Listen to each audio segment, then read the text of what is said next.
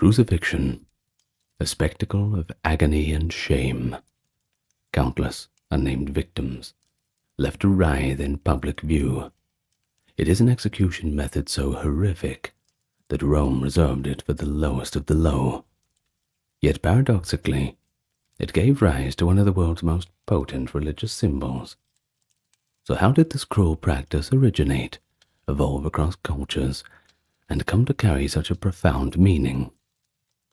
Today, we'll talk about the history of crucifixion, from its ancient origins in the Near East to its use by Imperial Rome, from its role in religious narrative to its variations in method and eventual abolition, and finally, to its lasting legacy as a symbol. We'll go through a journey through time, and we'll talk about how an instrument of terror became in later memory an emblem of faith and sacrifice, and why the story of crucifixion continues to captivate and appall us in equal measure. But not before I welcome you to the channel. It's going to be somewhat of a bleak topic. Seems to be the trend of things that people like to enjoy on here, but that's okay. We talk about it all. I would like to invite you to, if you enjoy the content, like and subscribe, and tell me where you're listening from below in the comments. I've also got a pretty nifty little merch store and a Patreon, if anyone feels inclined to have a look at that. And now, without further ado, let's get nice and comfortable, and we may begin. And where else to begin than from the origins in ancient civilizations? You see, the crucifixion tradition did not begin with the Romans. The roots of this practice reach back into the ancient Near East. Early evidence suggests that the Assyrians, notorious for their cruelty, were pioneers of impaling and displaying enemies on stakes. Assyrian kings boasted of such atrocities in inscriptions. In one 8th century BC record of Tiglath-Pileser III, who was extremely brutal if you've watched my video on him, describes how he, I quote, hung up a conquered king in front of his city on a stake, and how others speak of rebels impaled in rows. This practice of suspending victims as a warning was a forerunner to crucifixion. The method evolved over time. As one historian notes, crucifixion is first attested among the Persians, perhaps derived from the Assyrian impalement. In other words, the idea of fixing a human body to a wooden post, whether by impaling or binding, was already present in the Near East, and would be developed further in subsequent empires. The Persians provided first clear records of true crucifixion-like executions. In 519 BC, after the capture of Babylon, King Darius I reportedly crucified, or perhaps impaled, about 3,000 of the city's leading citizens to quash a rebellion. The Greek historian Herodotus writes of this massacre, and an inscription of Darius himself commands that the rebel leader and his chief followers be crucified in Babylon. To the Persians, nailing or binding enemies to a tall wooden structure was an extreme punishment that displayed imperial power. Likewise, sources indicate the Persians used crucifixion against political enemies, and even as a punishment for high treason, a fate arguably worse than death itself, given its terrorizing impact. From Persia, the practice likely passed itself on to other cultures. The ancient Carthaginians, for example, made a grim use of crucifixion too. In ancient Carthage, a general who failed in battle might pay with his life on the cross. During the First Punic War, 3rd century BC, Carthage crucified a commander for losing a crucial city to the Romans. According to one account, when a Carthaginian general permitted Rome to invade Sicily, he was recalled and promptly nailed to a cross. Punishment for his incompetence. Crucifixion served as the harshest penalty in the Carthaginian military code, a brutal management of failure. That stood in contrast, of course, to Rome's tendency to either exile or fine defeated generals. But of course, Rome wasn't the most gentle with their punishments either. And Carthaginian cruelty didn't stop there, by the way. During the Mercenary War, around 240 BC, both Carthaginians and their revolting mercenaries crucified captives in retaliation, a bloody tit-for-tat that showed how commonplace this method had become. But it wasn't just them. The Hellenistic Greeks also adopted crucifixion in certain circumstances, mainly during wartime. Although classical Greek city-states generally preferred other forms of execution, like hemlock poisoning or stoning, the influence of Persian practices made itself felt after Alexander the Great's conquests. In 332 BC, after Alexander's army finally breached the fortified island city of Tyre, the enraged conqueror ordered some 2,000 Tyrian survivors to be crucified along the shoreline. Ancient sources describe the gruesome scene of hundreds of crosses with screaming, dying men arrayed by the sea as an object lesson to any city who dared resist Alexander's will. This mass crucifixion at Tyre is the earliest large-scale use of the punishment in the Mediterranean world, and it shows that by the late 4th century BC, crucifixion, whether by nailing or binding victims to a cross or stake, was already known across various cultures as the ultimate penalty, reserved for dire offenses, and often carried out with public flair for maximum intimidation.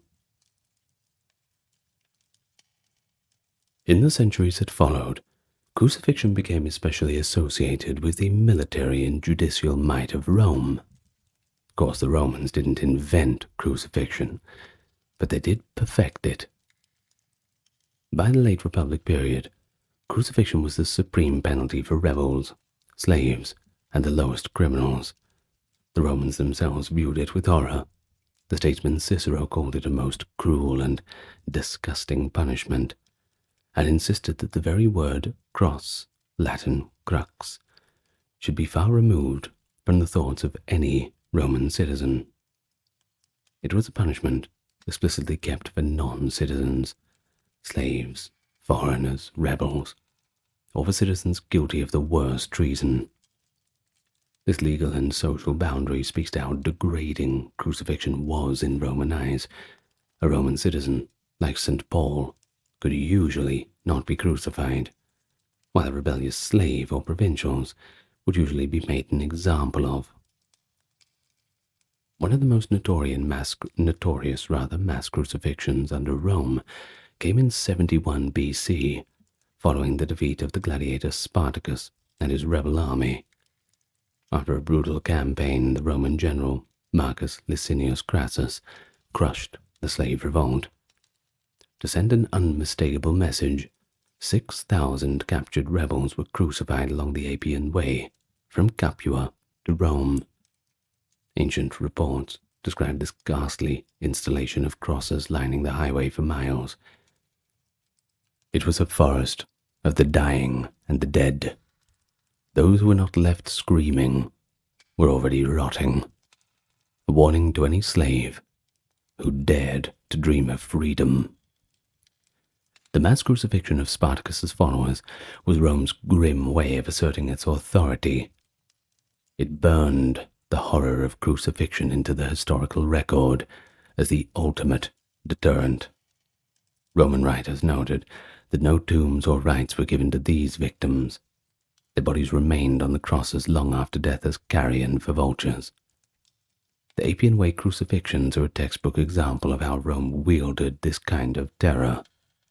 The punishment was not only death, but the public humiliation and the prolonged suffering that preceded it.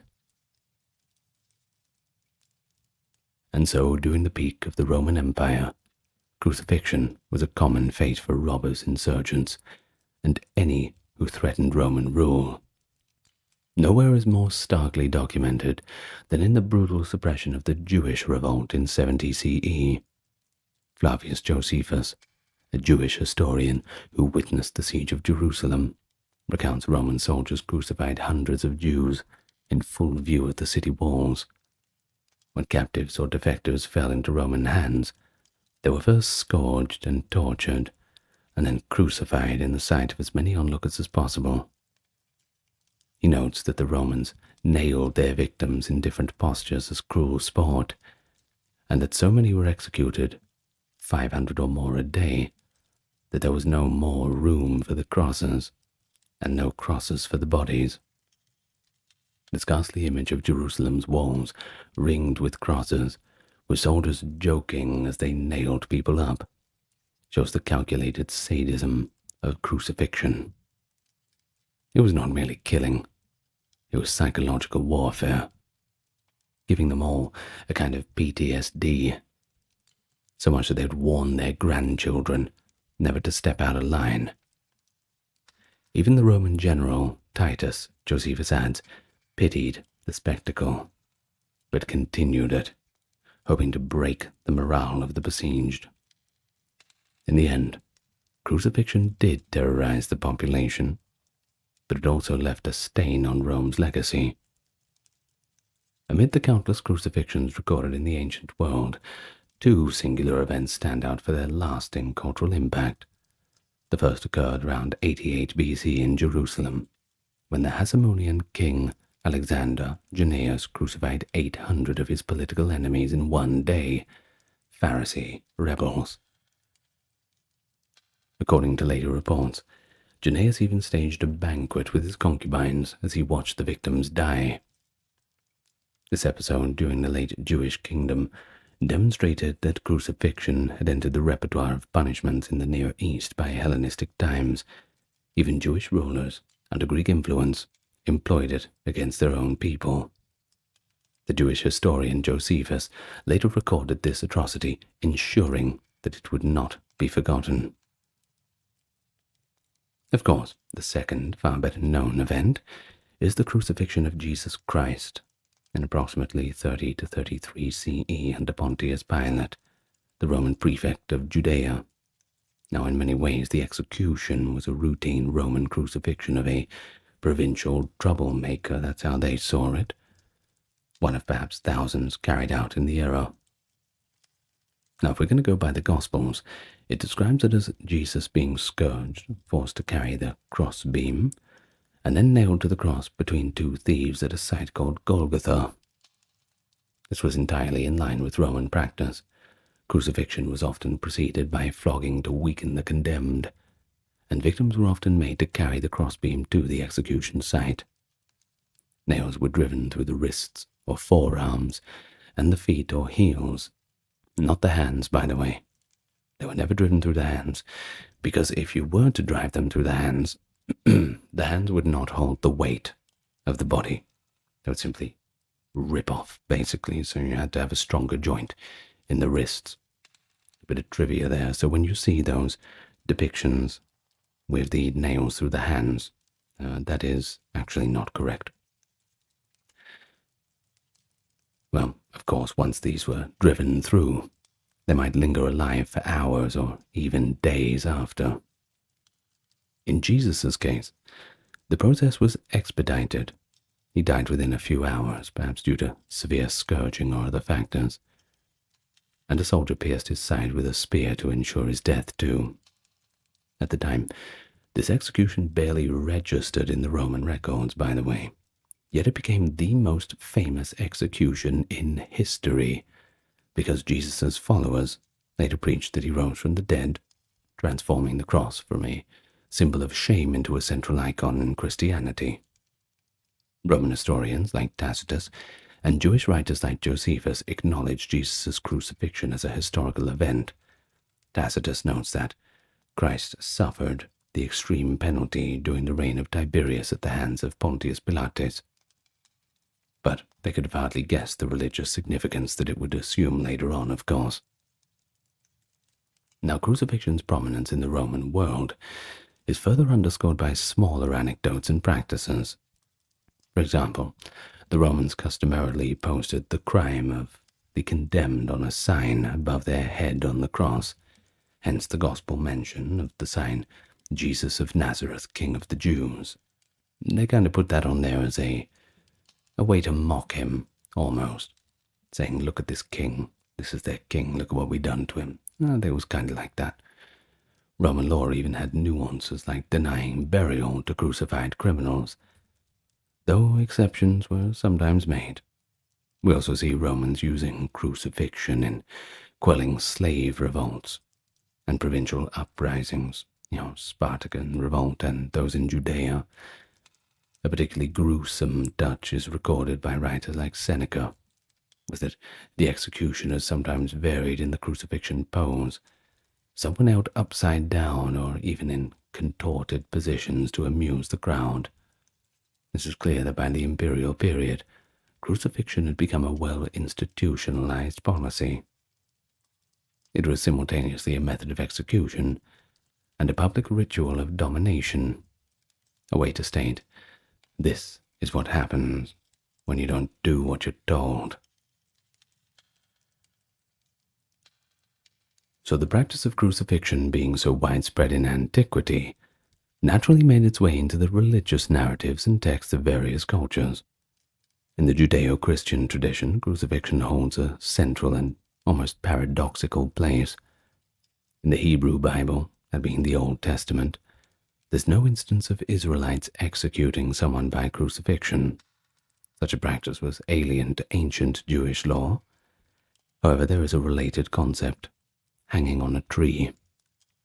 Deuteronomy 21:23 commanded that if a criminal was executed, usually by stoning, his body could be hung on a tree as a further public display, but it must be taken down by nightfall.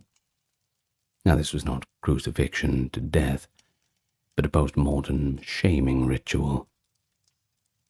Later Jewish writers would connect this idea of being hung on a tree to crucifixion, interpreting a crucified person as under God's curse, an interpretation early Christians had to grapple with in explaining Jesus' death. Now, during the Hellenistic period, Jewish history sadly records actual crucifixions. The aforementioned mass crucifixion of 800 Pharisees by Alexander Jannaeus is noted in Josephus's Antiquities and in later Jewish memory. The dramatic event showed up in religious discourse as well. It exemplified the suffering of the righteous and the brutality of leaders who strayed from God's law. In decades later, when the Syrian Greek ruler Antiochus IV Epiphanes tried to stamp out Judaism around 167 BC, it is said that he crucified those who resisted Hellenization. According to 1 Maccabees and Josephus, some devout Jews who refused to forsake their traditions were not only executed, but hung on stakes in public. Thus, by the time of Jesus, crucifixion was a known threat in the Jewish consciousness under foreign rule, almost like a sign of pagan oppression. In Christianity, crucifixion takes on an entirely new significance because of Jesus Christ. What was a horrific punishment became, in Christian belief, the means of humanity's salvation. It's all a little bit ironic.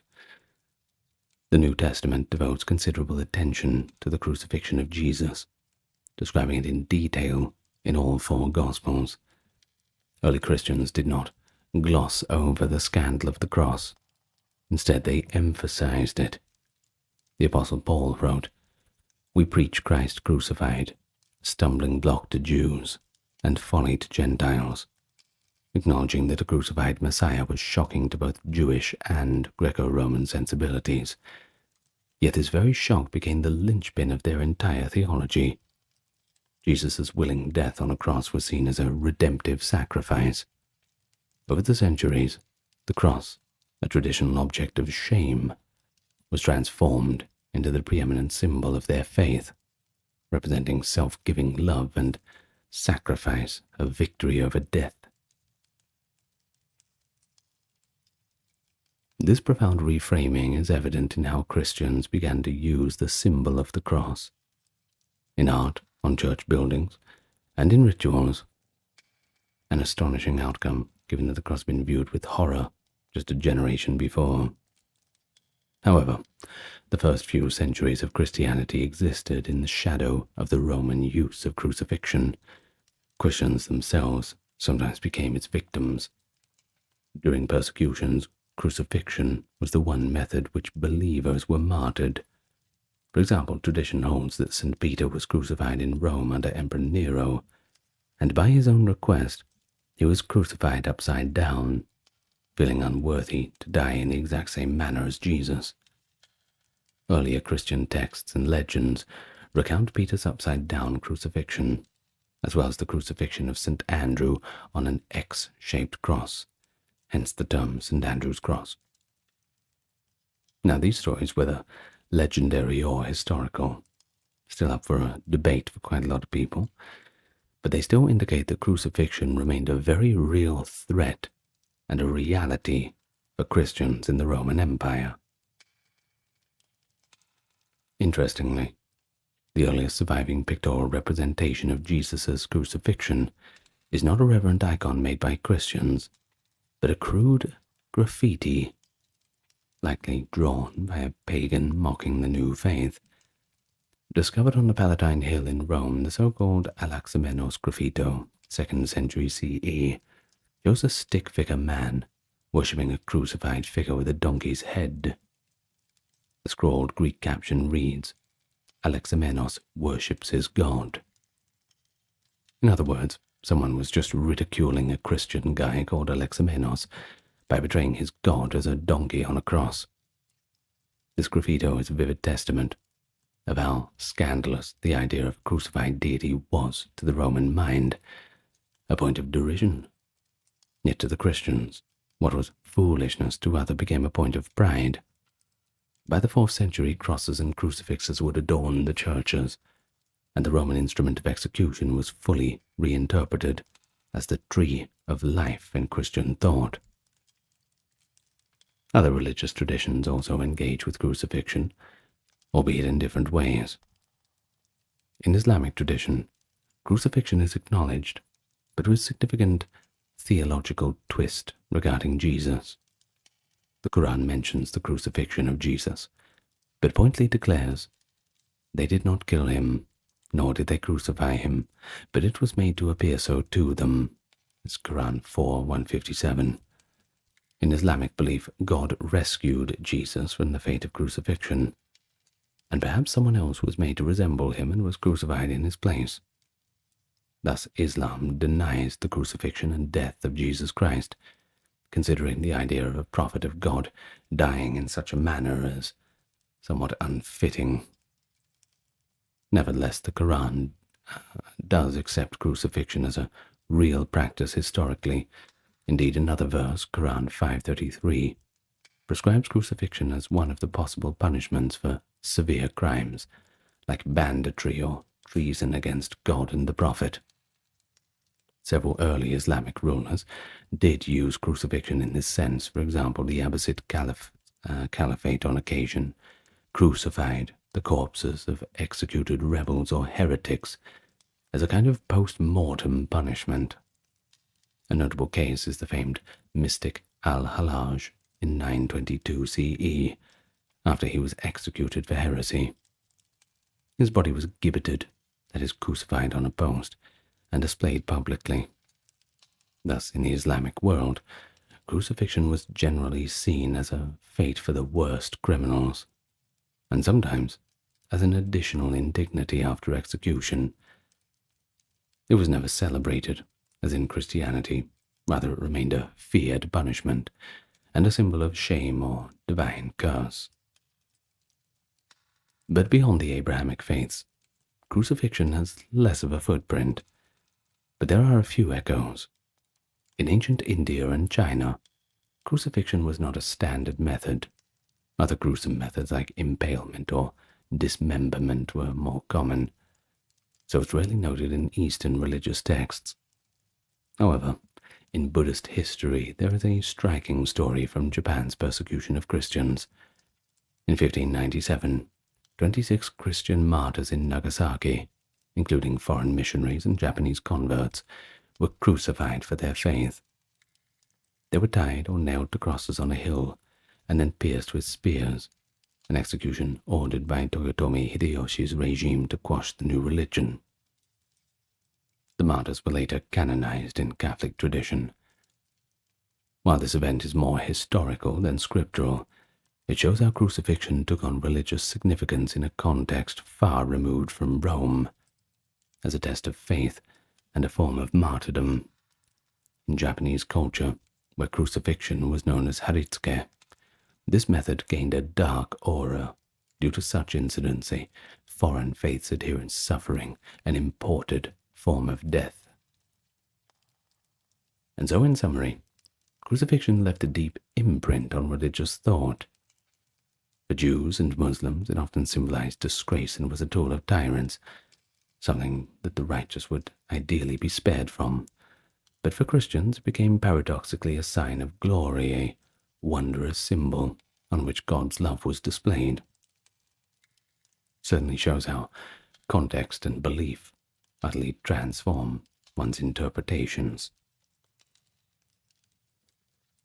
Although the term crucifixion conjures up a specific image, a person nailed to a Latin cross shape, that crux in practice, the methods and apparatus of crucifixion varied widely across different times and places. The one common element was the binding or nailing of a living person to a wooden frame, now whether that be a pole, a cross, or a tree, and leaving them to die. But within that definition there wasn't much room for innovation and cruelty.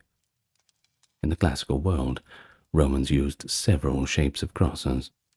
The simplest was just an upright stake in the ground, crux simplex, to which a victim could be tied. More often a crossbeam was used, forming a T-shaped cross, or the familiar shape, the crux immissa, with a protruding top with the titular sign. Now, archaeological evidence and literary descriptions show that victims' arms were either nailed or tied to the crossbeam, and the feet were either nailed to the vertical post, or sometimes supported on a small wooden ledge, sedile or footrest, to prolong the agony. A famous discovery in 1968 in Jerusalem revealed the heel bone of a first-century crucified man, with an iron nail still transfixed through it. Astonishingly, the nail had bent, fixing a fragment of wood against the bone. Analysis of his remains showed that each foot had been nailed separately to the sides of the cross through the heel, rather than one nail through both feet as often depicted. His arms bore no nail markings, suggesting his wrists may have simply just been tied to the beam. Now this find's pretty important, because it provided the first physical confirmation of Roman crucifixion practice. The positioning of nails implied a straddled stance, and the absence of arm wounds implied ropes were also used. It demonstrates that the Romans did whatever was effective to secure a person, nails where needed, ropes elsewhere, and that the classical artistic image of crucifixion with nails through the palm and feet might not tell the whole mechanical story. But the agony of crucifixion came not only from the pain of the nails, but from the victim's own weight and the struggle to breathe. Typically, death came by a combination of factors: shock, blood loss, dehydration, and asphyxiation. As the victim grew weaker, they could no longer lift themselves to inhale, leading to slow suffocation. The Romans, fully aware of this, sometimes hastened death by breaking the legs, so the victim could no longer push up to breathe, causing a quicker asphyxiation. In the New Testament, the soldiers break the legs of two thieves crucified alongside Jesus to speed their demise, whereas Jesus, found already dead, had his legs left intact, and instead pierced with a spear for confirmation. Well, this suggests that even in execution, there was a grim protocol. If one needed the execution finished sooner, leg breaking was an acceptable expedient. Otherwise, the torture might continue until nature took its course. But outside the Roman world, methods of crucifixion showed cultural adaptation. Nowhere is this more prevalent than in Japan, where crucifixion, haritsuke, became a method of capital punishment during the 16th to 19th centuries, that is, the Asuchi Momoyama and Edo periods. The Japanese had learned of crucifixions partly through contact with Christian missionaries. Ironically, they then used it against the Christians and criminals. Not exactly what the Christians wanted to take from the new religion, but, well, it must have been a bit of a cultural miscommunication, I suppose. But you see, Japanese crucifixion developed its own distinctive procedures. It's been described in detail. The condemned was first paraded publicly in a humiliating procession on horseback, then tied to a wooden cross made of one vertical pole and two cross pieces. Once the cross was erected, executioners would stab the victim multiple times with spears, typically from both sides of the body, puncturing vital areas. Finally, a last thrust through the throat or heart brought death. The body would be left on display for a time, often 3 days as a warning. In cases where a prisoner attempted to take their own life or died before crucifixion, the Japanese authorities would even crucify the corpse, tying the dead body to a cross to fulfill a sentence post-mortem. An especially cruel variant in Japan, under the warlord Hideyoshi, was Sakasa Haritsuke, that's a long word, or in English, inverted crucifixion, where the victim was hung upside down on the cross. Japan also devised a form of water crucifixion. The victim was tied to a stake at the seashore at low tide and slowly drowned as the tide rose. This method was often reserved for persecuted Christians, forcing a prolonged and terrorizing ordeal that could last days while the victim intermittently suffocated as waves washed over them. The fact that such specific terms and methods existed in Japan indicates how crucifixion, once introduced, was systematized to fit the Japanese penal culture. It became the default execution for heinous crimes, like the murder of one's lord or parent, or a very specific affront to the social order. Men were usually crucified on a cross structure, whereas women might be tied to an upright stake with a small platform, and then also pierced with spears. A gender difference in method noted some records of Edo period justice. Overall, Japanese crucifixion was as much about display and deterrence as the Roman version, though the use of spears meant death came somewhat faster than purely prolonged Roman style. Elsewhere in Asia, there were comparable practices. In Burma, Myanmar, in the early 19th century, executions sometimes incorporated crucifixions combined with mutilation. An eyewitness account by the missionary Felix Carey in 1807 describes how condemned criminals were nailed to a wooden scaffold and then subjected to horrific tortures. Tongues cut out, ears sliced off, bellies opened, while affixed in the cruciform position. In some cases, the victims lingered for days on the crosses before dying. Such reports show that even outside the West, the concept of nailing a person in place to torment them had emerged independently, or simply through influence, but adapted into local spectacles. Well, Europe after Roman times did not commonly practice crucifixion, thanks largely to its strong association with Christian reverence, of course. But analogous punishments did exist. Medieval and early modern Europe sometimes used the gibbet after execution by hanging or breaking on the wheel. The criminal's body might be hung in an iron cage or from chains from a post, essentially a post-mortem crucifixion. Let it rot as a warning to others. Well, while not a crucifixion per se, the symbolism was somewhat similar. The criminal displayed on high denied burial, becoming an object lesson in crime and punishment. In a few rare instances, live gibbeting occurred, where the person was locked in a hanging cage to die of thirst or exposure. The psychological impact was akin to crucifixion, though the mechanics did differ.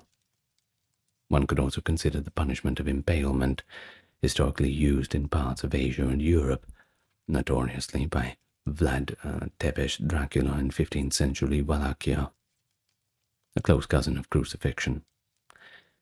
In impalement, a stake is driven through the victim's body, often vertically, and the person is left there to die, sometimes over many hours.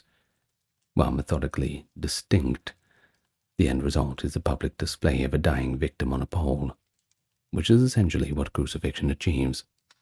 Some ancient reports of crucifixion in Assyria or Persia might have actually been describing impalement, given the overlap in terminology. In fact, the Greek word anastauro can either mean to impale or crucify, so that makes things a little bit difficult.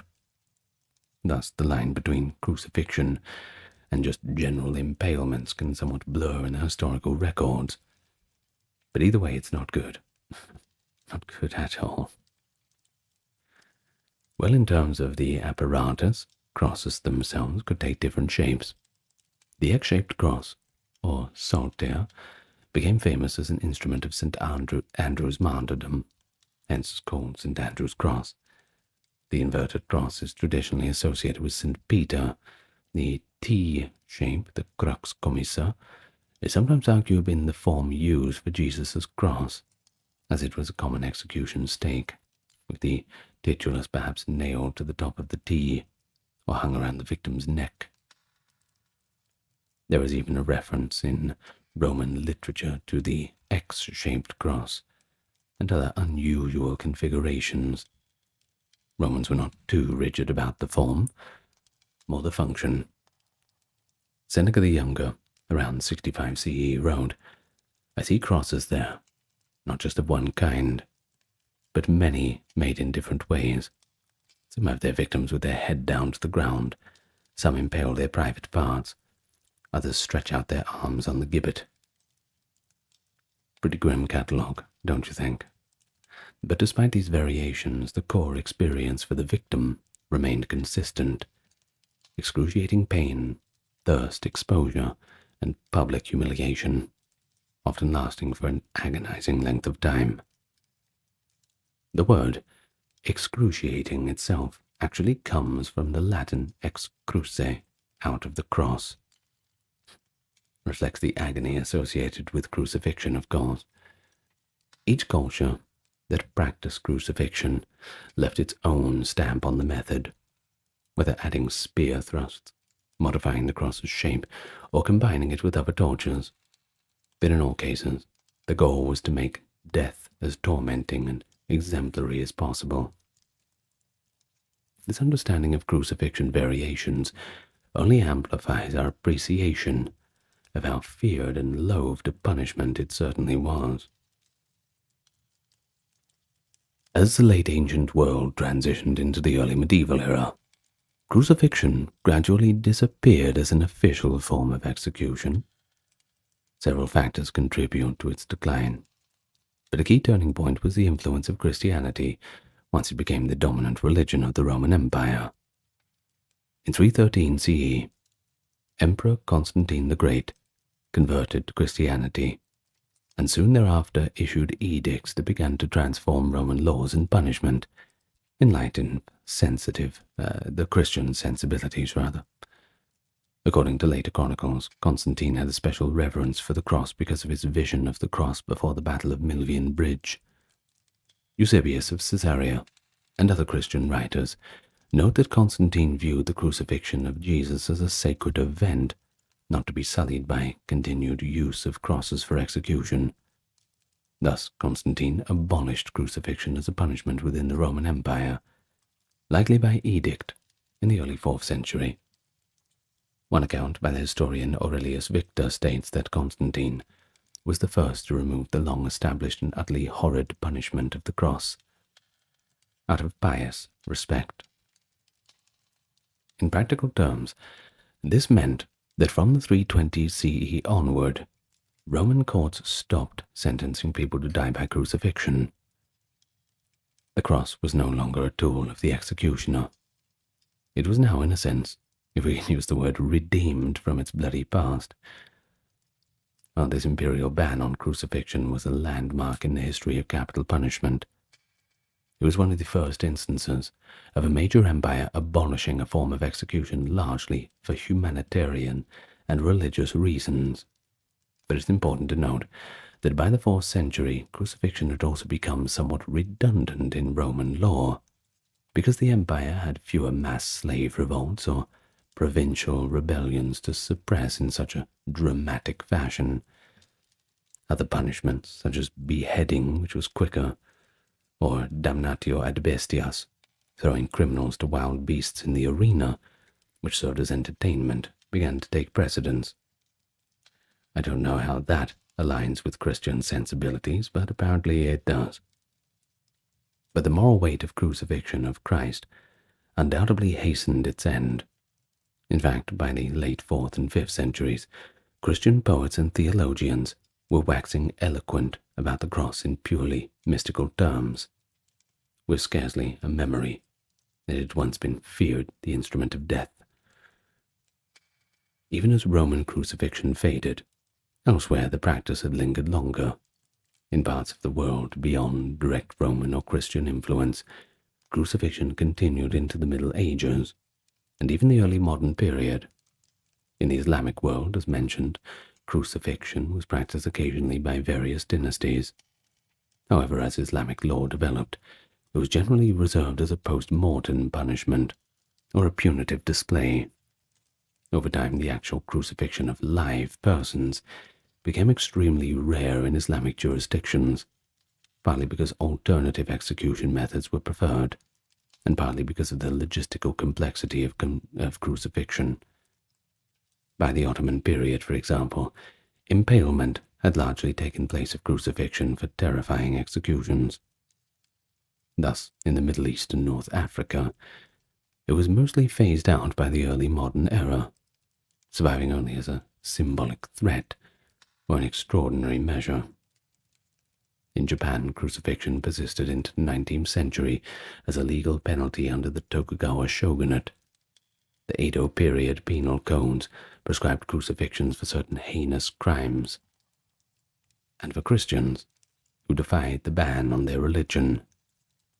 It was a standard part of the justice system in Japan until they opened up to the West. Under pressure to modernize and influenced by Western legal norms, Japan officially abolished crucifixion in the early Meiji Restoration period. By 1871 to 73, the new Meiji government had removed crucifixion from the criminal code, replacing it with more modern methods, like hanging. The last recorded crucifixions in Japan occurred just before these reforms. For instance, there are records of a man crucified in 1864 in Yokohama for murder, and possibly a few during the upheavals around 1868. But after 1870, such sentences cease. The end of crucifixion in Japan thus came as a part of a broader wave of penal reform and westernization. In a broader sense, crucifixion as a state-sanctioned practice died out because societies gradually found it too barbaric or too laden with negative connotation. The rise of Christianity made it unthinkable in Europe, and later the rise of the Enlightenment values worldwide made such torturous executions completely unacceptable. By the late 19th century, around the globe, crucifixion was effectively extinct. It joined the ranks of ancient punishments that modern sensibilities and legal standards have rejected, alongside practices like burning at the stake, flaying, or breaking on the wheel. But while crucifixion as an execution method may have vanished in the history books, its legacy endures powerfully in culture, religion, and art. In fact, no other method of execution has left such a deep imprint on human consciousness. In fact, the word crucifixion itself now transcends its literal meaning. It often denotes any torment or a severe trial. We often speak of someone being crucified by the media, for instance. This metaphorical usage is a direct legacy of how notorious it was. Now, first and foremost, the symbol of the cross has become ubiquitous to Christianity. I think it's pretty obvious. It is one of the great ironies of history that an instrument of humiliation and agony was adopted by the Christians as an emblem of their faith. Starting with the 4th century, once crucifixion was no longer in use, depictions of Christ on the cross, that crucifix, became central to Christian worship and art. Churches were built in the shape of crosses. Pilgrims sought relics of the true cross. Helena, Constantine's mother, was said to have found the remnants of Jesus' cross in Jerusalem, by the way.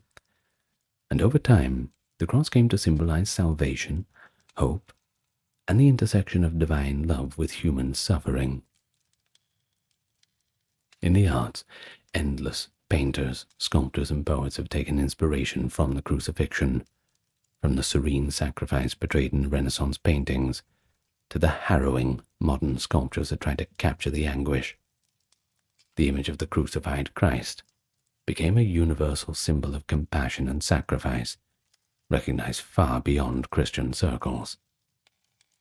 It has inspired compassion, philosophical reflection, and also social action. For example, the crucifixion is often invoked when people see the suffering of the innocent and ask why, echoing the image of Christ's suffering.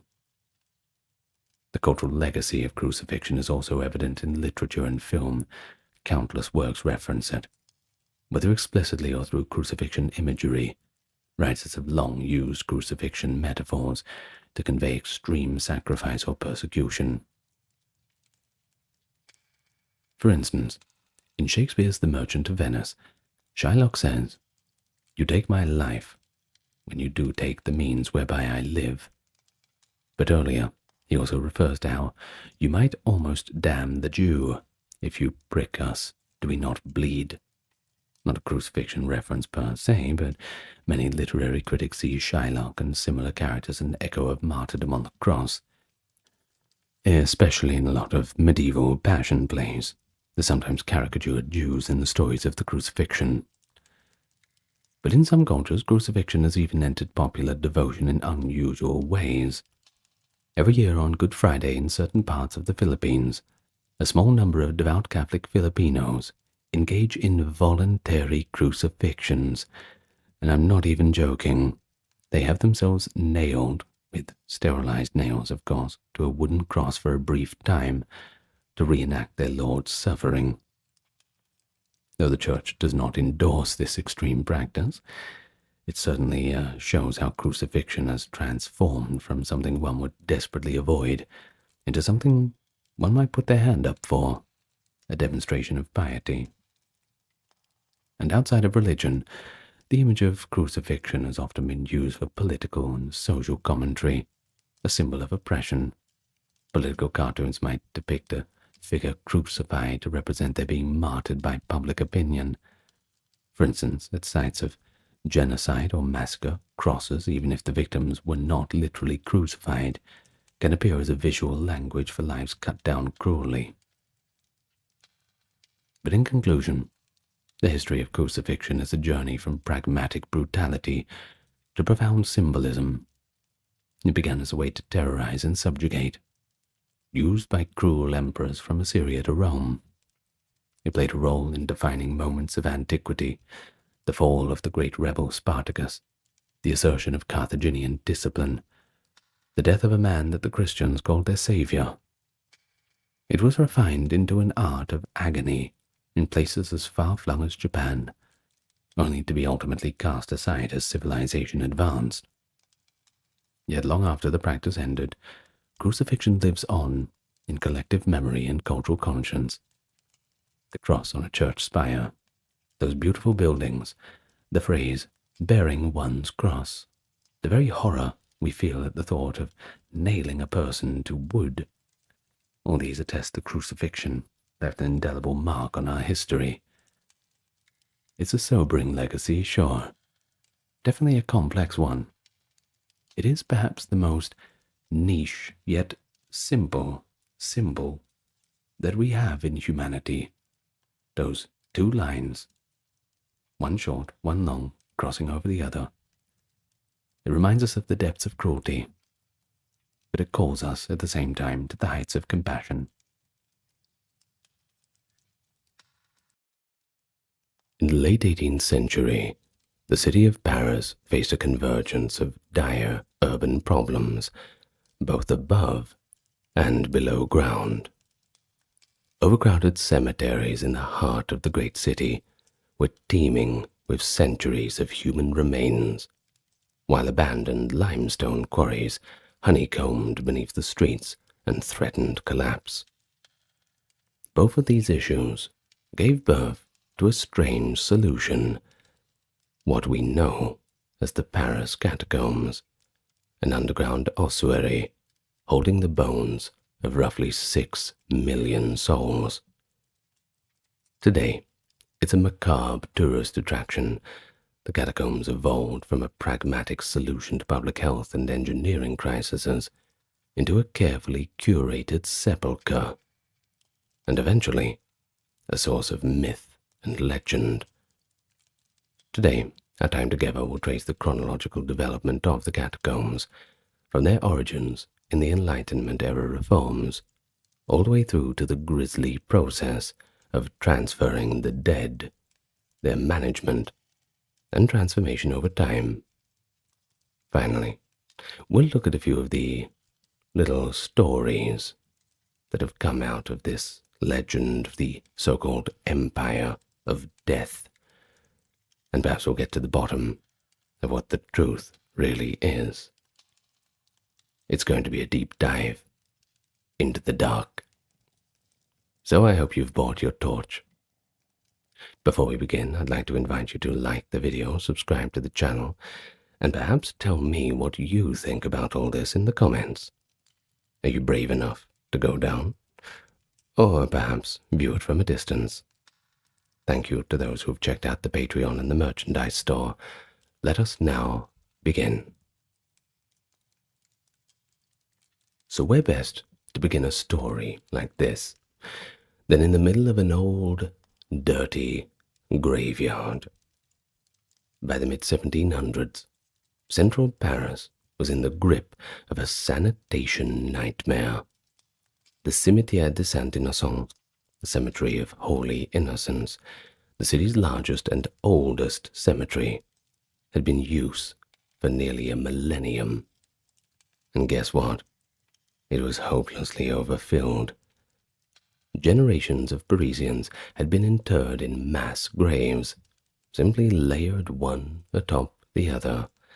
In some sections, bodies were piled 20 meters deep, and the earth itself had risen several feet above street level from the sheer volume of human remains. A nightmare indeed, don't you think? Contemporary accounts spoke of a fetid stench that hung over the Les Halles district. In 1780, after a prolonged spring rain, a cellar adjacent to Saint-Innocent collapsed under the weight of a mass grave, spilling rotting corpses into the basement of a nearby property. Local merchants and residents, well, they had complained that the air was so foul that candles wouldn't even stay lit. And this collapse, this tidal wave of death, of course that was the final straw. September 1780, a royal edict finally ordered the cessation of all burials at Saint-Innocent and other intramural, that is, inside the city walls, cemeteries. The once hallowed ground was closed. But a question remained. What are they going to do with the millions of human remains that crowned the center of the city of Paris? Meanwhile, a different crisis unfolded beneath Paris's left bank. For centuries, builders had quarried the rich Lutettian limestone beneath the city to construct its monuments. Where do you think they got all that stone from? Tunnels and pits, many which were uncharted and hastily dug, riddled the ground. By the 1770s, some of these old mines were collapsing in places. It undermined streets, It undermined buildings. It was dangerous. In 1774, a section of road in the southern quarter, near today's Denfert-Rochereau, gave way. A gaping sinkhole opened up along the Rue d'Enfer, the street of hell, swallowing houses and taking lives in an instant. One more final straw for a different problem. The cave-ins continued. Panic grew. Large swaths of Paris might fall into the earth. Something had to be done. King Louis XVI appointed an urgent commission of engineers to survey and stabilize the subterranean voids. By 1777, the king had created the Inspection of the General Quarries Service to map the tunnels and shore up weak formations. The first Inspector General of Quarries, Charles Axel Guillemot, heroically worked to reinforce miles of passages, erecting masonry supports and pillars wherever the ground threatened to give way. An unsung hero of sorts. One large unstable pit was even ingeniously backfilled by constructing a giant support pillar of stones and bones, a feature later nicknamed the barrel for its shape. The simultaneous need to secure the underground and to empty the city's graveyards led authorities to a rather bold idea. The abandoned quarries could become Paris's new repository of the dead. I do wonder how that idea would have went down originally. I'm sure there would have been some people opposed to it. The proposal to move human remains into the quarry was not made lightly. You see, it fell under the jurisdiction of Paris's Lieutenant General of Police, who at that time was Alexandre Jean-Pierre Lenoir, an official noted for Enlightenment-influenced reforms in policing and public health. Lenoir had been directly involved in establishing the Mine Inspection Service, and he recognized the elegant symmetry of solving two problems at once. So, what was the plan? Well, it was easy. The plan was to transfer the bones from the overcrowded cemeteries into the reinforced underground tunnels. In late 1785, the Council of State approved the plan. By then, Lenoir's successor, Louis Thiroux de Cross, was in office and carried all this forward. Officials then selected a site in the disused Tom-Issoire quarries, under the Montrouge plain just south of the city, as it was outside of Paris's boundaries at that time. But Paris was a bit smaller. Guillemot and his engineers prepared a section of these catacombs to receive the dead. They cleared a route through the maze-like galleries, installed supports, and even dug vertical shafts, essentially well-like portals, through which bones could be lowered from above. On April 7th, 1786, the Tom-Issoire quarries were solemnly consecrated as the Paris Municipal Ossuary, with a ritual blessing that formally dedicated the underground space as holy ground for human remains.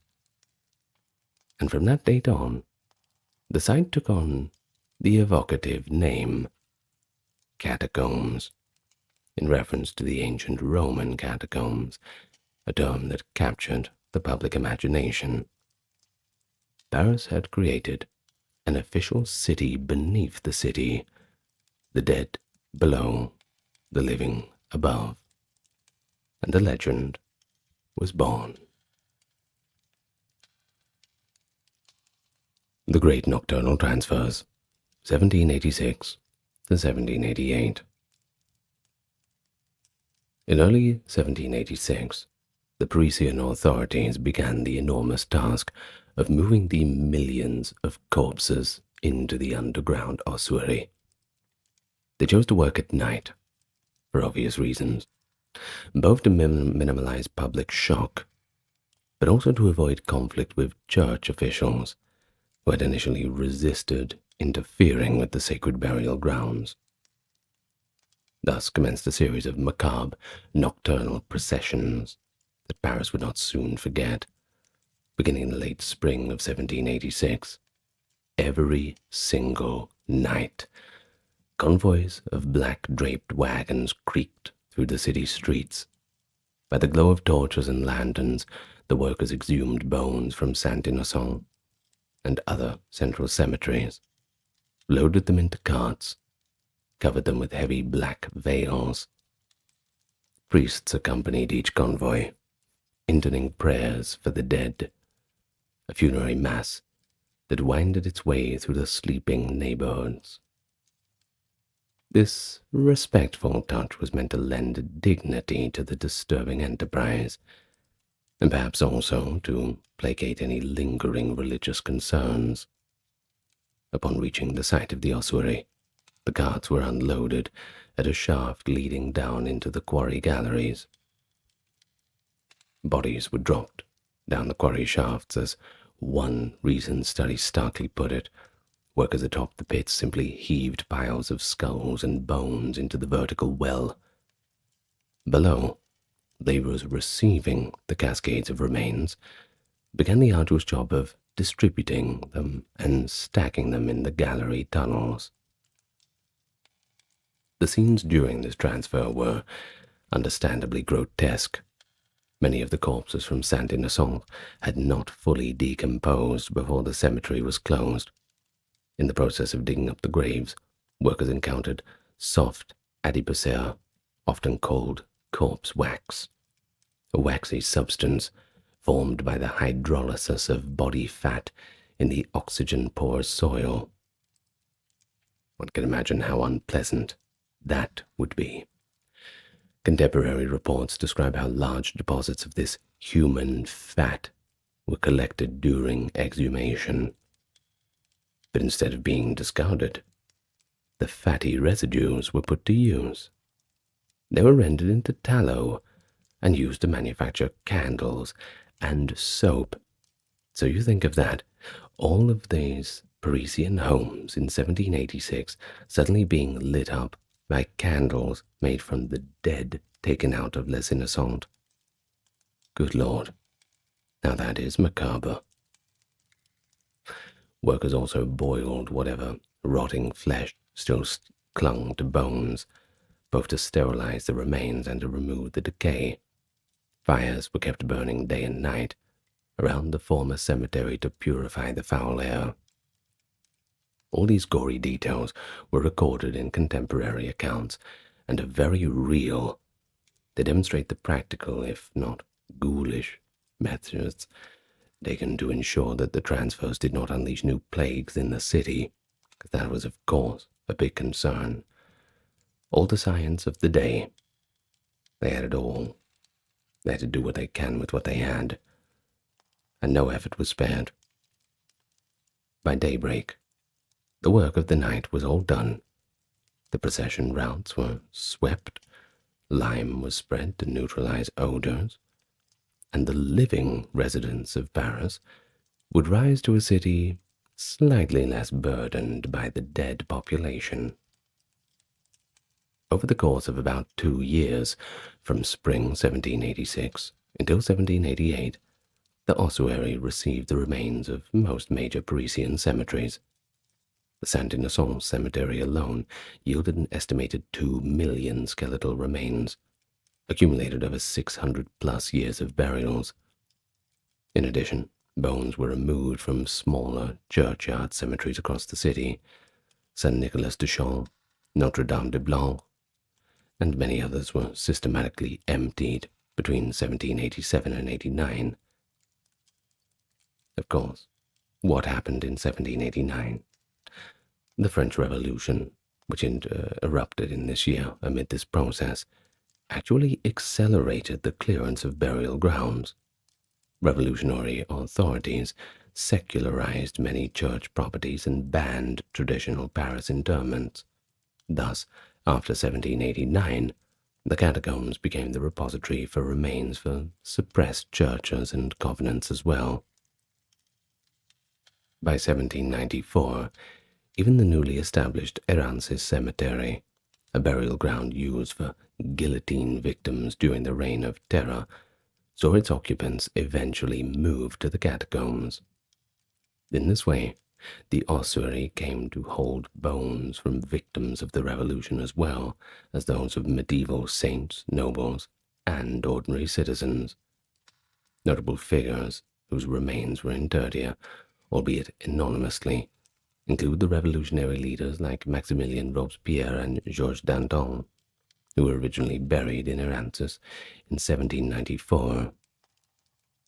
The mingling of so many origins led one early visitor in 1815 to marvel that this subterraneous sepulchre held the commingled bones of 2 millions of the inhabitants of Paris. By the time the initial transfer ceased around 1790, Paris's intramural cemeteries had largely been eliminated, their former sites converted into marketplaces, parks, or building lots, and their dead now safely resettled in their new home in the labyrinth beneath Montrouge.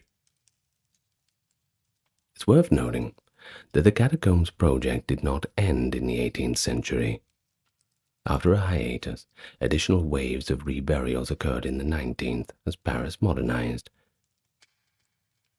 In the 1840s, under King Louis-Philippe, some older graveyards that still lingered in outlying districts were cleared and added to the ossuary.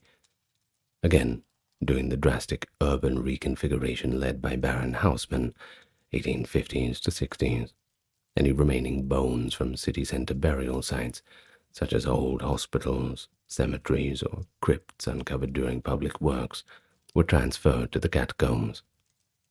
The final recorded deposits of bones took place in 1859 to 60, in conjunction with Haussmann's redevelopment of Paris. After 1860, the catacombs was sealed as a completed ossuary, containing the remains of generations of Parisians spanning the medieval era to the 18th century. In total, we have a rough number of 6 million individuals that have found their resting place in these vaults.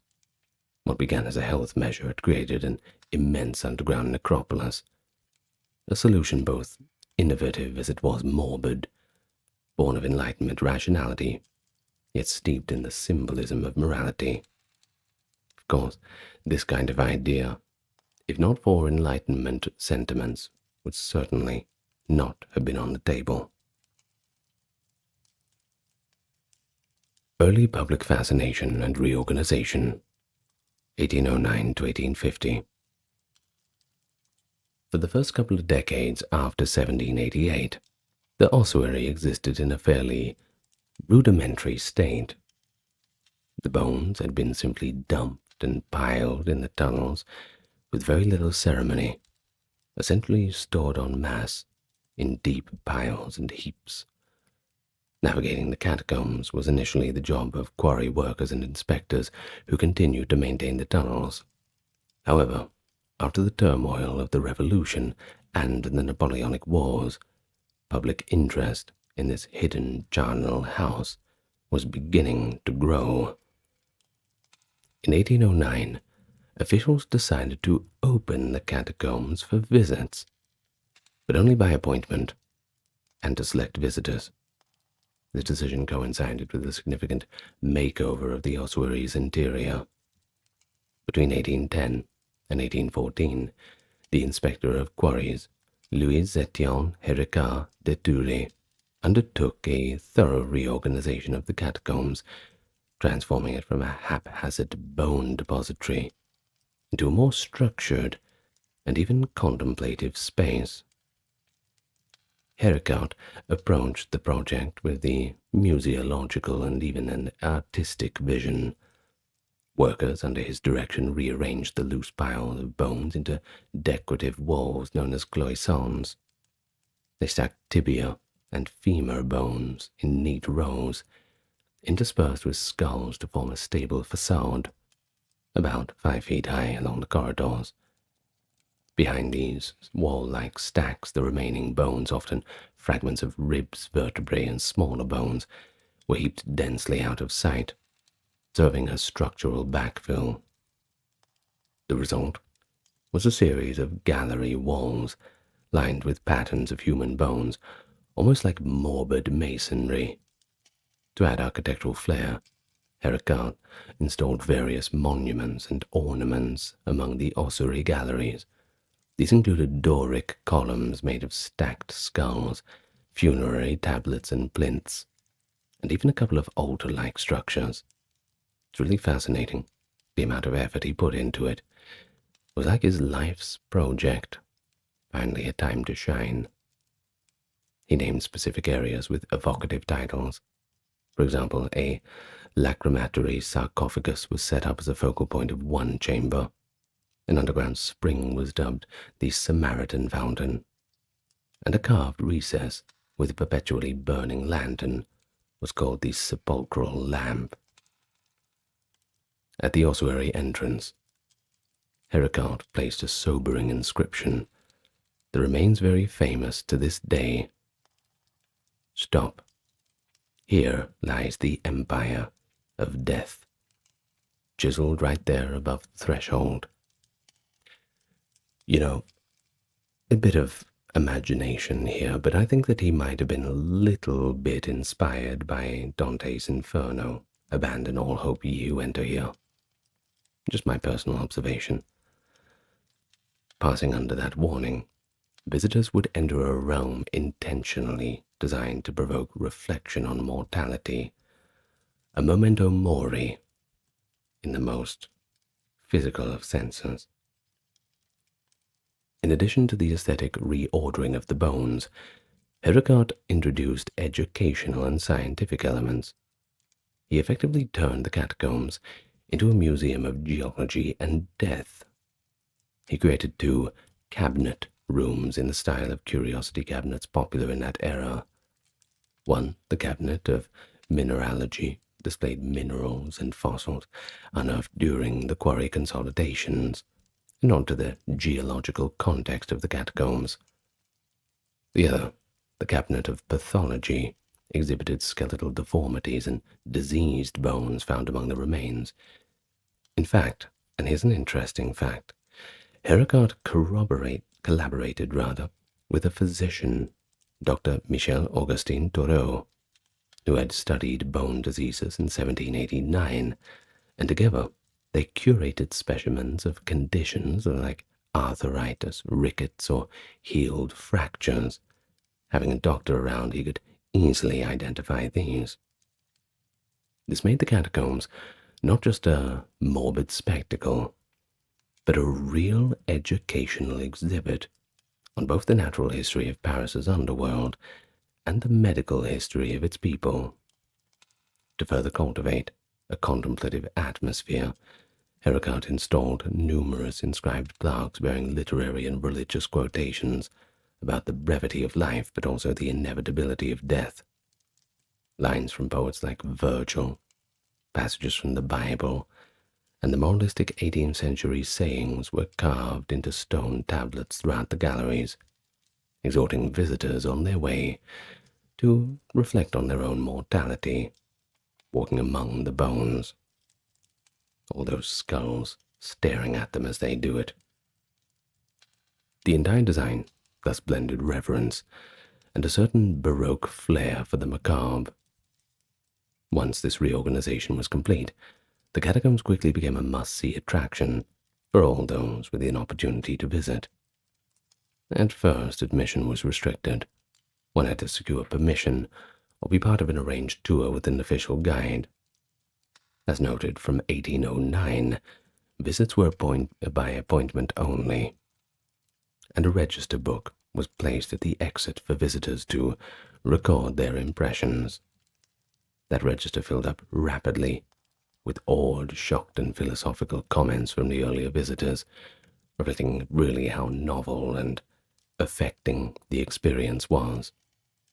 In 1787, that is even before Herodotus' renovations, the Count of Artois the future King Charles X toured the ossuary in the company of several ladies of the court, making him one of the first high-profile visitors.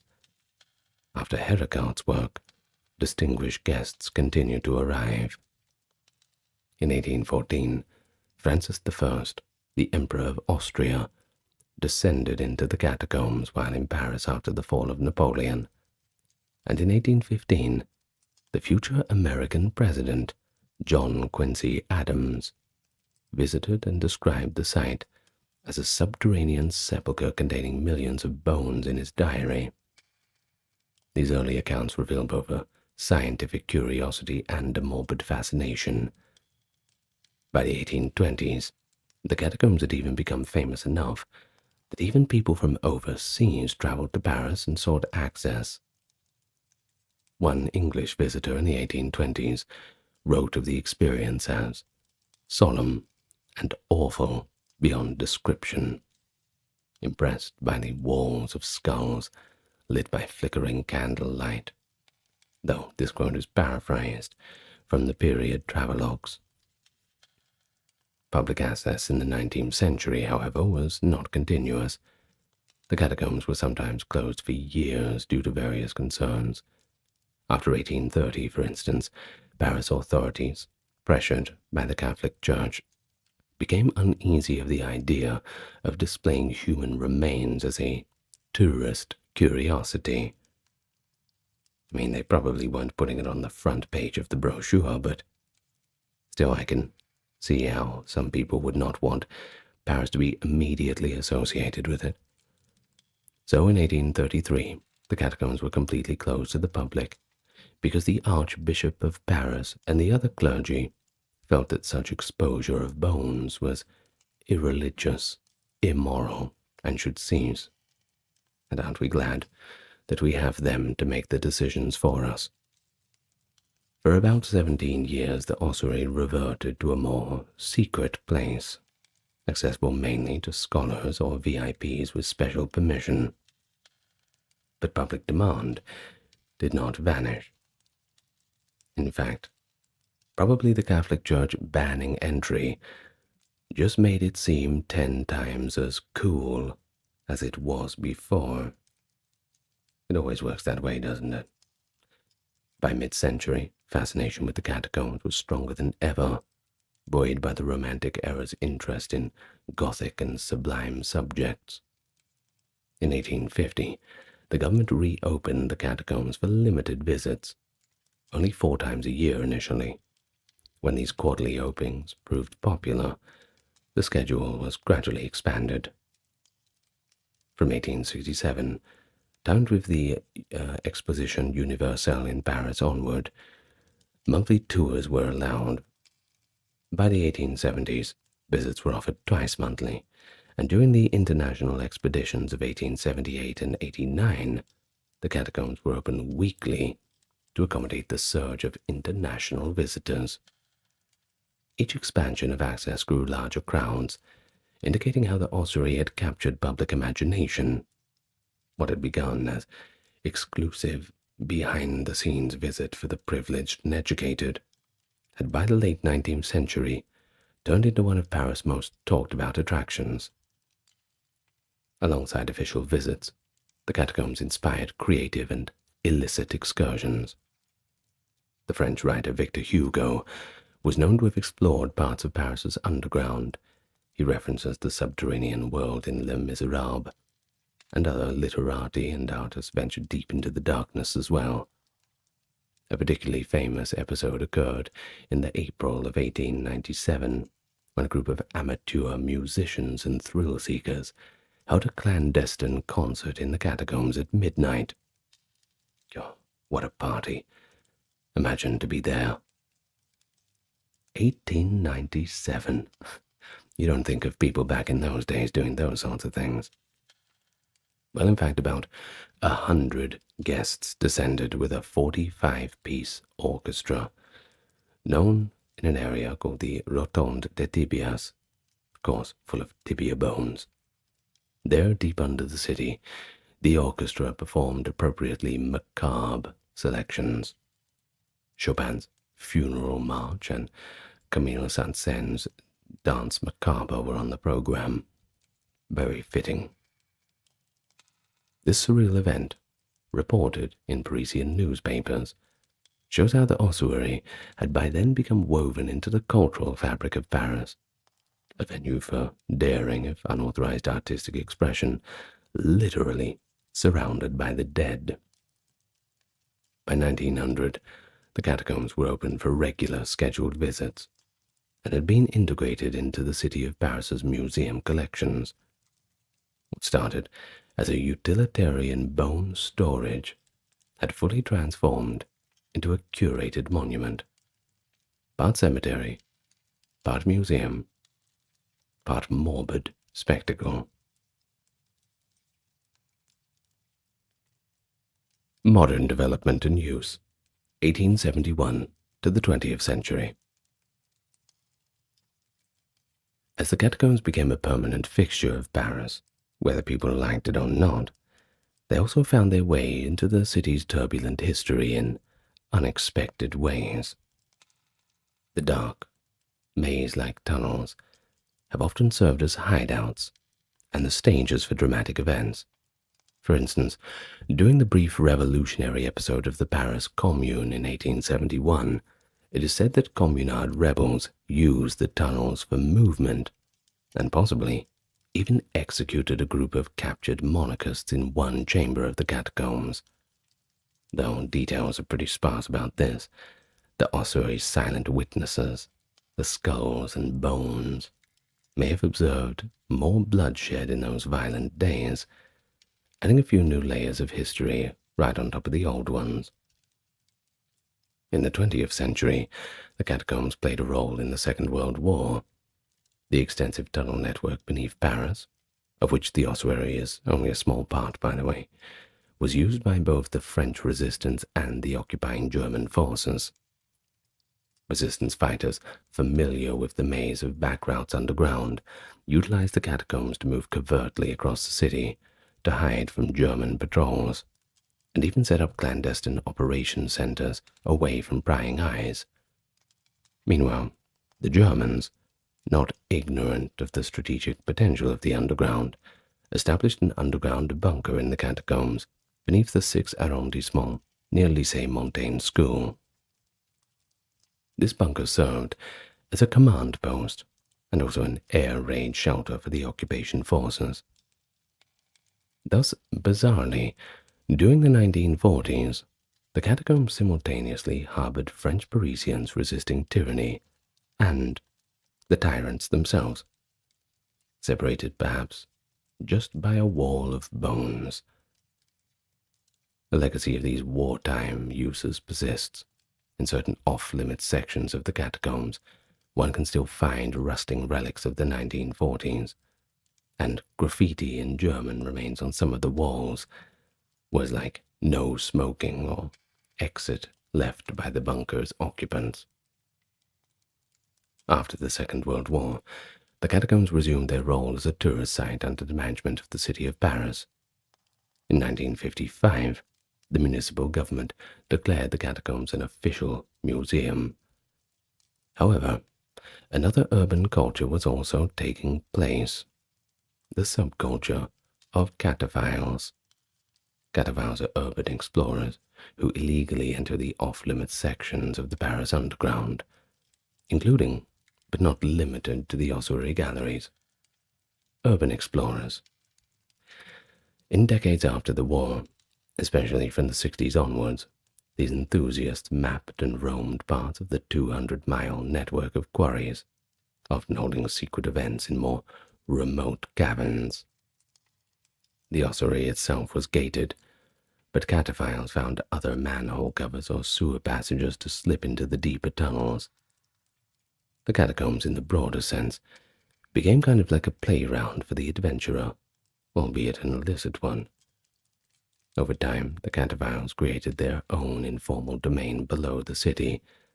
They set up hidden meeting rooms, decorated galleries with graffiti art, and even cleared out beaches, as they called them, rooms with sand-covered floors for lounging.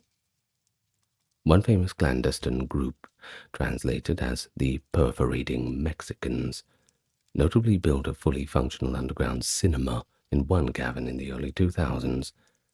When police stumbled upon this secret theater in 2004 near the Trocadero area, they found a projection screen, a stock of films, a bar, and lounge with electricity and phones, even a functioning restaurant area, all hidden 6 stories below the ground. Upon a return raid days later, authorities found that the site was eerily cleared, except for a note which read, "Do not try to find us." This modern anecdote shows that the catacombs still inspire Parisians to feat of imagination, don't you think? Even centuries after the creation. Of course, these days the city maintain a special police unit to monitor the underground and catch illegal explorers. Yet the legend of the cataphiles adds another chapter to the story.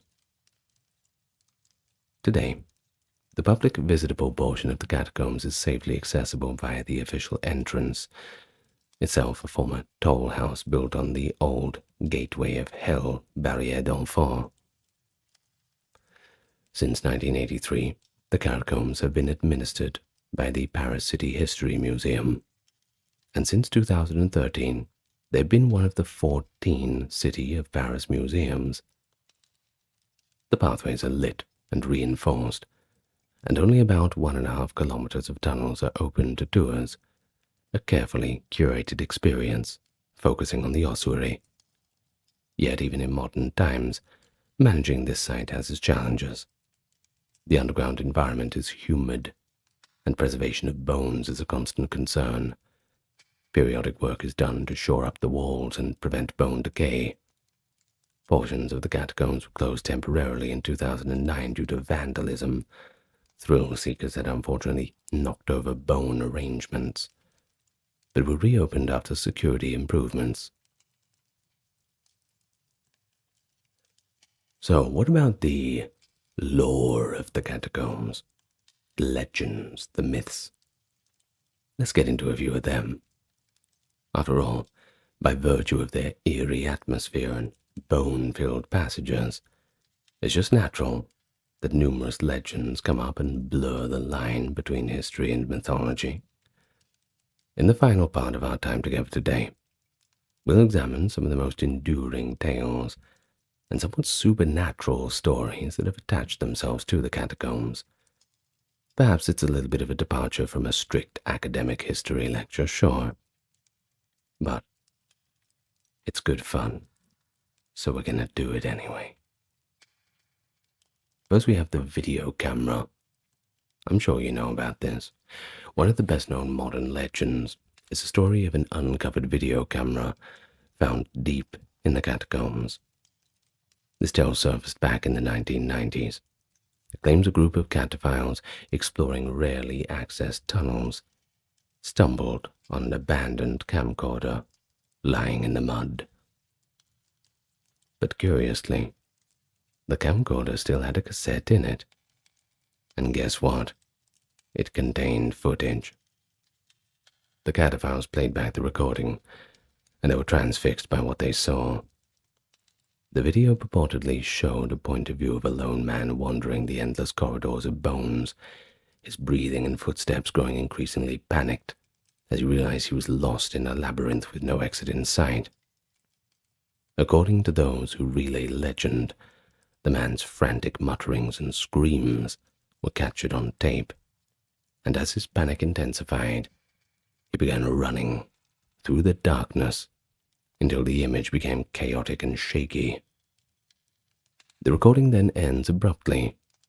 The camera drops to the ground with a thud, and the film cuts off. As for the unknown explorer behind the camera, his fate remains a mystery. Did he ever find his way out? Or did he meet his end alone in the underground? No one knows. The man was never identified.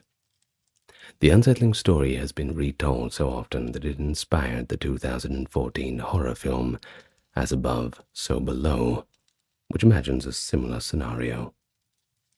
Yeah, it was pretty good. I'd give it a 7 out of 10, maybe. Maybe a 7.5. Maybe you'll like it. Some skeptics do suggest the video camera tale is an urban legend or even a hoax, but others swear that it's true, pointing to whispered evidence in cataphile circles. But there is another legend, often told in tandem, that adds to the spookiness. After midnight, apparently, the catacomb walls begin to speak. Well, the story goes, if you find yourself alone in the ossuary in the darkest hours, you might hear voices emanating from the walls of skulls. These ghostly voices, it said, will call a person by name or urge them to venture deeper, deeper into the dark tunnels.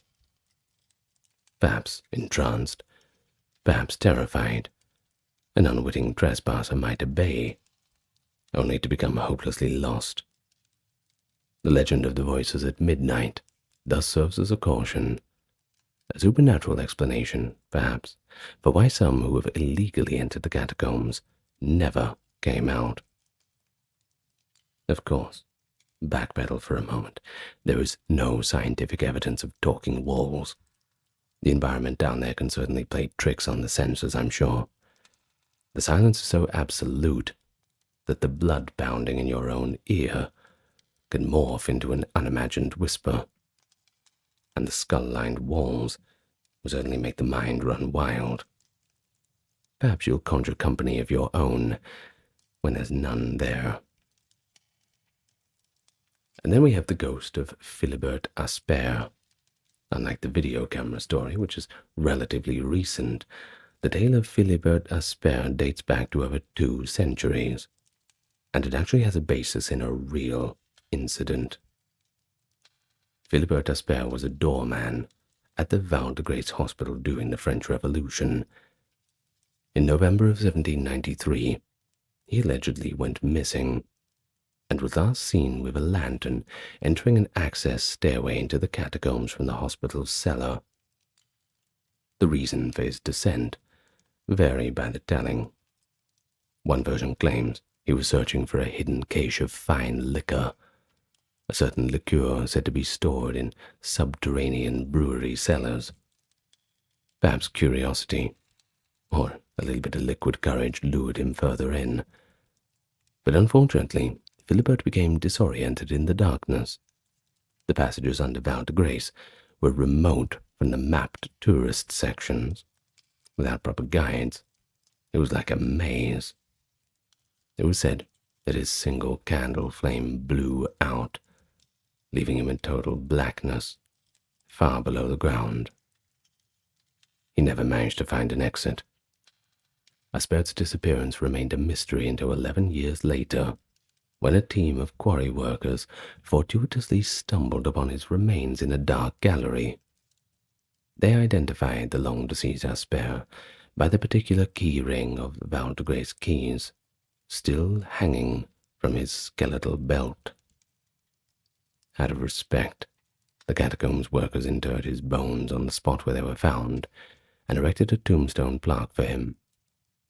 That plaque, which visitors can be seen to this day, is inscribed in French, of course, with the translated epitaph, "In memory of Philibert Asper, lost in this excavation, 3rd of November, 1793, found 11 years later, and buried on the same spot, 30th of April, 1804. Over time, his tragedy has morphed into a legend of a catacombs ghost.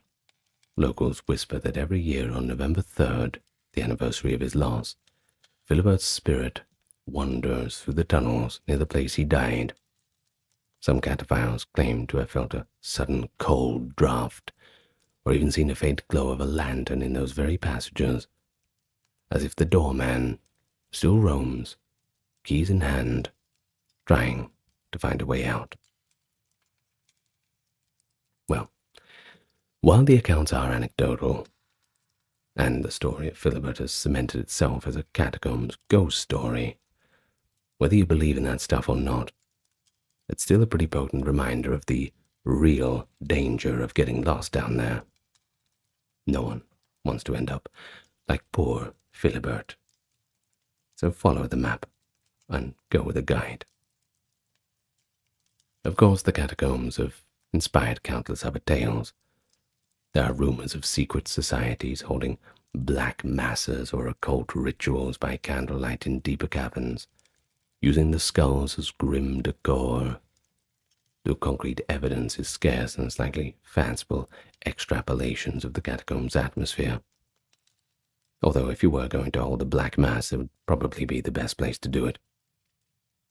Some speak of treasure hidden in the catacombs too, perhaps stashed there during turbulent times like the French Revolution or World War II. It would never be recovered.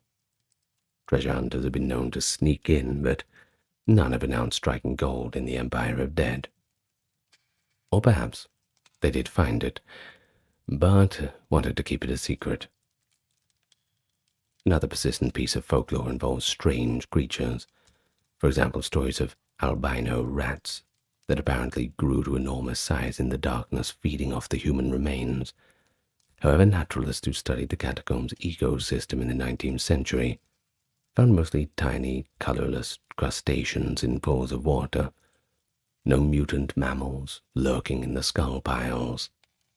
So disappointed. In fact, there was an interesting true anecdote that in 1813, Héricourt de Thury placed some live goldfish in the clear water of the Samaritan fountain in the catacombs to see how the creatures might fare underground. The fish did survive for a time, but living in perpetual darkness, they eventually went blind. A real example of adaptation, or maladaptation, in the cavernous environment. This experiment, though actually scientific, has its own allegorical resonance. Life brought into the realm of death can only be rendered blind and sightless. The rich literary and artistic heritage of Paris is also intertwined with the catacombs lore, aside from Hugo's use of it in underground fiction. Other writers have penned ghost stories set in the catacombs. The ossuary's mystique even gave rise to a grim joke among the 19th century Parisians. It was said that if a person went missing in Paris, they might have to take lodgings up in the catacombs. The place became synonymous with any vanishing or presumed death within the city, and indeed on rare occasions human skulls have mysteriously appeared on the streets above, taken from the catacombs as pranks or morbid souvenirs, reasserting the presence of the dead among the living city. These incidents only fueled the local superstitions. Toward the end of the 20th and into the 21st century, the catacombs continued to inspire media and myth, aside from all the horror films they feature in video games, novels, and innumerable legends shared on internet forums dedicated to urban explorations. Are some of them exaggerated or completely fabricated? Yes, certainly. But they persist because the setting of itself is so extraordinary. The line between truth and legend in the catacombs has always been one that's quite blurry. From the very beginning, people refer to them with the evocative name catacombs to draw a parallel with the mystique of ancient Rome. That mystique invites creative storytelling, don't you think? So in a sense, the myths and legends are just another layer of history to the catacombs, a kind of cultural history of how we grapple with death, darkness, and the unknown. So, in conclusion, the history of the catacombs is a journey from practical response to crisis, through the phases of intentional design and public engagement, and then finally into the realm of cultural memory and myth. Chronologically, we looked at how 18th century Parisian authorities ingeniously repurposed old mining tunnels to solve the very real problem of overflowing cemeteries and collapsing ground.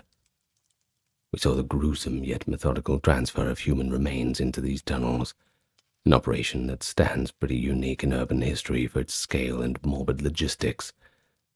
And then we saw how in the early 19th century, the catacombs were transformed from a mere bone repository to a deliberate monument, an ossuary arranged to impart moral lessons and invoke reflections on morality. Over time, the underground charnel house became a site of morbid fascination. It attracted everyone from scientists, writers, and even emperors, and eventually the throngs of tourists. Its management reflected the changing attitudes towards death and public sensibilities, sometimes shuttered out of respect or fear, sometimes opened in celebratory displays of memento mori curiosity. In the modern era, beyond being a museum, the catacombs have been a backdrop for war, rebellion, secretive societies, and creative subcultures, and each one of these added to its legacy. And finally, we looked at some of those legends, from ghostly voices to lost souls. It shows how the catacombs continue to haunt the imagination. But in a strictly academic sense, these myths are themselves worthy of study, as they reveal our collective psyche's way of making sense of such a macabre repository beneath our very feet. So the catacombs stand as a testament to the city's ability to integrate even death into its living narrative. They are quite literally the city's history embedded in its geological strata. Fossils of humanity, arranged in corridors where one can walk and read the story of Paris in Latin epitaphs and skulls. As one leaves the catacombs, climbing the 130 steps back to the daylight, you can't help but carry a piece of that story, and perhaps a heightened awareness of the very thin line between life and death, back up to those bustling boulevards above.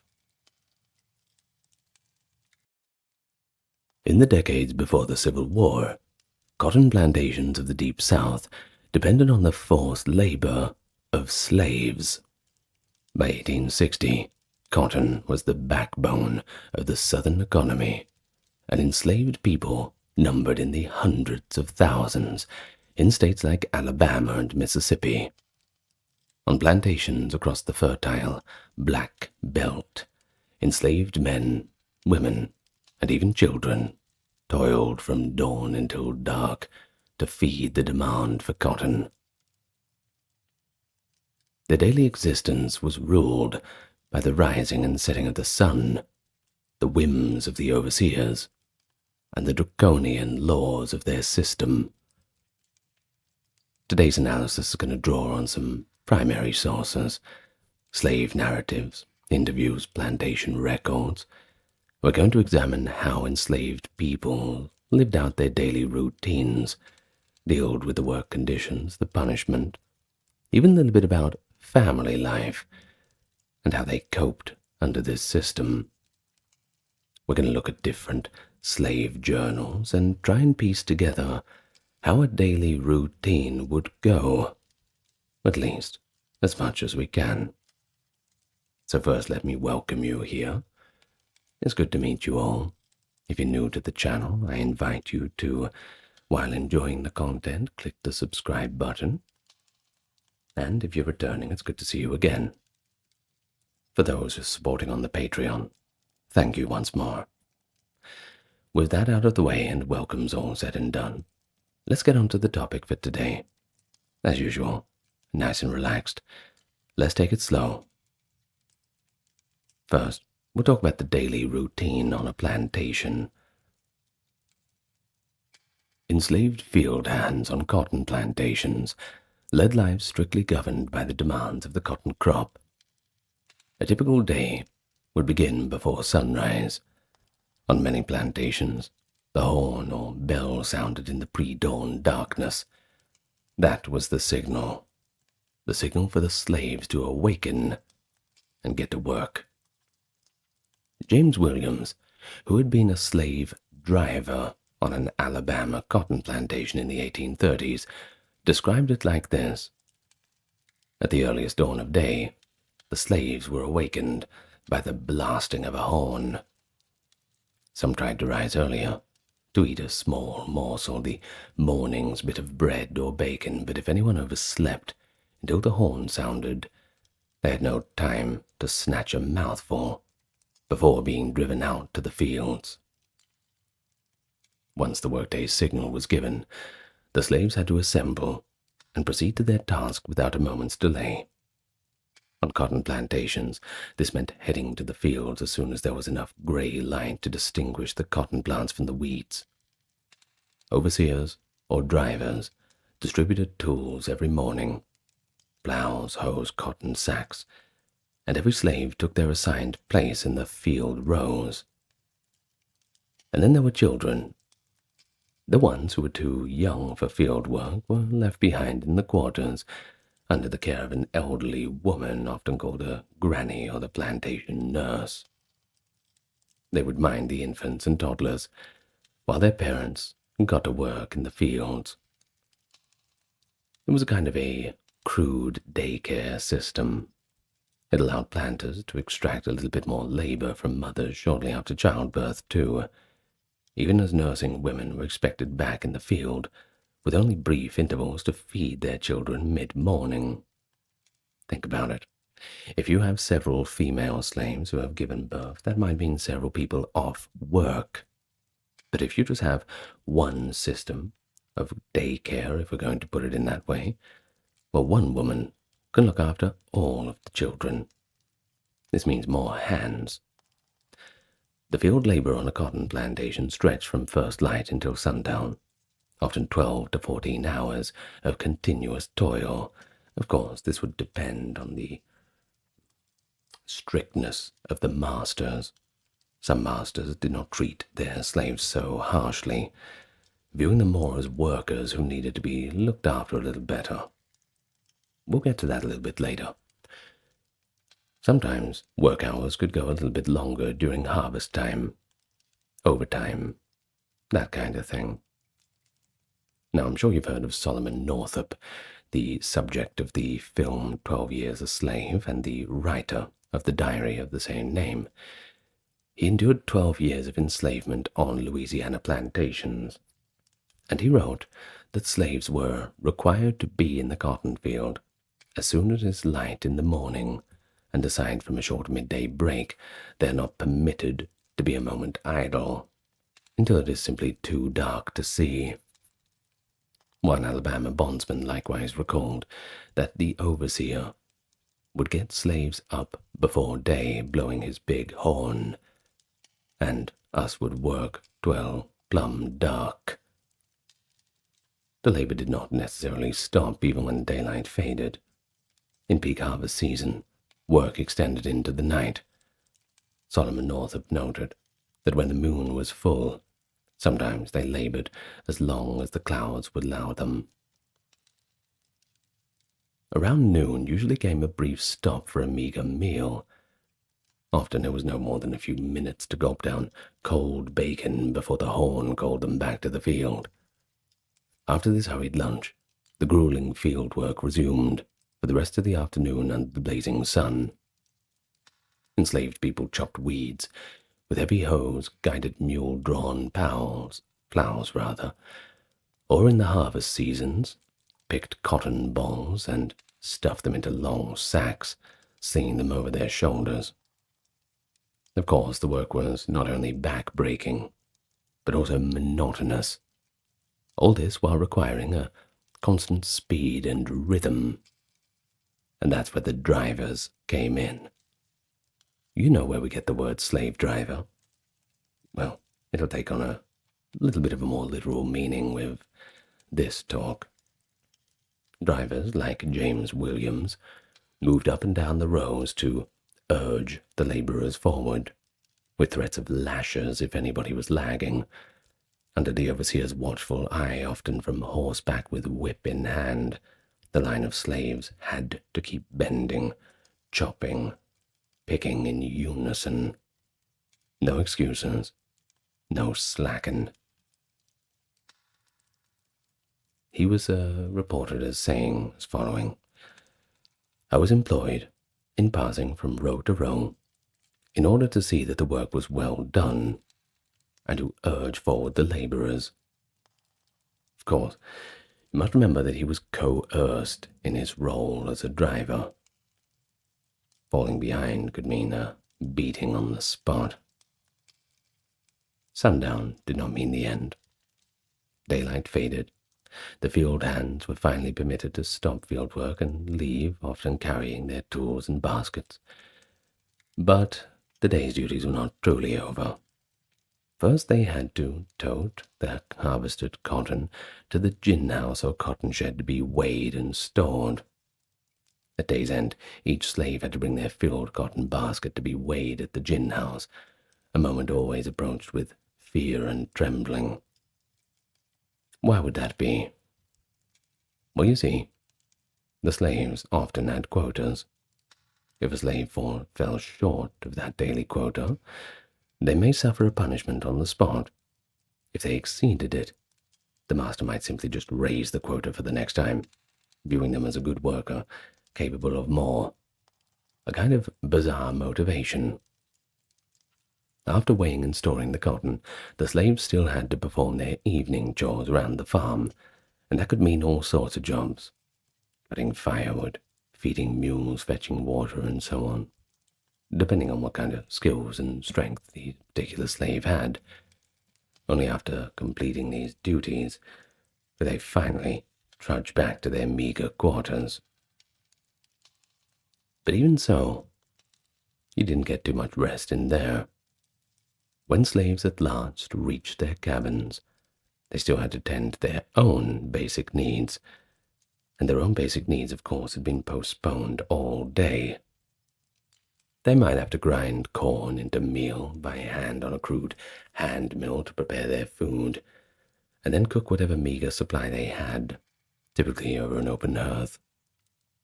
Women in particular had to spend hours at night carding cotton or spinning yarn, to finish cloth for their clothing.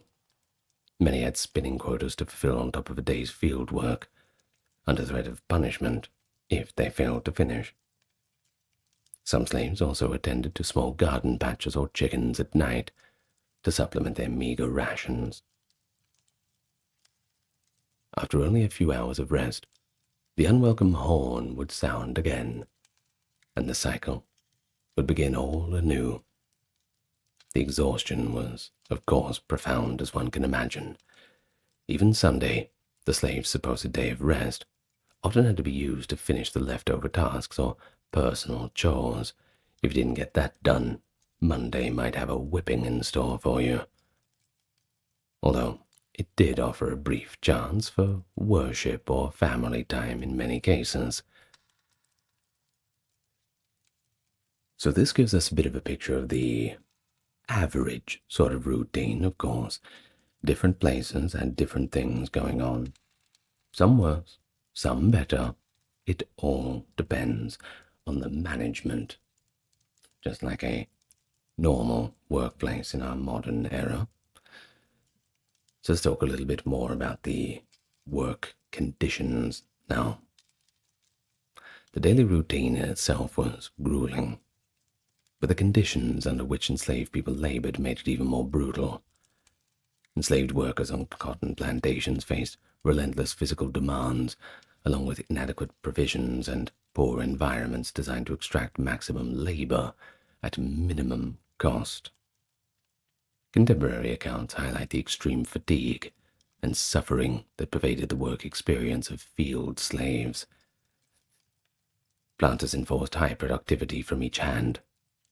An ordinary day's picking was about 200 pounds of cotton, and any slave who brought in less was typically punished. A new hand's capability was tested on their first day.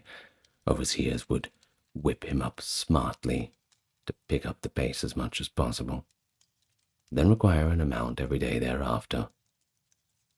If any day's weight fell short, it was considered evidence that he had been laggard. A number of lashes could be the penalty. Each person thus had a fixed quota under the constant threat of the whip. Exceptional pickers, like one young woman on Northup's plantation, could gather as much as 500 pounds in a single day. You'd think this would be rewarded, surely. But rather than actually rewarding her, the master simply expected feats regularly such as this, and according to Northup, she would surely have been beaten if she fell below that extraordinary mark. Slaves who consistently could not meet the standard quota might be reallocated to other work, such as stock tending or carpentry, rather than whipped daily for shortfall. Beyond cotton picking, many other tasks filled an enslaved person's workday. In spring, slaves plowed the fields and planted seed from sunup to sundown. In summer, they thinned the cotton and hoed weeds under a punishing sun. Many suffered from heat exhaustion. Those not acclimated to the deep south climate sometimes collapsed under the extreme heat and severity of the toil. Overseers were often quite indifferent to the suffering.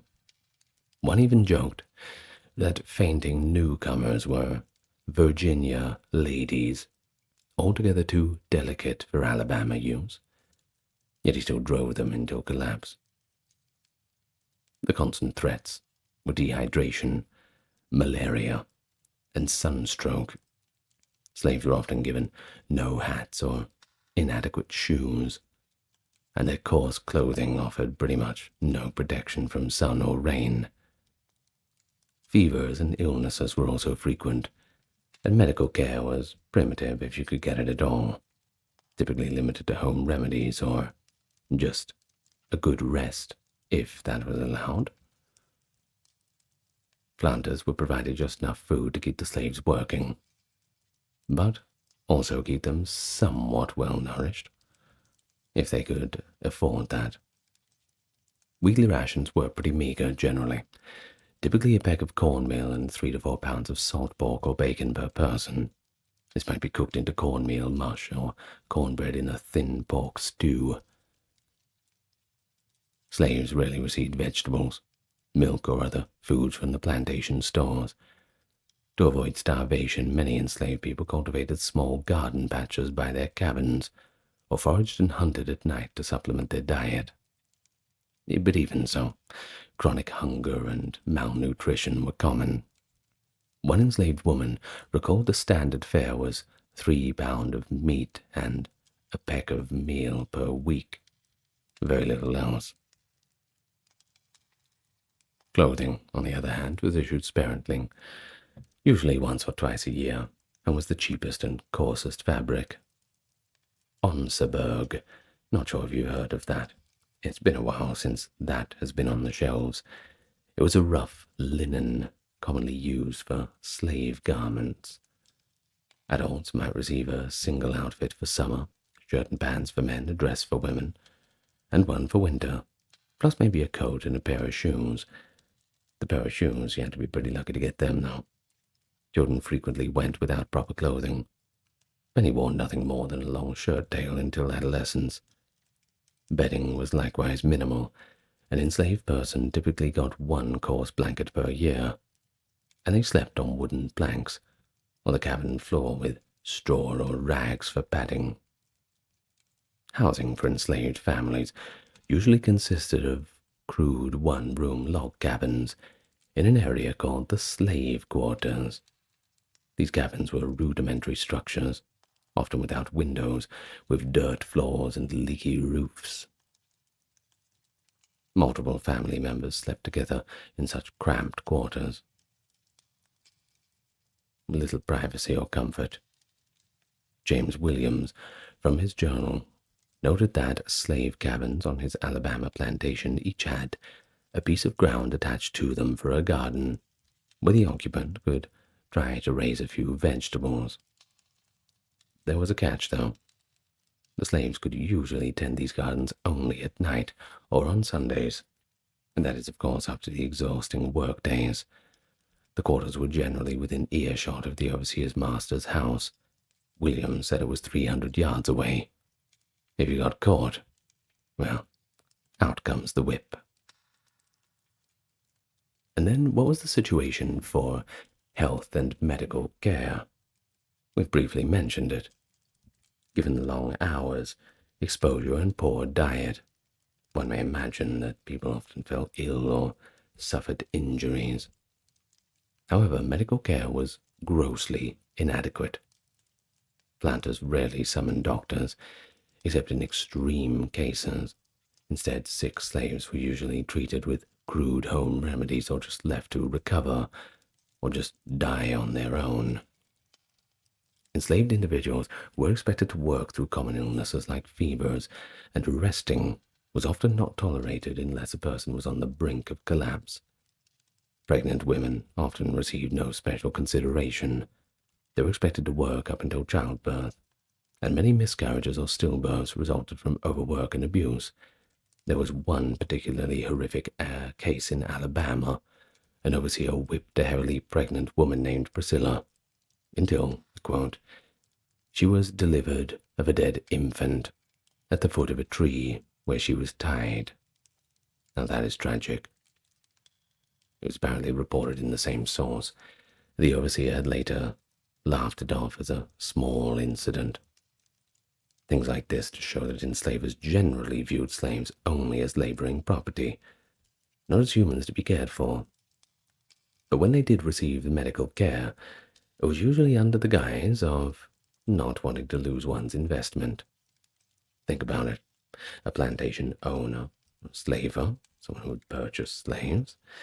Well, if he was going to pay a certain amount of money for a slave, he didn't want that person to succumb to some illness who could be cured quite easily. So it really would depend on the situation. But generally, you would just be told to get over it.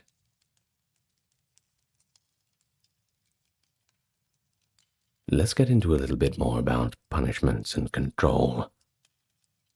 I know, it's not like we're moving into brighter territory, but, well, you knew what you were in for when you clicked on the video.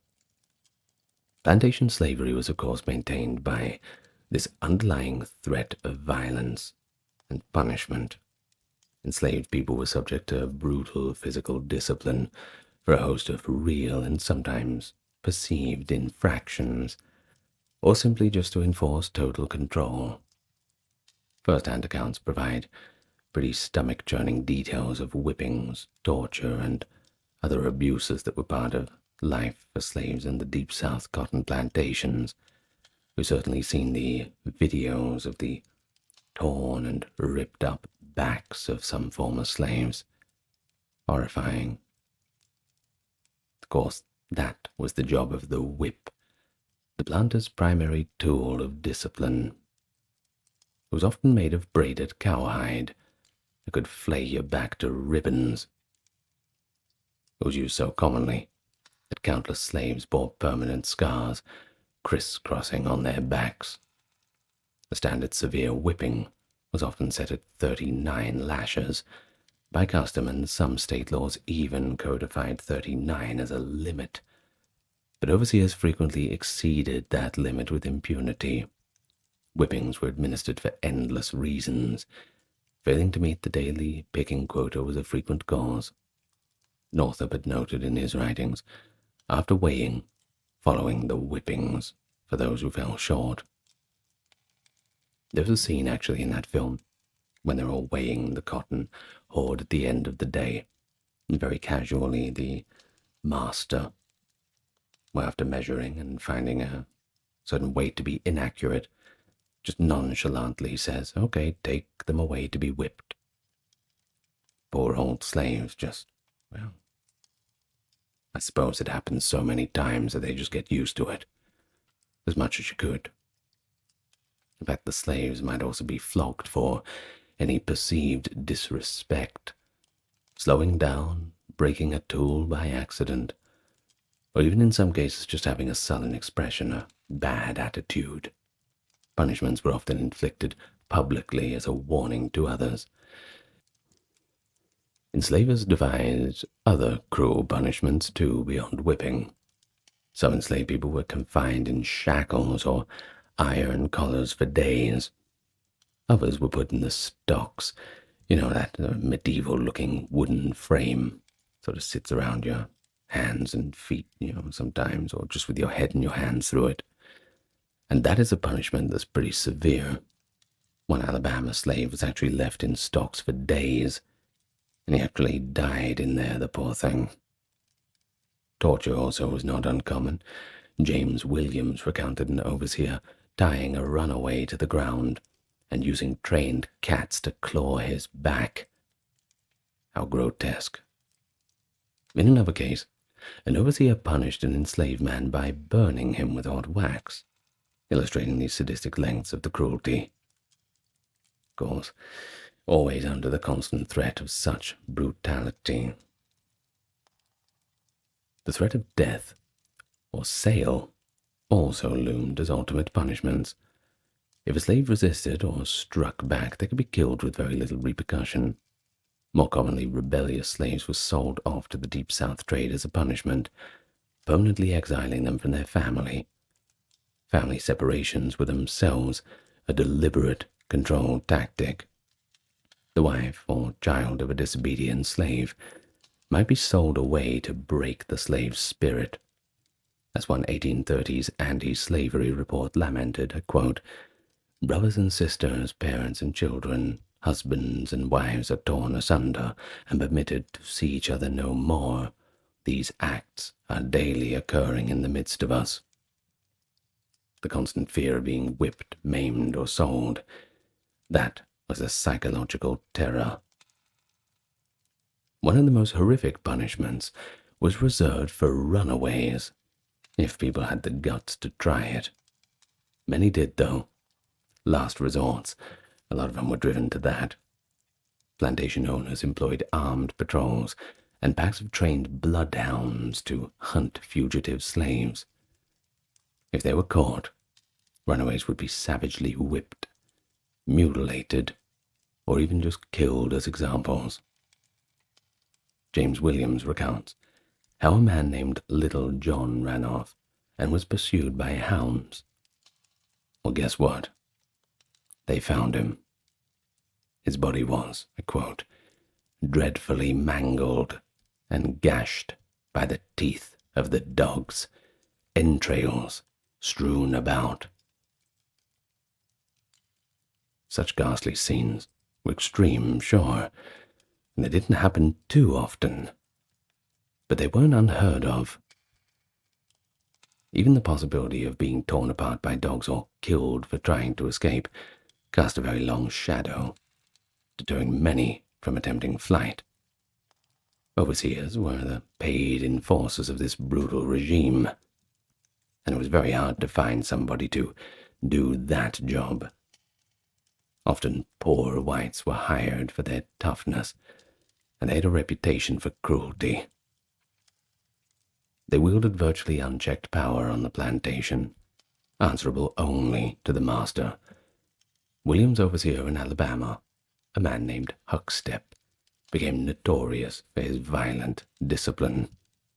He even whipped that pregnant Priscilla until she miscarried. Huckstep's reign of terror was such that when he was badly injured in a horse accident, the slaves secretly rejoiced, reportedly thanking God that the devil would take him at last. Such a rare glimpse into slave sentiment shows how deeply hated a cruel overseer can be. Well, to sum up, the slave system relied on this spectrum of punishments: daily whipping and humiliation up to torture, killing and family destruction to enforce submission. Enslaved people lived under a state of siege, physical and psychological, never knowing when the next act of cruelty might occur. That many survived it all under these kinds of conditions, it must be a testament to resilience, that's for sure, even as countless others perished or were simply broken by the brutality of it all. But of course, among all the misery, life must go on. Despite all the dehumanization, the slaves formed families and communities, creating a social world of their own within the confines of their system. However, family life under slavery was, as you can imagine, fraught with anxiety and heartbreak. They could get married, sure, but the marriages had no legal standing. Families could be torn apart at a slaveholder's whim, and even every family bond was vulnerable to the slave trade breaking it apart. Slaves did marry, or take up at least with a partner, and strove to maintain family units as much as possible. They often held informal marriage ceremonies. A common tradition was jumping the broom. The couple would jump over a broomstick together as a symbol of union. Typically, they had to get the master's permission to marry or live as husband and wife. Some owners allowed it, too, seeing advantage in slaves having families. Children born into slavery increased the owner's human property, too. And some owners just wanted to treat their slaves a little bit more humanely. Once again, it really depends on the person. We can't imagine that every single slave owner was a monstrous, Disney-like villain. I know that's a controversial opinion, but we just cannot put things into such simplified terms, because it all comes on a spectrum. Well, either way, this permission to get married could be denied or revoked arbitrarily. There was one ex-slave that recalled that you couldn't marry unless another masters agreed to buy both of them, meaning that if a husband and wife had different owners, one owner had to purchase the other, or the marriage would just simply not be allowed. Too bad. So sad.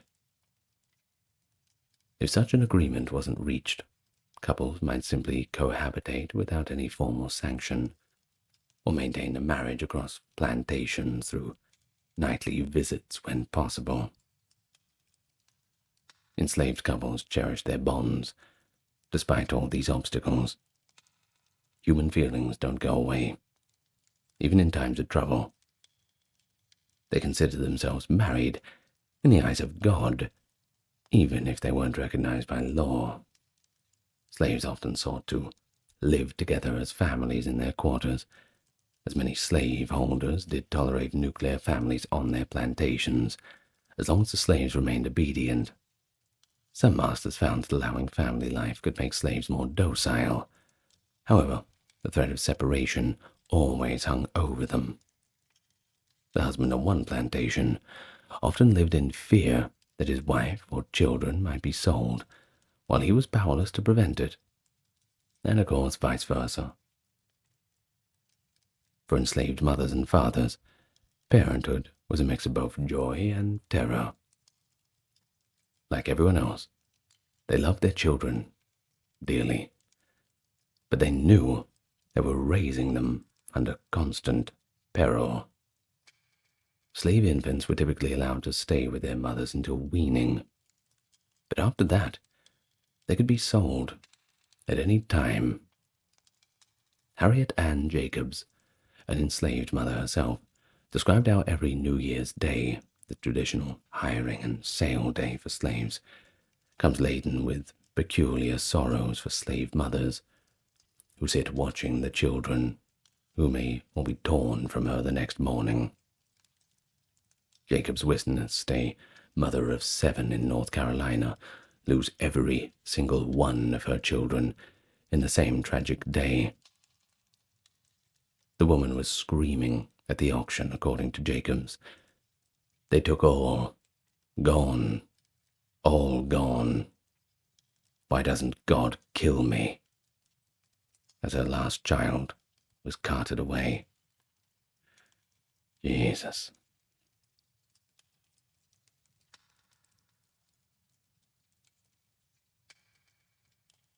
Such scenes were daily, hourly occurrences. Jacobs attested to this. Every enslaved parent in Alabama or Mississippi knew that their family could be broken apart with the stroke of a pen on a bill of sale. Enslaved mothers tried to shield their children as best as they could. They taught them to be discreet and obedient around the masters from a young age, hoping to spare them from punishment.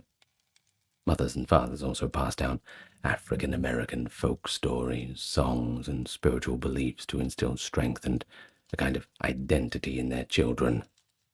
Many slaves gave their children biblical or familial names. even if the masters assigned them different names, as a way to assert their personhood. Nonetheless, parents had to live with that painful knowledge that they ultimately had no legal right to keep their own daughters or their own sons. A slave child was the property of the master, not their parents. As one formerly enslaved person bitterly remarked, slave parents lived with a peculiar sorrow. They could not protect their offspring from being sold or abused. Extended family and community. In response to these pressures, enslaved people developed extended kin networks and communal support systems. Everyone in the slave quarters became kind of a big old family. Older slaves helped care for the young. An elder might be called an auntie or an uncle by all of the children, whether related or not. If an infant's mother was sold away, another enslaved woman on the plantation would often nurse and raise the child as her own. The slaves took these adoptive bonds very seriously. It wasn't uncommon for aunts, uncles, or even grandparents to step in to rear children separated from their parents. Someone had to step up. These adaptive family structures helped a little bit to offset the trauma of family separations and foster a sense of solidarity in the quarters.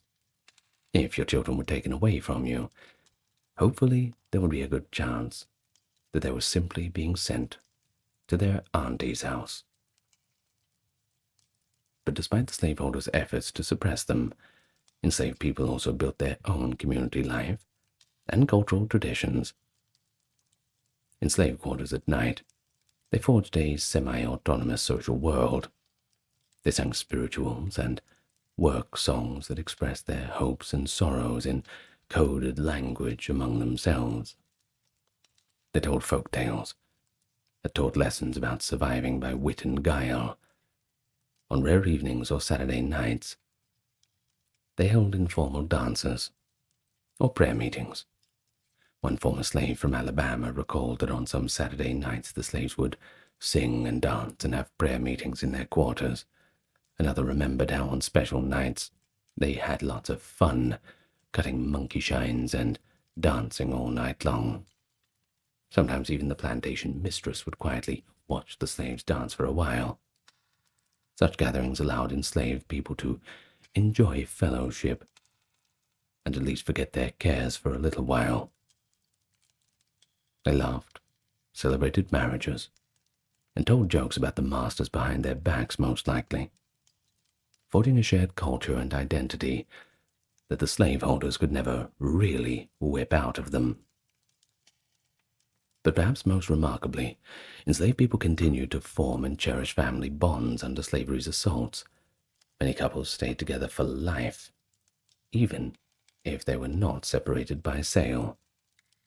They considered their anniversary of jumping the broom as meaningful as a legal wedding.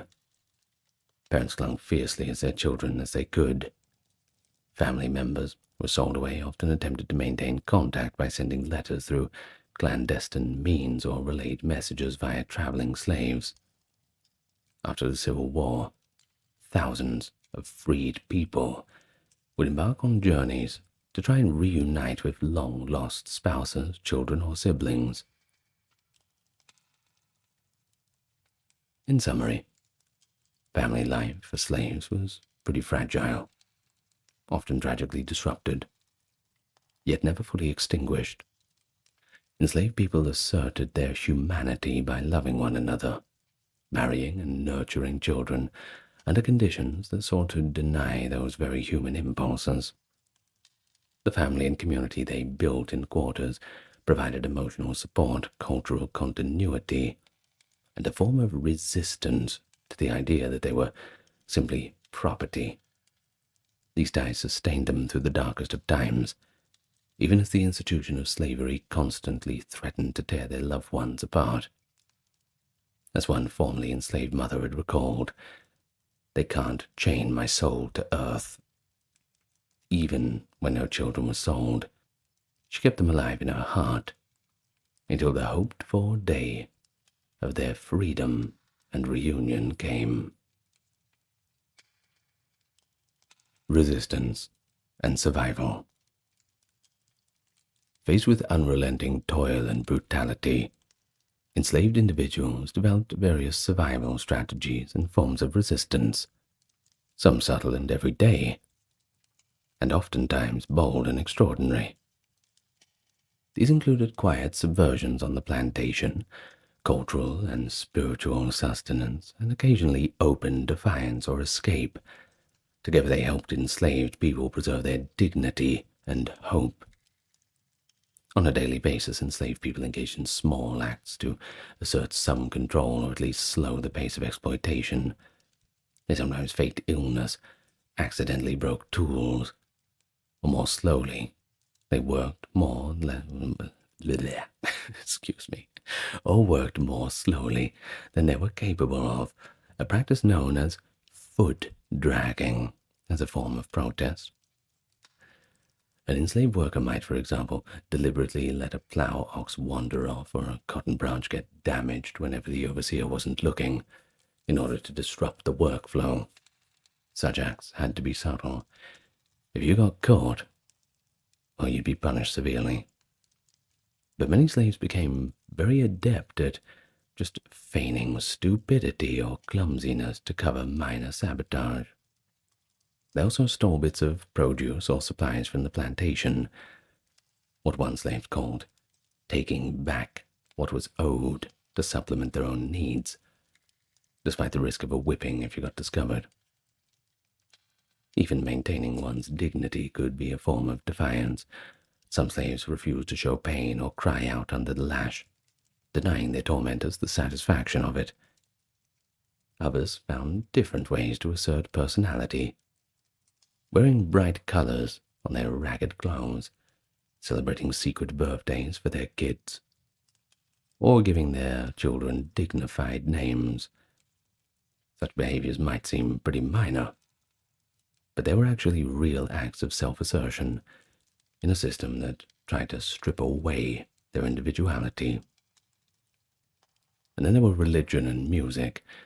They were crucial coping tools.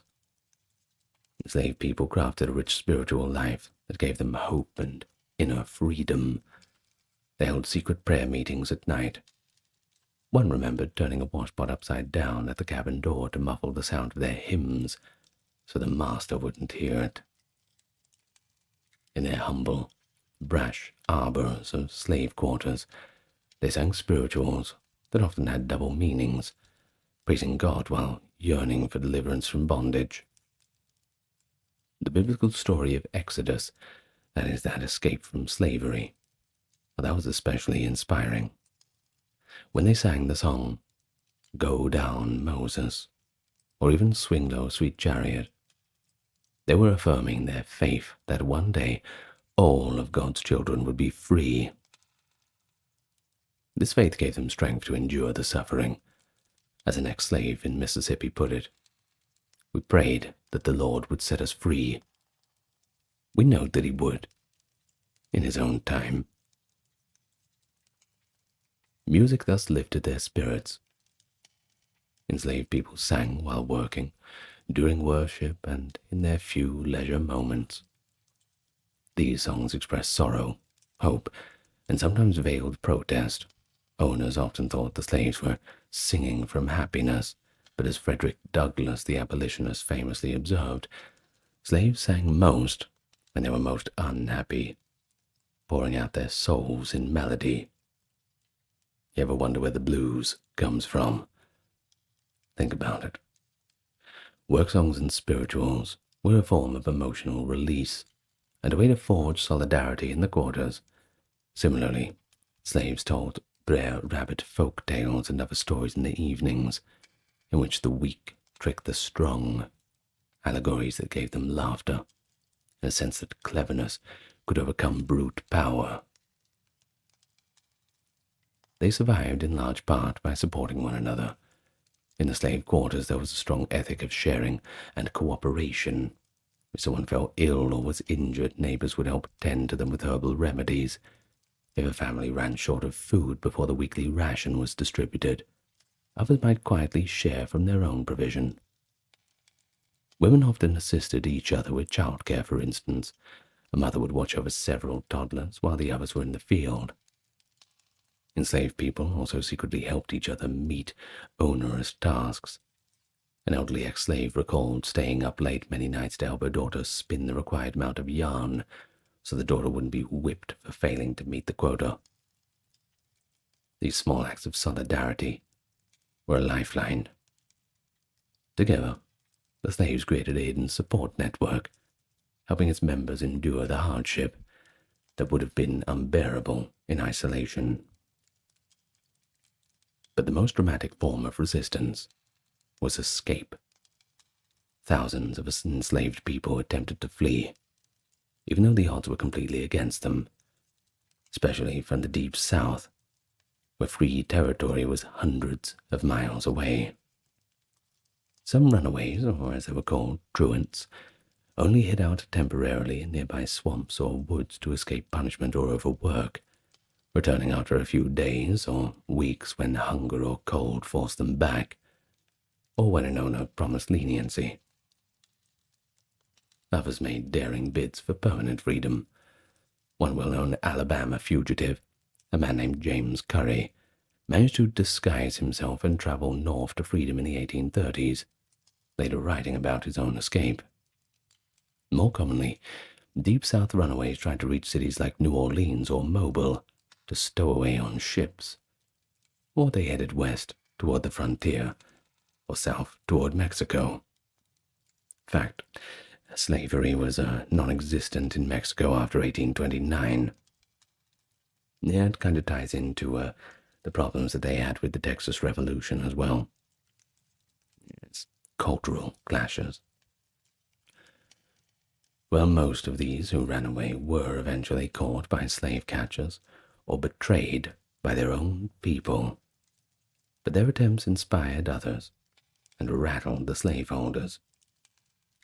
The existence of the Underground Railroad, while more effective in the Upper South, still reached into the Deep South in some cases, aided by networks of black and white anti-slavery agents.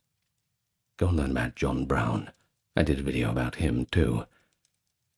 Every successful escape, such as that of Solomon Northup, who regained freedom after 12 years, but this was kind of a different circumstance, was a victory against the slave system and a beacon of hope to those who were left behind. During the Civil War, mass escapes occurred as Union armies approached. Enslaved people in Alabama, Mississippi, and elsewhere flocked to Union lines whenever possible, seizing the opportunity to free themselves. Striking while the iron was hot, I suppose. They became contrabands in Union camps, or took up arms as soldiers in the United States colored troops. Now that's a video on its own. Their actions affirmed that enslaved people were not passive recipients of freedom, but active agents securing it. In the words of an enslaved minister, when freedom finally came, it was because we prayed for it. We kept praying and waiting on the Lord. But they also took action when the moment arrived. Survival and resistance, they go hand in hand, from quiet subversions of the plantation to the bold strike for liberty, when history presented them with the chance, finally. And so that was it, the daily life of a slave on a cotton plantation on the Deep South. Exploitation, endurance, resistance, survival. From the first pre-dawn blast of the horn to the exhausted last drudging step back into the cabin at night. It was a ceaseless labor under hostile conditions, a daily routine unimaginably long and grueling, governed by the sun's rise and the overseer's lash. Food, rest, family. These needs were barely accommodated. Brutal conditions left them hungry, exhausted, physically broken, while arbitrary cruelty and perpetual threat of violence and family separation enforced the planter's authority. Yet within this bleak picture, we also discern the resilience and agency of these people. The voices of former slaves reveal that they found ways to live on, not merely just exist. In the flicker of a cabin firelight after midnight, a mother might teach her child another quiet song. Sunday evenings, slaves gathered to pray, sing of deliverance. A loving couple would jump over the broom under the moon, pledging themselves that they would love each other, even without legal sanction. At times, when oppression was too great to bear, a brave soul slipped through the net into the darkness to follow the North Star toward that eternal dream of freedom. And such was the paradox of the enslaved life. Extreme impression went with extraordinary fortitude. The historical accounts and narratives allow us to piece together this structured, detailed mosaic of the daily life of a slave. Not a life that anybody would willingly choose. It was imposed by the cruelest injustice. But those who lived it infused it with whatever meaning they could, through family, faith, and resistance.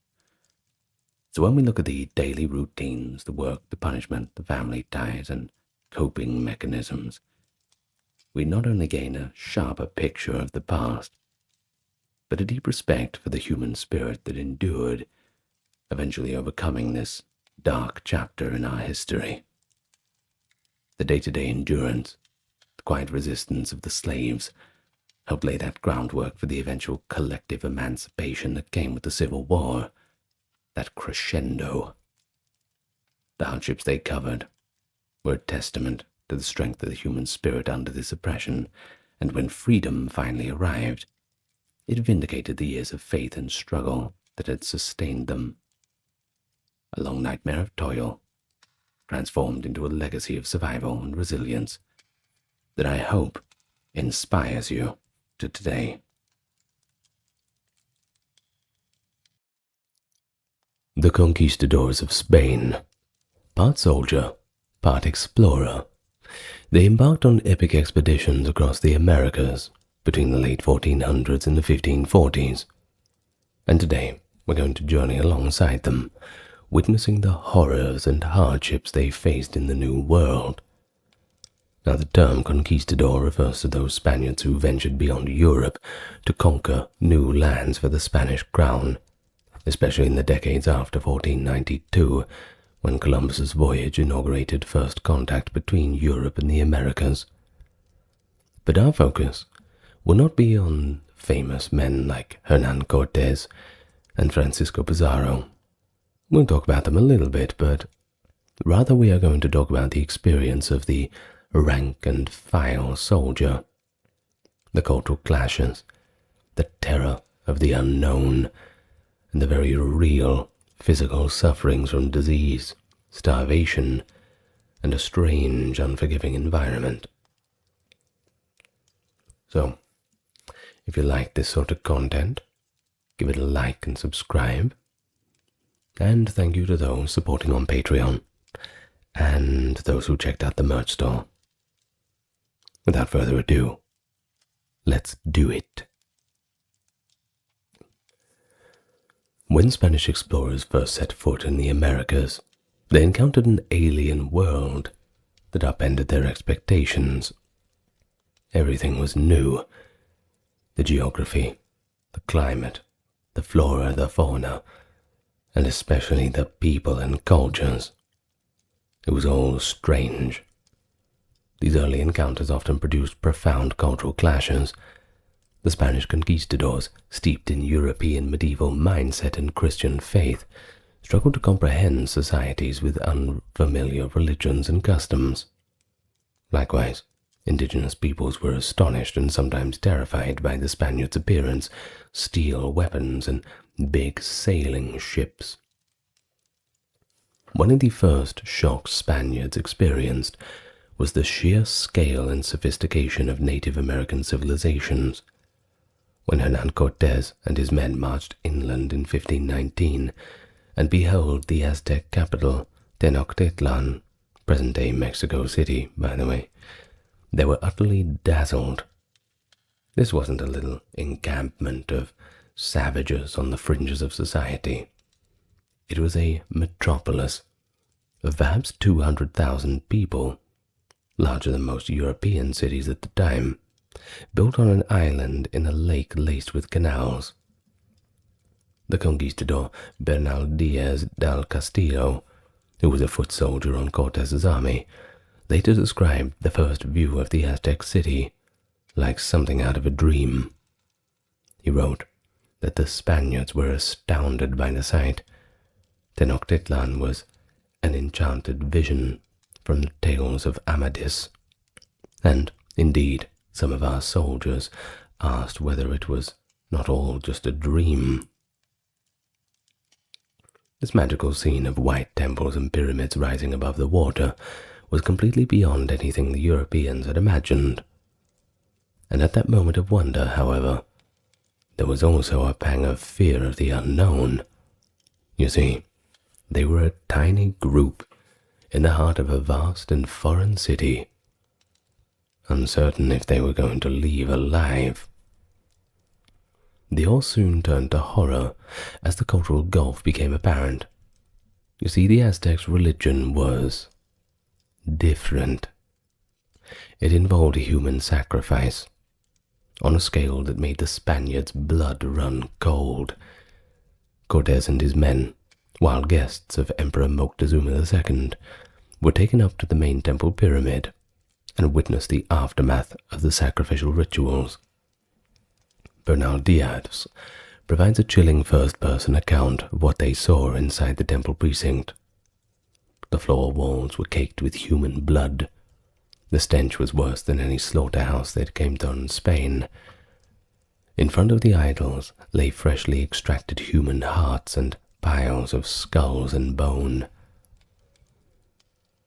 Pretty horrifying sight, don't you think? The Spanish soldiers, tough veterans of war they were, recoiled at this scene. Diaz wrote that the stench was so offensive that they could hardly stay, and the place was like a spot of horrors from which they hurried to escape. They even heard the deep, eerie booming of a giant ceremonial drum, quote, so deep and melancholy, justly denominated the drum of hell, which could be heard from miles and miles away. So you can probably imagine the conquistadors' unease and dread at this cultural shock. They interpreted the Aztecs' idols as demons, and saw the rituals as proof that the land was under sway of the devil. I mean, it's certainly not a good welcoming sight, that's for sure. But don't worry. The Aztecs thought that the Spanish were just as strange. The cultural misunderstanding was mutual. The Aztecs found the Spaniards' Christian icons and demand to see sacrifices completely outrageous. But for the Spanish, this cultural clash was more than intellectual. They were a long way from home, and it struck visceral fear. You see, they realized that if they were captured in battle or some disagreement had happened, that they themselves might be sacrificed on those very altars. Indeed, it seemed extremely likely. So, during the desperate retreat from Tenochtitlan on the Noct Trist, that night of sorrows in 1520, several dozen Spaniards were taken alive by the Aztecs. Later, from the relative safety of their indigenous allies' cities, the Spanish could see smoke and hear those hellish drums in the distance. And that's when they knew that their captured friends, their captured comrades, were having their chests cut open, their hearts ripped out, heads cut off, and bodies thrown down the pyramid. Now, such moments as that would instill terror even in the bravest conquistador, but perhaps also a desire for revenge. But don't worry, not all cultural encounters were violent or horrifying. Some were simply perplexing or marvelous. The Spaniards frequently encountered new animals that astonished and sometimes scared them.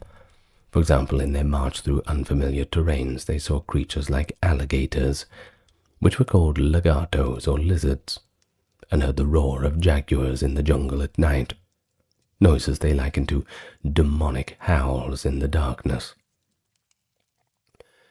In the grassy plains far north of Mexico, the explorer Francisco Coronado, in the 1540s, and his men became the first Europeans to see vast herds of buffalo. These shaggy cows, as they described them, with their humped shoulders and beards, must have seemed almost mythical, something out of the old epic Greek poems about those strange parts of the world, Herodotus coming back to tell people about rhinoceroses and all the rest. And the men were reportedly mesmerized but also cautious at the sight of thousands of such beasts roaming the plains, a natural spectacle, utterly outside their experience. Everywhere the conquistadors went, they faced the unknown. Sometimes the unknown inspired hope, rumors of rich golden cities just 1 mile away. But other times it bred fear. Strange sights they interpreted through the lens of superstition, comets and eclipses seen as omens, and never good ones. But importantly, the conquistadors often had to rely on local guides and interpreters, without whom they were essentially blind. Lacking reliable maps, they ventured into uncharted territories on complete hearsay. This led to moments of panic when guides proved false or terrain became impassable. For instance, during Hernando de Soto's expedition into the southeastern United States, 1539–42, his men were repeatedly misled by local guides, either inadvertently or perhaps deliberately. In one case, a guide nicknamed Perico directed them into a vast uninhabited wilderness by promising that gold lay the way. Despite warnings from friendly locals that venturing east would risk starvation due to lack of settlements, De Soto pushed on, lured by the hope of treasure. The Spaniards soon found themselves in what they derisively called a desert. No villages, no food, just swamps and forest. After days of trudging, they ran dangerously low on provisions, exactly as foretold. Only then did De Soto admit the error. By ignoring the locals' knowledge and chasing a myth that nearly perished. Encounters like these taught the conquistadors, sometimes too late by the way, that the New World's geography could be as deadly as any enemy. But beyond a psychological fear of the unknown, the conquistadors endured very tangible and physical hardship. The environments they crossed, from tropical coasts and jungles to high mountains and arid desert, often proved more lethal than the battles they fought. Hunger and disease, in particular, stalked their expeditions. It was a grim irony that while the Spaniards unwittingly brought old-world disease that decimated indigenous populations, they themselves fell victims to ailments and malnutrition in the New World with alarming frequency. In the very first years of colonization, on the island of Hispaniola, as the modern-day Dominican Republic in Haiti, the Spaniards attempted to establish bases, and immediately suffered for it. Christopher Columbus's second voyage in 1493 founded the colony of La Isabela, the first Spanish town in the Americas, which quickly turned into a nightmare of sickness and starvation. The Europeans were not accustomed to the tropical climate, and failed to grow sufficient food or obtain enough from the local people, the Taino tribe, whom they also abused, by the way, which, well, certainly soured relations somewhat. In the period from 1493 to 1496, large numbers of Taino and a significant percentage of initial European settlers on Hispaniola died because of hunger and disease. Fever swept through the colony, possibly dysentery or malaria, killing many of them. Others simply wasted away from lack of proper food when the supplies ran out. Similar fates befell early colonizing attempts on the mainland. In 1514, one expedition under Licenciado Lucas Vasquez de Leon landed in what is now Florida and later South Carolina. Many of his men died of either starvation or illness, and the survivors abandoned the effort. Such patterns are repeated quite often. Adventurers enthusiastically arriving in a new land, only to be laid low by pestilence and disease, together with extreme poverty and want of all things, as one contemporaneous observer, Sir Walter Raleigh, summarized it. That's a pretty good way to put it. But perhaps the most pervasive hardship was hunger. The logistics of carrying food for hundreds of people on long treks were daunting in an unknown land.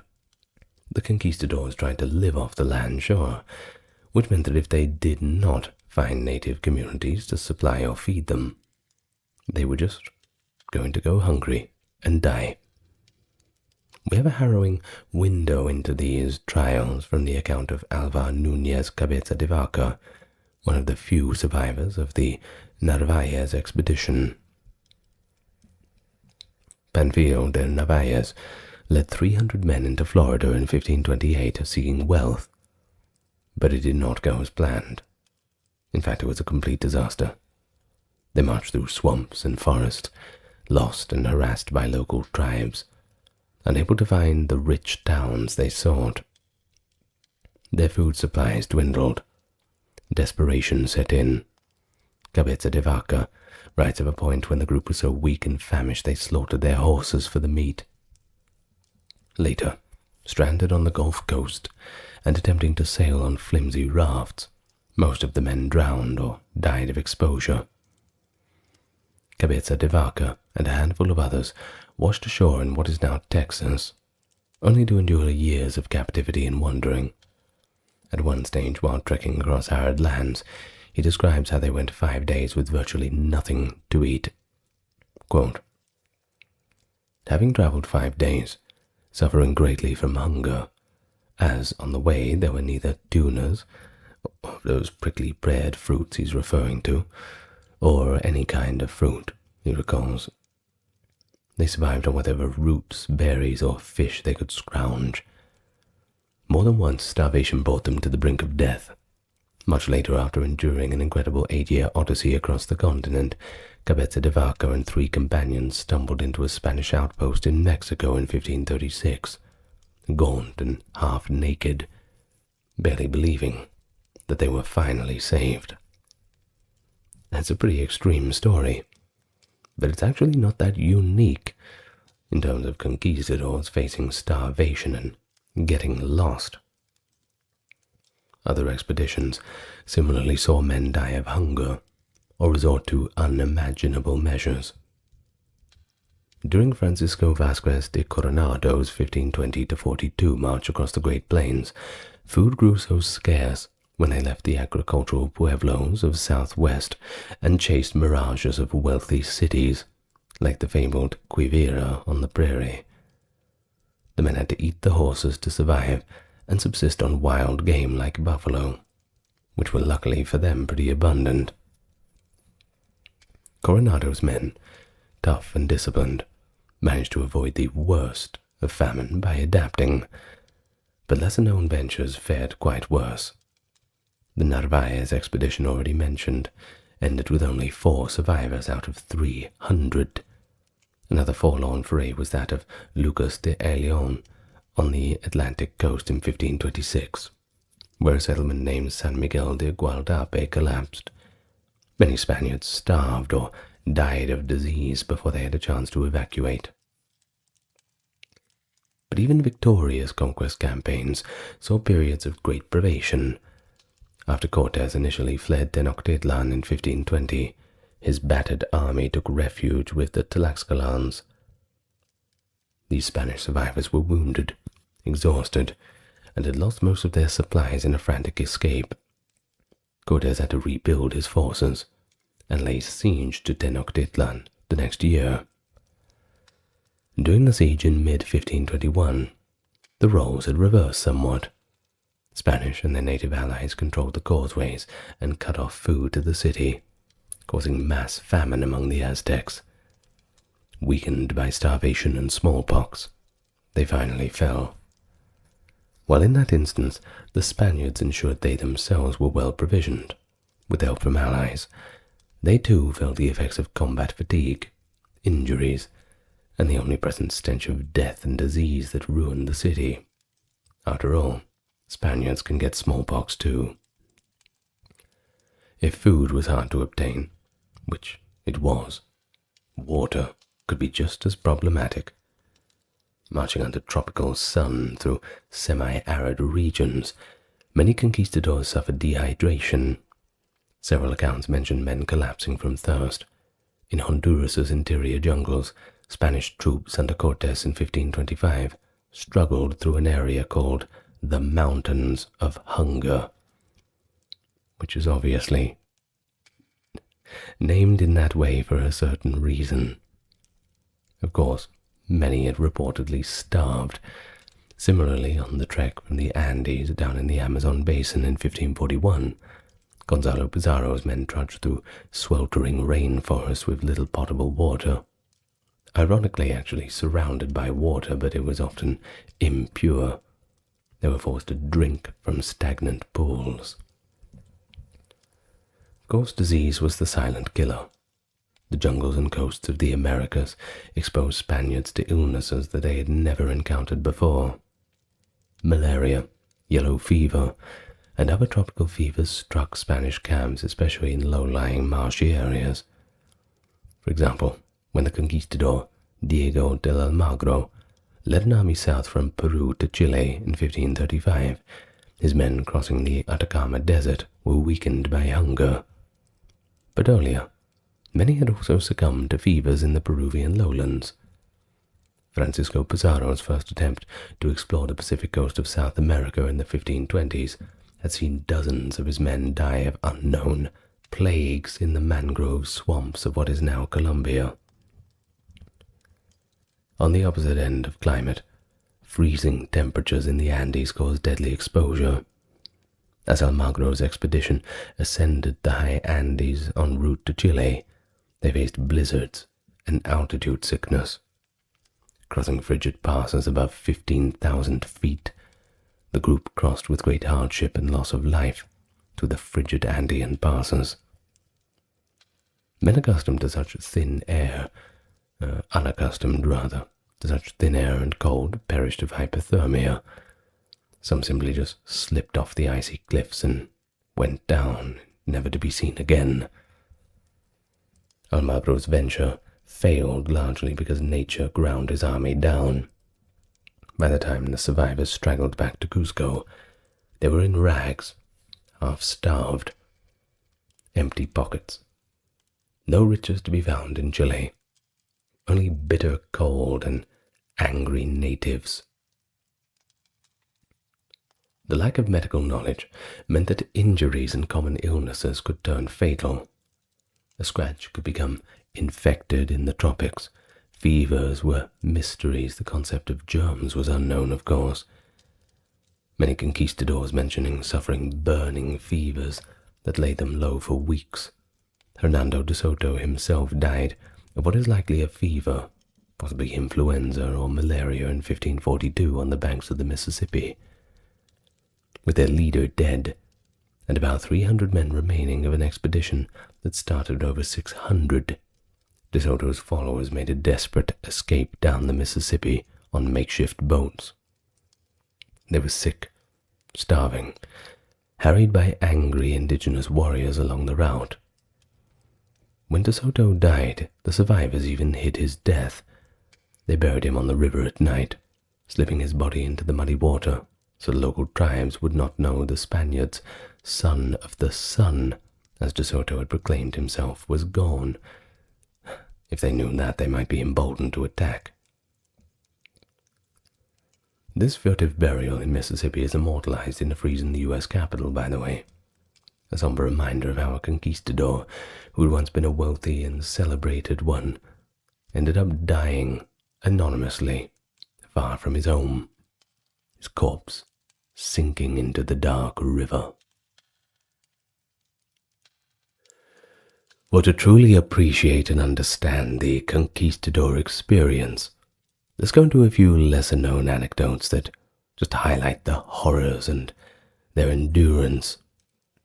We've touched briefly on Cabeza de Vaca's tale, the Narvaez expedition between 1527 and 1536, but of course it merits a bit of a closer look. Narvaez's goal was to conquer Florida, but almost everything that could go wrong did go wrong. First, not their fault, a hurricane struck their fleet in the Caribbean, drowning many of them before they'd even landed. Upon reaching Florida's Gulf Coast near Tampa Bay in April 1858, they found only swamps and fierce resistance from Appalachian Indians. After slogging north with no sign of gold, Narvaez made the fateful decision to abandon land travel and try to raft along the coast to reach a Spanish outpost in Mexico. The starving men improvised rafts out of logs, even using their horses' tails and manes to weave ropes, which is pretty clever, and their own shirts for sails. These 5 crude barges, overloaded with men, soon capsized or got separated, so it didn't go too well. As for Narvaez himself, he was lost at sea. About 80 survivors washed up on an island, possibly Galveston Island in Texas. There, as winter set in, the situation worsened. No shelter, very little food. Desperation led to cannibalism. The men reportedly resorted to eating the bodies of those who died. This morbid detail comes through indirectly in Cabeza de Vaca's account. He notes with sorrow that the living survived off the dead at one point, a trauma that haunted the few who endured. By spring, only 15 were left, and they were enslaved by the local tribes. Over years, that number whittled down to 4. Cabeza de Vaca survived by adopting native ways, trading, healing. He performed some pseudo-surgery by sucking out arrow wounds, and he became regarded as a medicine man. Well, he was always moving, too. And in 1536, when he and the remaining 3 survivors finally encountered fellow Spaniards in northern Mexico, they were almost unrecognizable as Spaniards themselves, walking barefoot with long hair, speaking indigenous languages, and having experienced both extreme cruelty but also unexpected kindness at the hands of dozens of different tribes. Then we have the Amazon expedition, 1541 to 1542. While Pizarro was securing Peru, his younger brother, Gonzalo Pizarro, led a foray east of the Andes in search of El Dorado, the fabled land of gold and cinnamon. This venture quickly turned into one of the greatest feats of survival. Gonzalo set out from Quito with around 220 Spaniards, and some 4,000 indigenous porters and hunters, a huge expedition. As they descended into the Amazonian rainforests, reality began to hit. It's not for beginners, that's for sure. Rain, swamps, and relentless insects assailed them. The further they went, the more people succumbed to hunger and disease. By that time, over 3,000 Indians and over 100 Spanish had died or deserted, melting away into the jungle, as one account notes. They found some wild cinnamon trees, hence the area's nickname Land of Cinnamon, but no rich cities of gold, just dense jungle, hostile tribes, and lots of snakes. The expedition began to starve. Headhunters attacked the stragglers, and unknown fevers debilitated many. One chronicler, Fray Gaspar de Carvajal, wrote that, quote, hunger had taken a dreadful toll on all of them. In desperation, they built a boat on a tributary of the Amazon River. Gonzalo Pizarro sent his lieutenant Francisco de Orellana with 50 men to sail downstream to find food. Orellana's group was swept away by the strong river current and never managed to turn back, effectively abandoning Pizarro and the others. Pizarro eventually had no choice but to turn round and retrace their steps back over the Andes, a march of misery, during which the survivors reportedly ate shoe leather and eaten dogs to stay alive. By the time Pizarro staggered back to Quito in 1542, he had only a fraction of his men left, all ragged, half-starved skeletons. Meanwhile, Orellana's band continued all the way down the Amazon, becoming the first Europeans to traverse the entire Great River. But they too faced constant attacks and starvation.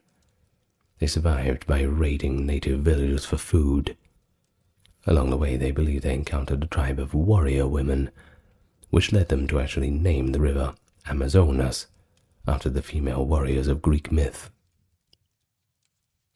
Carvajal's written account describes these alleged Amazon women shooting arrows that killed several Spaniards. It's possible they misidentified the long-haired male warriors or experienced a myth-induced hallucination, but in any case, the tale adds to the aura and mystery and fear surrounding the journey, and it's a bit of fun too. Either way, by the time Orellana's men reached the Atlantic, they were gaunt, exhausted, but alive. The Amazon expedition shows the extremes of endurance. Nearly 3/4 of Pizarro's men died in the jungle from disease, weather, and starvation, yet a few survived, thanks to a little bit of luck, a lot of brutality, and a dose of resilience. And then we have the siege of Cusco in 1536. You see, not all horrors came from nature. There were some more normal ones.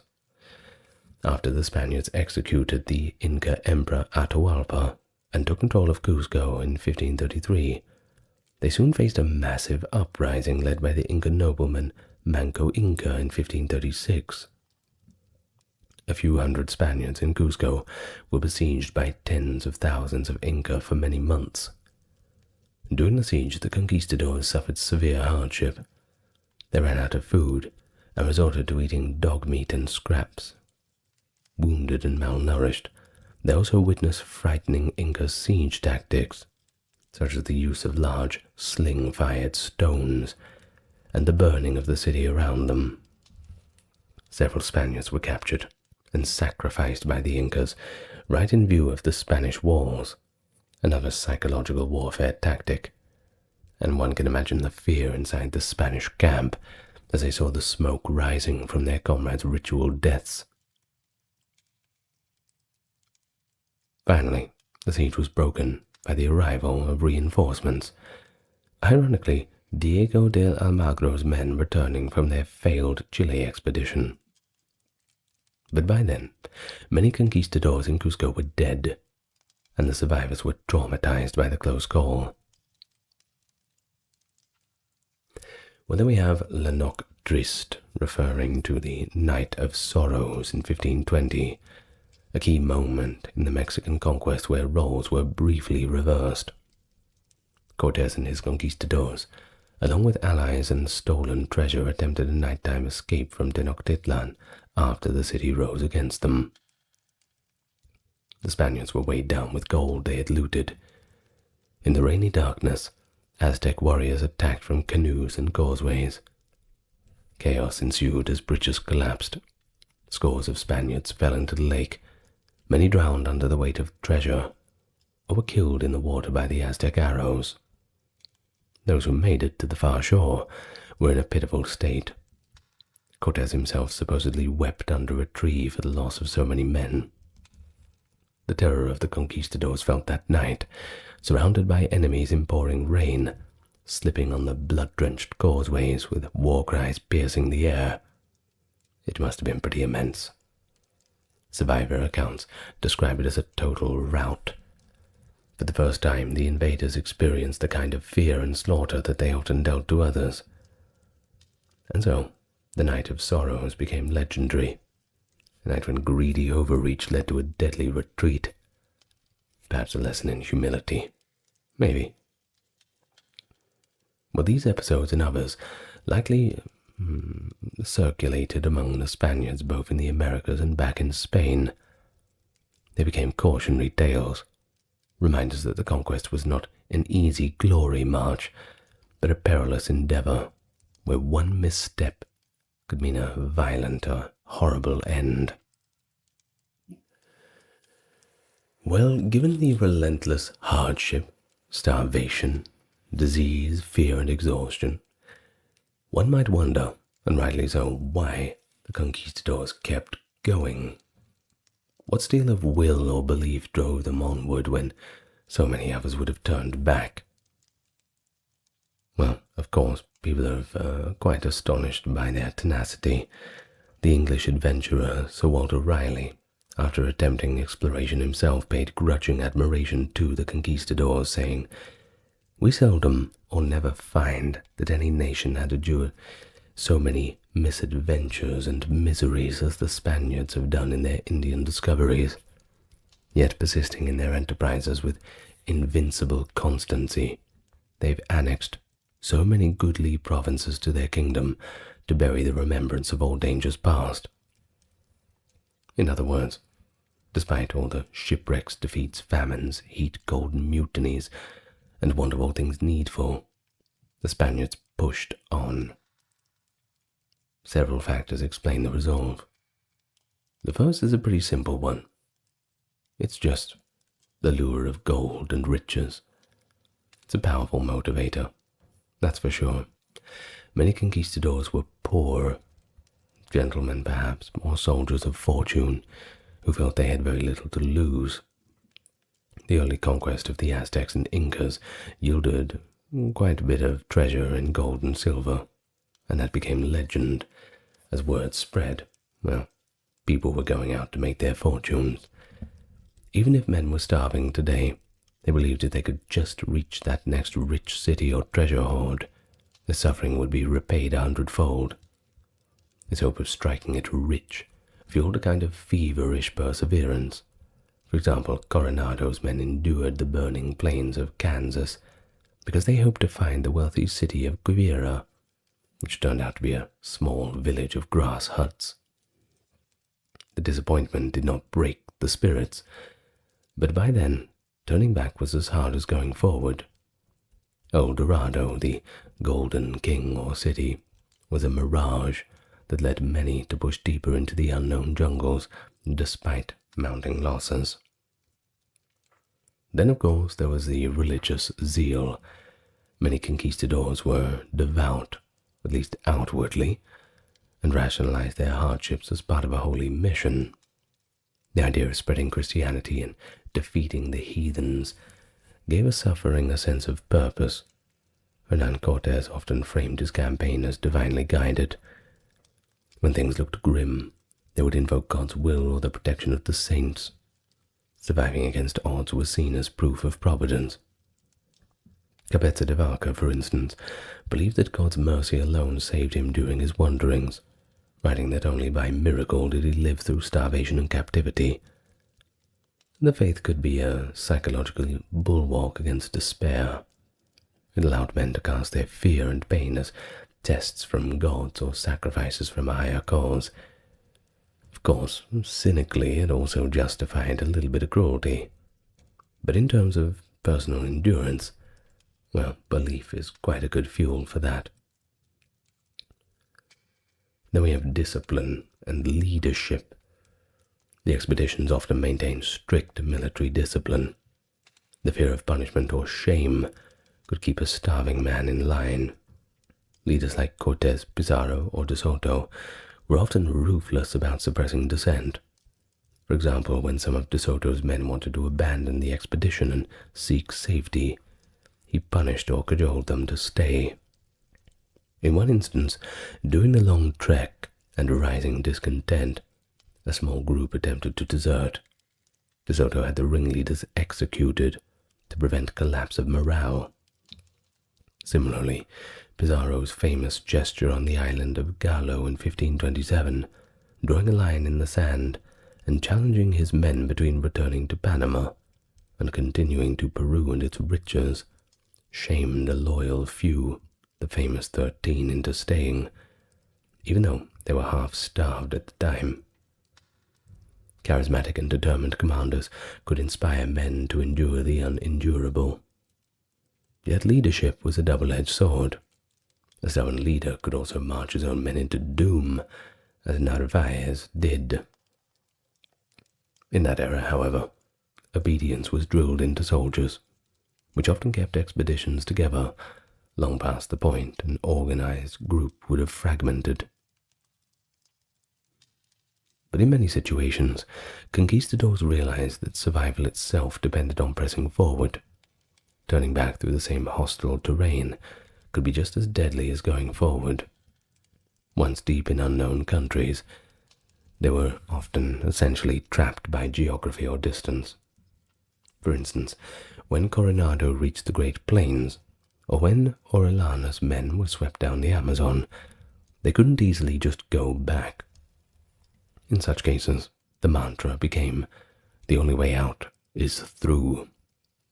This forced determination can carry a group through terrible lows, because the alternative is, well, dying, and nobody likes that. During the Amazon trek, one of their boats had shot downstream. Orellana's men had no choice but to navigate to the ocean. They endured hunger and attacks, knowing that stopping or retreating was quite impossible. The situation, necessity often steeled the Spaniards' resolve. But many conquistadors kept journals or later recounted their exploits, or had scholars compile them. This meant there was a culture of storytelling and building a legacy for yourself. They knew that if they survived, they could return home as heroes, telling tales of how they conquered adversity in these strange lands. The incentive of fame and royal reward was significant. Surviving horrendous trials could be worn as a badge of honor. Bernal Diaz wrote in his memoirs in old age precisely to emphasize what he and the other comrades had suffered and accomplished, sometimes correcting what he felt were exaggerated or incomplete earlier histories. And so this consciousness of fame may have encouraged many of them to bear these hardships, envisioning the day that they'd be able to say, "I was there, and I made it out." It's notable that many primary sources by the conquistadors candidly describe their own fears and misery, likely to highlight how much they really did overcome in their pursuit of victory. Of course, despite all these factors, it must be stressed that many did not survive. For every triumph like the conquest of Mexico and Peru, there's multiple tragedies or lost expeditions. The jungles of Darien in Panama are littered with unmarked graves of Spaniards from failed missions. Florida became a notorious graveyard for Spanish explorers, earning a reputation so horrible that for years no further attempts at Floridian colonization occurred after De Soto's decimated force left. Well, by the end of the 1540s, the era of the great conquistador expeditions was beginning to wind down. Spain had established colonies and administrative control over large territories in the Americas. The conquistadors, or at least the survivors among them, transitioned from roving adventurers to colonial settlers and administrators. Some were rewarded with estates, others were thrown to the gutter. But the legacy of their journeys remains seared into memory.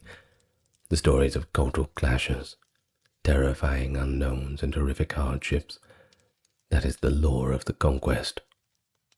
They serve as sobering counterpoints to the more familiar tale of Spanish military triumph over native empires. Yeah, small bands of conquistadors toppled mighty civilizations, but they also suffered immensely in doing so. The New World, in many ways, conquered them right back, testing their limits at every turn.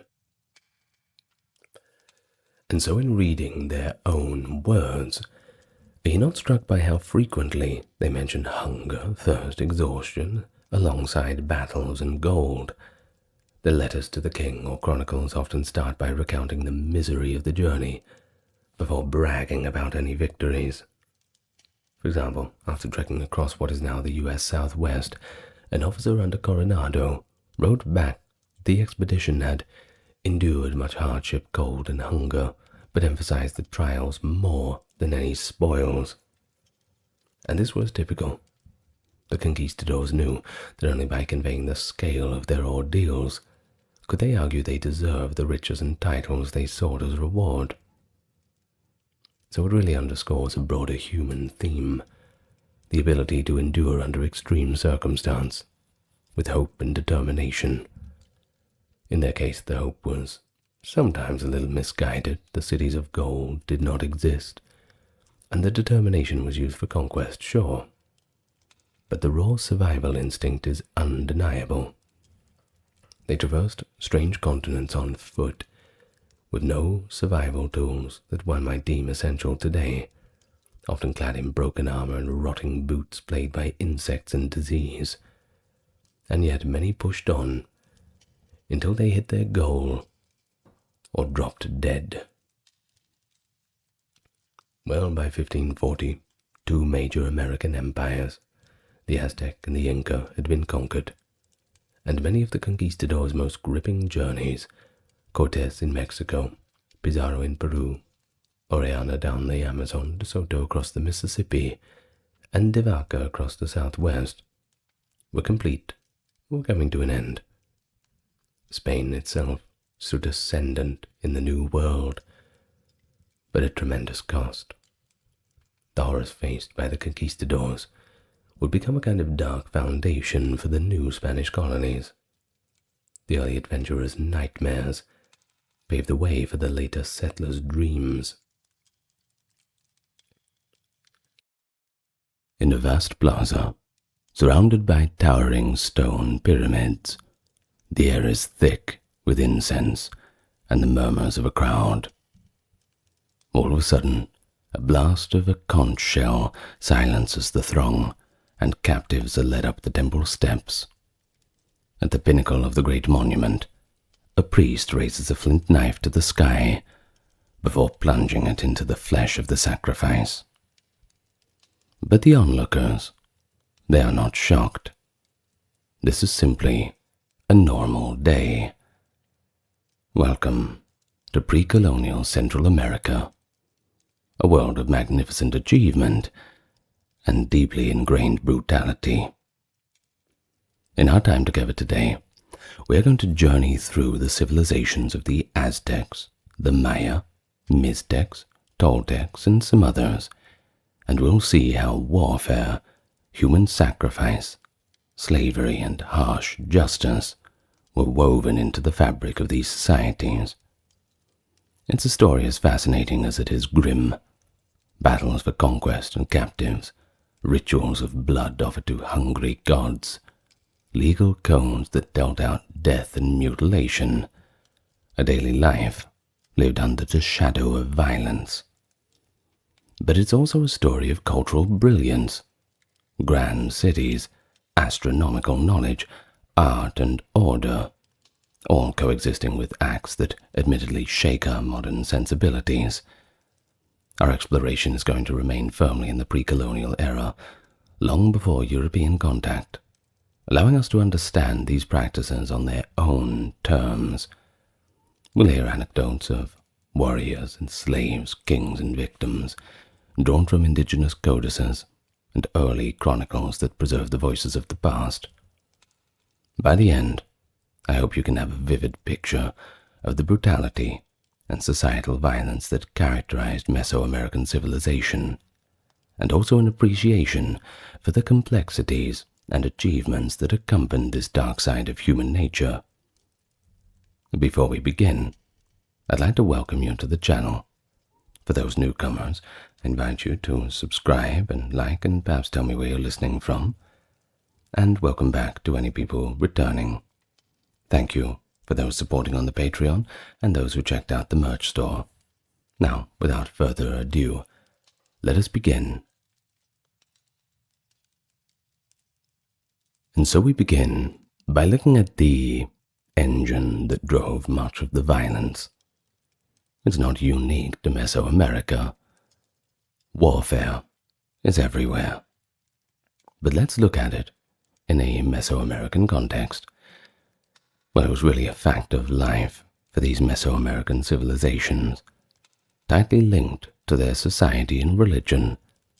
Battles were fought not only for conquest and tribute, but also to capture enemies for sacrifice. The Aztecs in particular turned to warfare in a state of institution. Every able-bodied man trained as a warrior, and military prowess was one of the few ways that commoners could ever hope to rise in status. Aztec armies marched frequently to subjugate neighboring cities. Their goal was usually to dominate rather than to obliterate. Defeated cities were thus not always razed. Actually, local rulers were often left in place in a system of vassalage. However, the victors might destroy the enemy's main temple and carry off the city's vanquished idols to their capital of Tenochtitlan, a demonstration that even the gods of the defeated now answered to the Mexica. Captured prisoners were paramount too. Aztec warriors earned honor by bringing back live captives. Now that was a real prize. In some cases, they even arranged what was called flower wars, notably fought against the independent Tlaxcalans, which were ritual battles agreed upon by both sides in advance, specifically to harvest sacrificial victims. On the battlefield, the Aztecs fought ferociously with obsidian-bladed clubs, spears, and bows, but they often held back from outright killing. They preferred to seize opponents and just wound them just enough to facilitate this. Those who resisted Aztec rule, well, they could face extreme reprisals. For example, rebel towns saw their temples burned, their warriors slain or offered in mass sacrifices to the Aztec gods. The constant need for captives drove the Aztecs to war again and again, creating a cycle where war fed the sacrificial altar, and the terror of those sacrifices in turn cowed their subjects. Even the mighty Mexica forces were not invincible. In 1479, an Aztec army of tens of thousands was annihilated by the Tarascan warriors to the west, a rare defeat that left no captives to sacrifice and showed that the fortunes of war could turn brutally against the Aztecs at any time. The Maya city-states likewise engaged in frequent warfare, though on a much smaller scale than the Aztecs. Maya kings fought to assert dominance, exact tribute, capture rival nobles for offerings. In the 8th century, Guatemala, for instance, the king of Quirigua famously captured his overlord, the king of Copan, and once they did, they had him beheaded in a public sacrifice.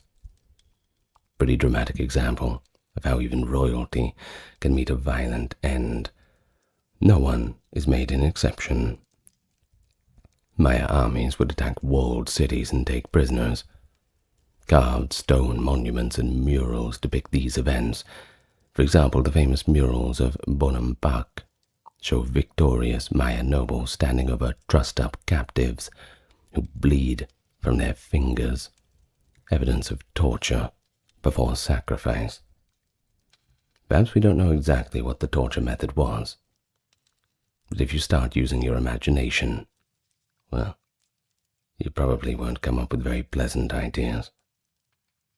Victorious Maya rulers often tortured high-status captives, for example by pulling out their fingernails or cutting their fingers, joint by joint, before ultimately throwing them onto that sacrificial altar and sending them to the gods. War was an ever-present reality, between rival Maya kingdoms like the Tikal and Calcutta, and the ruins of many sites show evidence of burning and destruction, suggesting defeat could have meant either massacre or enslavement of the losing side's population. And other peoples had similar patterns too. The Miztecs of Oaxaca, for example, recorded in their codices a long history of battles and blood feuds between city-states. One Mixtec hero, named Eight-Deer Jaguar Claw from the 11th century, conquered numerous towns through warfare. Ultimately, he was betrayed, captured, and sacrificed by his enemies, illustrating that no warrior, however great, escaped the cycle of violence. In central Mexico's past, the great city of Teotihuacan, centuries before the Aztecs, seems to have practiced mass sacrifice of war captives. Archaeologists have found skeletons with their hands tied, buried as offerings under its pyramids. The Toltecs of the 10th to 12th century were remembered as fierce warriors too. Art from their capital Tula depicts eagles devouring human hearts, hinting they too spilled blood in the name of their gods. Across Mesoamerica, success in war was celebrated. Defeat was gruesome.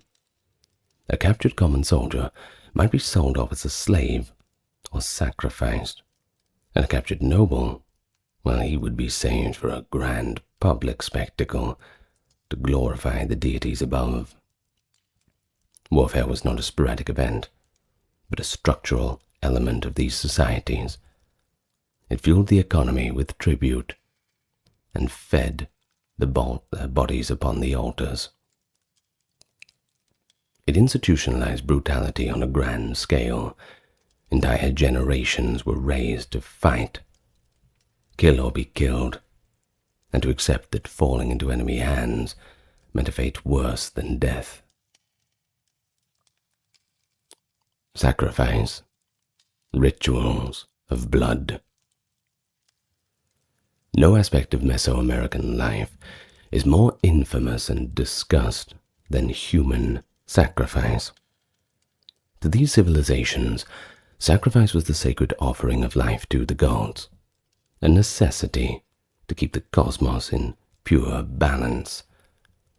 The belief was that the gods had shed their own blood to create the world, for example, by sacrificing themselves so the sun would move. Therefore, the humans owed in kind a debt of blood back to the gods. This belief drove an institutionalized ritual of killing that outsiders would later view as brutally shocking. In the Aztec capital of Tenochtitlan, on high pyramid temples, victims were sacrificed in carefully orchestrated ceremonies. The most common method was heart extraction. 4 priests would stretch the victim, usually a captured warrior, over a convex stone, and a 5th priest swiftly cut open the chest with an obsidian knife. The still beating heart was torn out, raised up towards the sky, an offering of precious eagle cactus fruit, as the Aztecs poetically called it, to nourish the sun or whichever deity was being honored. Then what happened to the lifeless body? Well, it was then tossed down the temple steps. Not very, well, I suppose it wasn't going to be very kind, but just not a dignified end. Heads of victims were often severed and placed on a wooden rack for public display of skulls. Hundreds or even thousands of skulls from past sacrifices could be seen by anyone in the city. Kind of a weird scoreboard, but for them, it was a way of showing their piety.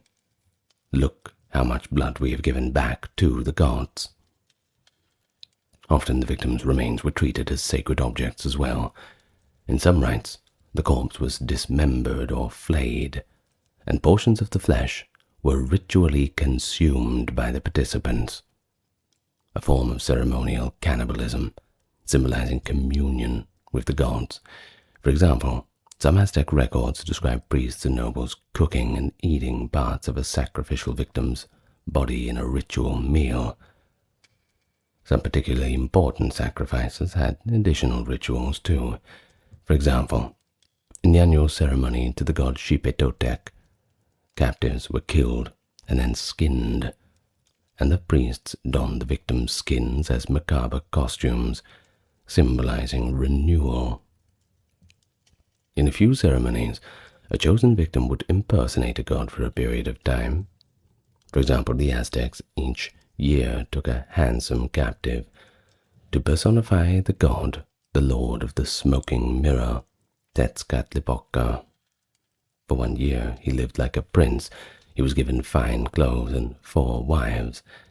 It sounds like a pretty good deal, don't you think? Well, it can't last forever. On the final day of his year, he climbed the temple, all willingly, broke the flutes he had played to symbolize the end of his pleasures, and simply lay down on the altar to be sacrificed.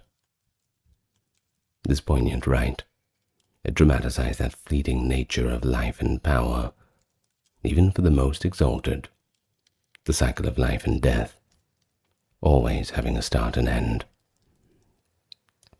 Now the scale of Aztec sacrifices could be enormous. Chronicles describe the rededication of the great temple in 1487, when the Aztecs sacrificed prisoners for 4 days straight. Lines of captives stretched for miles, as one after another was marched up and slain. By some accounts, thousands of people, perhaps tens of thousands, were killed in a single event to consecrate the pyramid with blood. More routinely, almost every Aztec festival, and there were many in their 260-day sacred calendar, yes, they had a different calendar, involved at least a few human sacrifices. Captives were the primary victims, but slaves were also purchased for sacrifice. And in certain rites, even children were offered. For example, the young were drowned or had their hearts removed to petition the rain god Tlaloc. Their tears, believed to bring life-giving showers. Good Lord. In other ceremonies, a victim might be honored only briefly before the knife fell, but the concept was the same. Great deference shown to the one about to die, as if to underscore that the offering was truly worthy of the gods. The Maya practiced human sacrifice as well, though often on a smaller scale and usually targeting high-status prisoners of war. Classic Maya-era carvings and inscriptions depict captive enemy kings being bound and later sacrificed, sometimes by decapitation, other times by heart excision, similar to the Aztec method. At the post-classic Maya city of Chichen Itza, victims, including young women and boys, were cast into the deep, sacred cenote, a natural sinkhole lake, as offerings to the rain god Chac, along with jade, gold, and other treasures. Maya religious texts and early Spanish reports from Yucatan confirm that Maya priests, much like the Aztecs, painted victims blue, the color of sacrifice, laid them on stone altars, and cut out their hearts to present them to their idols, throwing the bodies down the temple stairs afterwards. Other methods like arrow sacrifice, tying a victim to a post and shooting him with arrows, or burying attendants alive to accompany a dead lord, were also practiced in various times and places. Of course, it's pretty hard to overstate the atmosphere of fear and sacred awe that these sacrifices created in society. Public sacrifices were performed atop tall temples, while crowds watched on below. Drums boomed, and conch shells echoed as the deed was done. The ground might literally run red with blood in a large ceremony. Ordinary people witnessed these events regularly, and they were festival occasions. Yet to the participants, this violence was not a wanton cruelty. It was a holy duty. They believed that without human blood, the sun would cease to rise, the crops would wither, and the world would end. Sacrificial victims themselves were often given intoxicants or told they were honored to feed the gods. In the logic of that time, a warrior captured in battle had fulfilled his purpose by dying on the altar, and his soul would be rewarded in the afterlife. Thus, human sacrifice in these times was a deeply institutionalized form of violence. Of course, it horrified the outsiders, but the locals accepted it as essential to the cosmic order. Slavery and captives. Constant warfare meant that there were always people to capture, and those not sacrificed often immediately ended up as slaves. Pre-colonial Mesoamerican slavery was not exactly like the later European chattel slavery, though. It was usually not a hereditary thing, and a slave might, in rare cases, buy his freedom. But it was still a condition of great suffering and danger. In the Aztec world, many slaves were war prisoners, kept alive to serve until they were eventually sacrificed in a future ritual, keeping them in reserve. Others became slaves as punishment for crimes. An Aztec thief who couldn't pay restitution to his victim may be handed over as the victim's slave, or due to debt, impoverished people could sell themselves or even their own children into slavery to survive. And this wasn't just unique to the Mesoamericans either. This happened in quite a lot of places. Slaves, as you can imagine, did the menial work in households, workshops, or as basically human beasts of burden carrying heavy loads, all under the threat of harsh discipline. They had very few protections. A master could beat or brand them, and at times could even kill them with impunity, especially if the killing occurred as part of the sanctioned sacrifice. Slave markets operated in cities like Tenochtitlan. Eyewitnesses reported seeing slaves with wooden collars around their necks, displayed out there for sale just like livestock. Owners sometimes fattened or groomed a slave, specifically to offer them to the next temple ceremony. In other cases, when a master died, several of his slaves might be slain to serve him in the afterlife. Even outside of formal slavery, commoners were often compelled into corvée labor for their rulers, for instance, hauling stone and soil to build the great pyramids and irrigation works. Such backbreaking work, performed under the supervision of nobles and priests, that was another form of systematic violence. Well, not as overt as sacrifice, sure, but it would certainly cost many lives over time.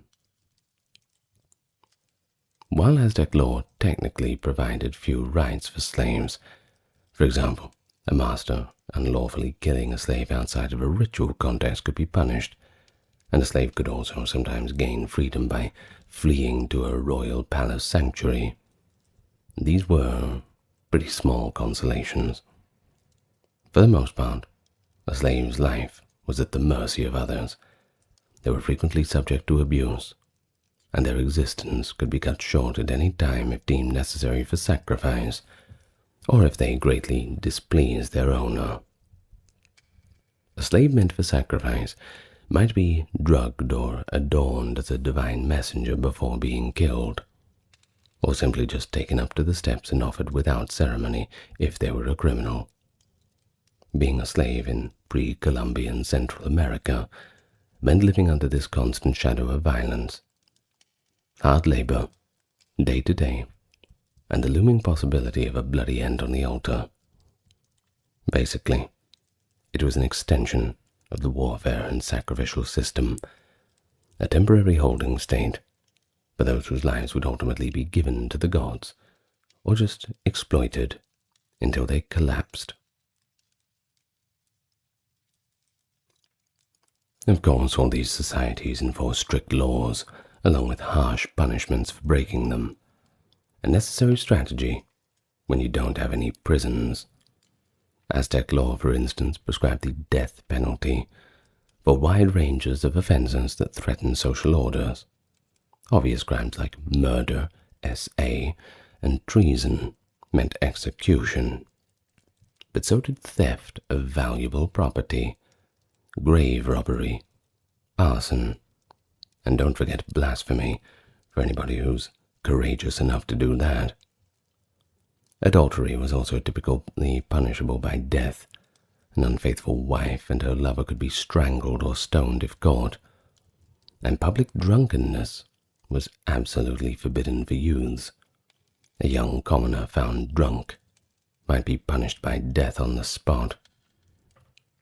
Lesser thefts or property crimes could result in the culprit being made a slave to the victim, or being severely beaten. Lying in court and slander were also treated very severely by judges. Punishments were often physical and public. Aztecs believed in making examples of wrongdoers. Common execution methods included stoning, strangulation by garrote, hanging, or decapitation. In some cases, a condemned person might be offered as a sacrificial victim, killing two birds with one stone, I suppose, punishing the crime and feeding the gods all at once. And then there was mutilation. That was another form of punishment. One historical account tells of a noblewoman caught in adultery who had her ears and nose removed, a punishment meant to mark her permanently. For lesser offenses, a finger or a nose might be cut off, or a forehead branded to shame the culprit.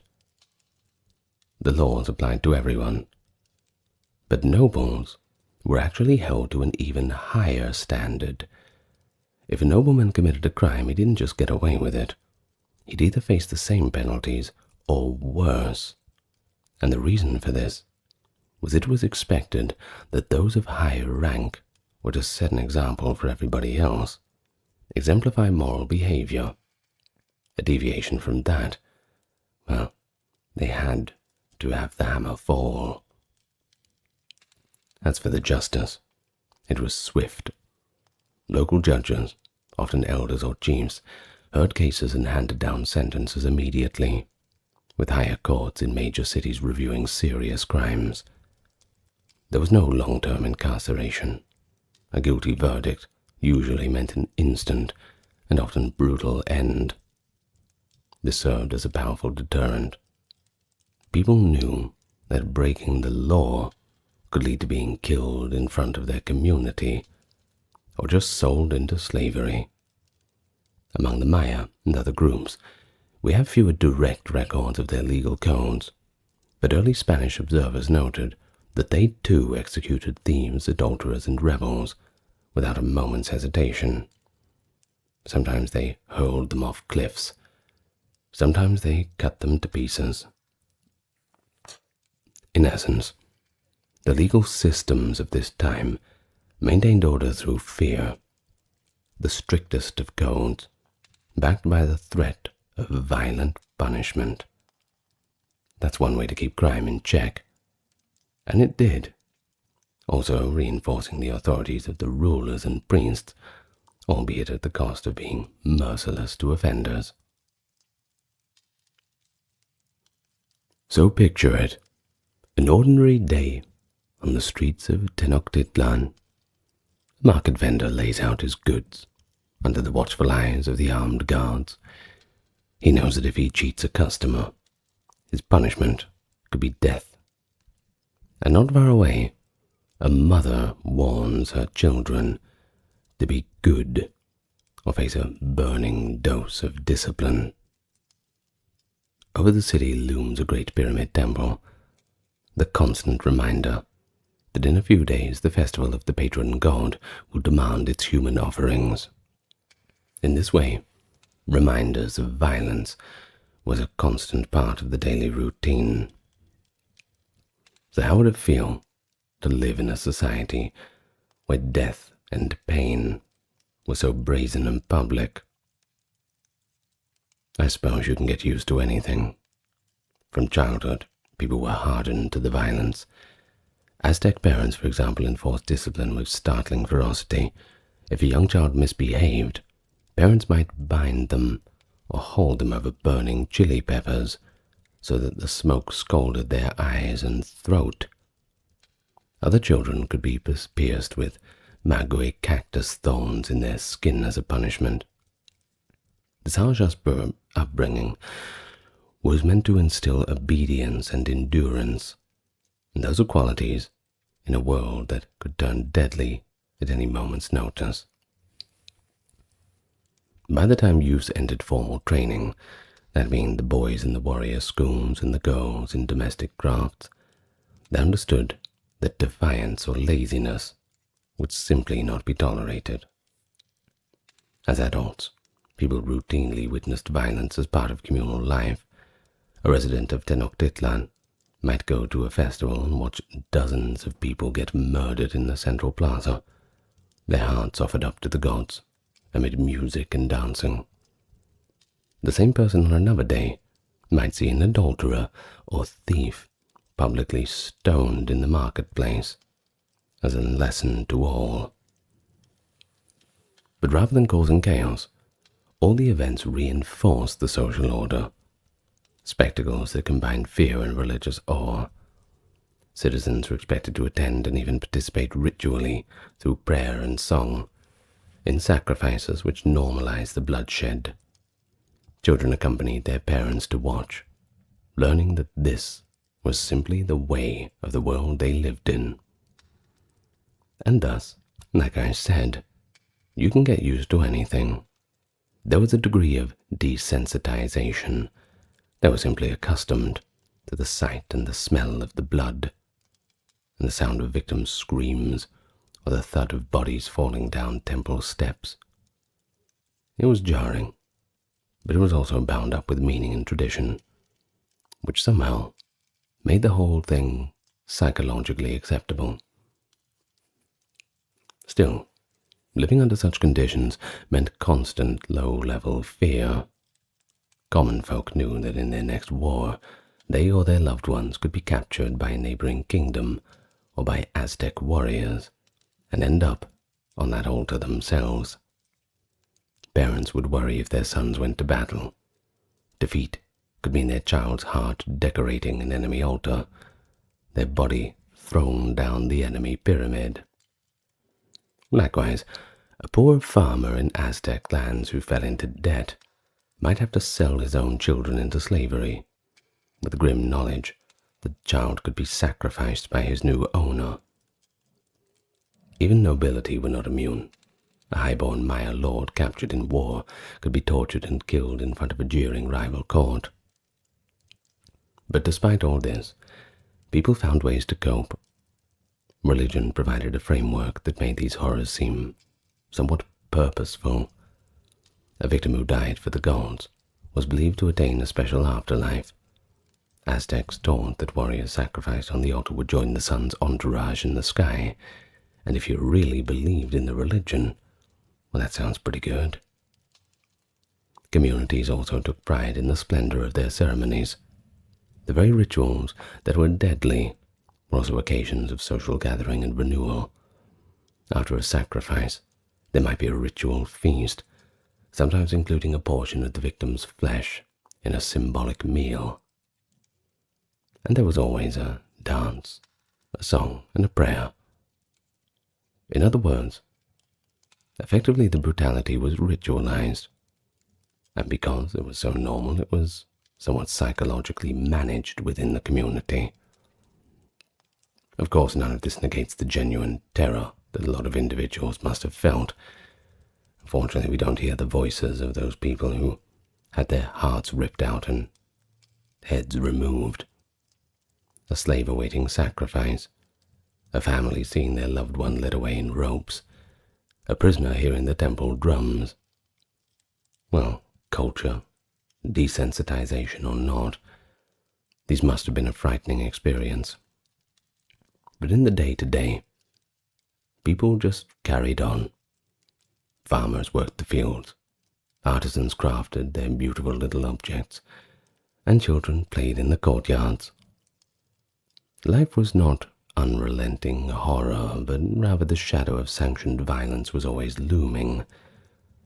It wasn't complete darkness, but rather just very shady. Everyone understood the rules. They all knew the risks. By accepting the harsh realities as the will of the gods and the law of the land, I suppose they found a degree of normalcy. The average person lived with this resignation and fear, convinced that as long as they fulfilled their duties and fate smiled upon them, the worst-case scenarios might pass them by, and if not, at least it was all part of the divine plan that governed their world. But at the end of the day, where else were they meant to go?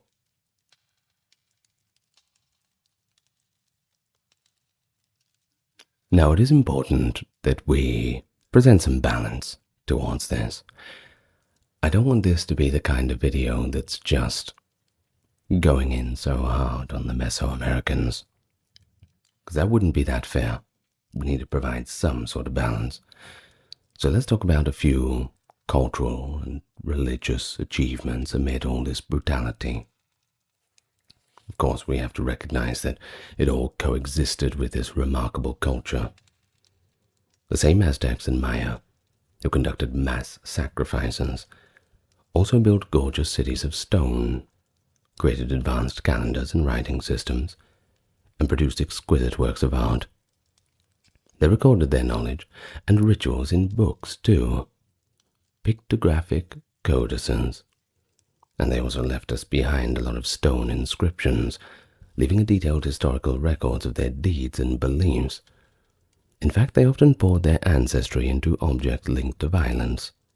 Aztec sacrificial knives had ornately carved wooden handles and inlaid mosaics, and Maya stelae, depicting war and sacrifice, were executed with masterful craftsmanship. These civilizations were highly organized. They had thriving markets, schools for education, codes for laws, rich traditions of music and poetry. Many of their greatest monuments, those pyramids of Tenochtitlan, the temples of Tikal or Palenque, were both civic and religious centers. That means the grandeur of the construction went hand in hand with the rituals performed on them. Their religion and worldview help explain this duality. They genuinely believed, really, that by spilling blood, they were sustaining the cosmos. In their cosmology, the sun would falter, and the earth would come to an end if the gods were not fed with human lives. And this was the concept that justified the most extreme of acts. Thus piety and violence were intertwined. Now, far from being senseless, the violence was ritualized and deeply meaningful to them. It was all within the context of their belief system. Not making excuses for them, I'm just making sense of this whole thing. I also find evidence of introspection, too, in their culture. Aztec philosophers composed solemn poems about the brevity of life and the fate of the soul. One famous ruler, Nezahualcóyotl of Texcoco, wrote verses pondering how, I quote, "We only come to dream. We only rise from sleep. It is not true that we come to live on earth," revealing somewhat of an awareness of life's fragility. It does show that they did contemplate the value of life, even amongst all the ritual killings. In art and ceremony, they sought to capture a sense of order and beauty, while acknowledging the harsh demands and the harsh realities of their gods. These were sophisticated societies. They weren't ignorant brutes, but people with a complex moral universe where violence had a sacred purpose. They achieved great advances in astronomy, agriculture, and engineering, yet they devoted those skills to building temples for sacrifices and weapons of war. I suppose it was just a misplacement of their priorities. Understanding this balance, well, it helps us avoid dismissing them as savages, or conversely, romanticizing them while ignoring their darker facets. Instead, we have to appreciate that civilization can take many forms, and sometimes they're ugly ones. Moral systems can radically differ across time and place. Their legacy includes both the splendid and the terrifying, woven together, inseparable. By the early 16th century, on the eve of European contact, these patterns of warfare and ritual violence were still in full force. The Aztec Empire under Moctezuma II was at its height, extracting heavy tribute, and that includes victim for sacrifice from subjugated peoples, and engaging in frequent flowery wars to supply their sacrificial altars. In the Maya regions, smaller kingdoms were also continuing their traditional ceremonies of human sacrifice and fierce intercity conflicts. But all of this would soon come to an end. When Spanish conquistadors arrived in 1519 to 1521, they were understandably horrified by these rituals, and they sought to eradicate them. One of Cortez's men described seeing a great skull rack in the Aztec capital, holding tens of thousands of skulls from past sacrifice, an image that confirmed to the Spaniards the actual scale of these bloody rituals. It didn't take long for the Spanish to take matters into their own hands. The Aztec capital fell in 1521. Its great temples were toppled. The sacred fires were extinguished. Within a few decades, Spanish colonial authorities and missionaries had effectively banned the old rites.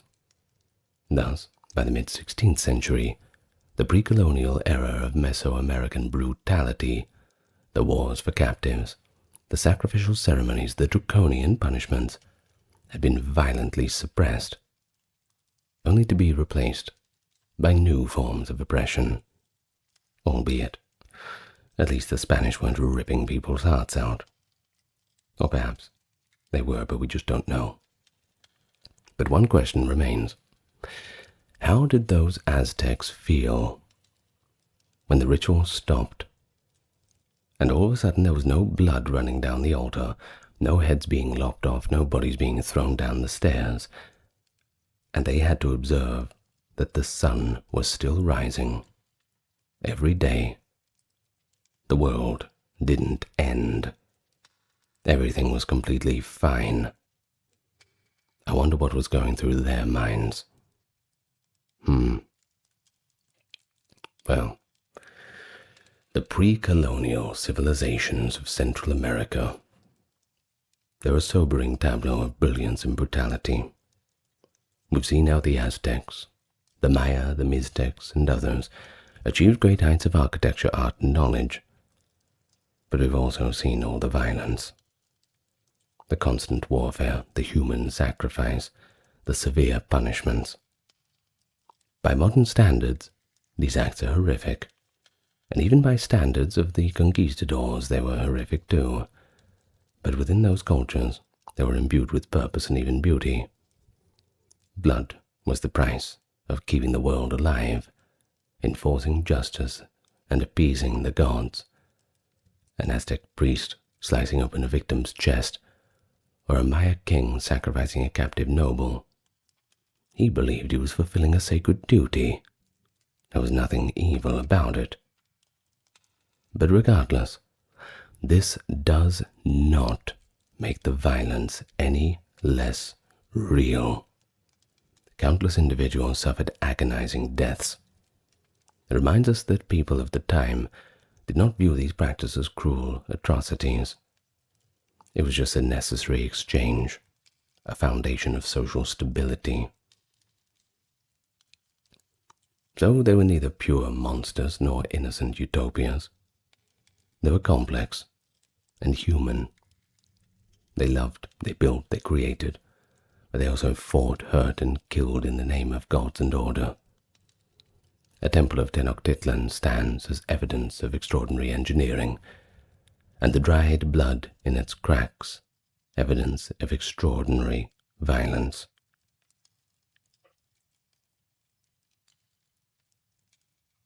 Recognizing both sides is crucial, of course. It prevents us from dismissing them as savages or, conversely, romanticizing all the good things about it, so that we confront that civilization takes many forms.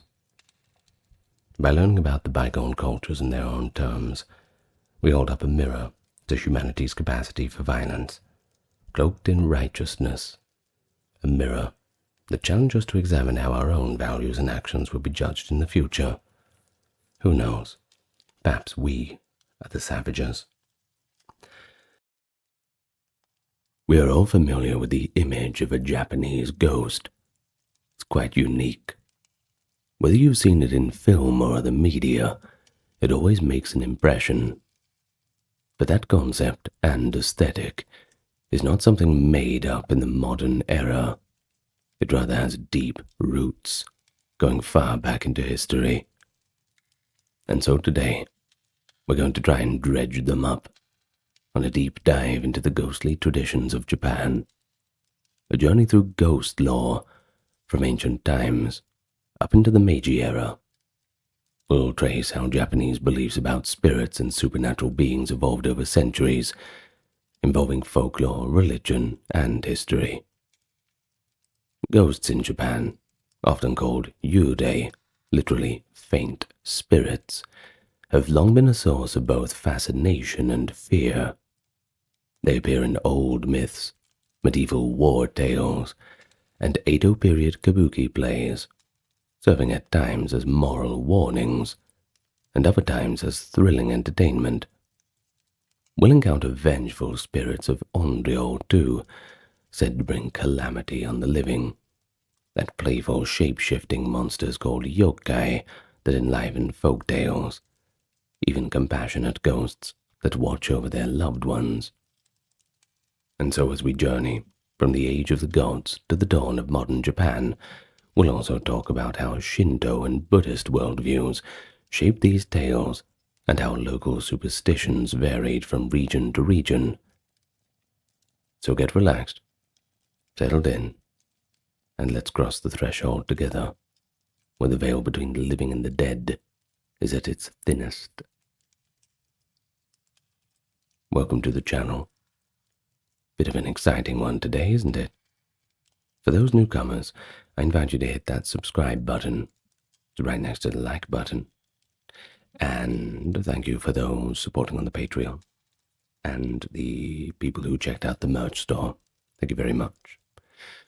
Now, with all that being said, let's get into the topic for today, nice and slow.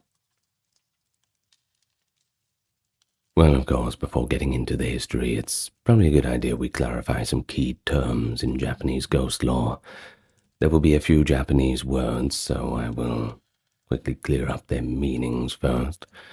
You're going to hear yurei a lot. It refers broadly to the spirit of a deceased person, essentially a ghost.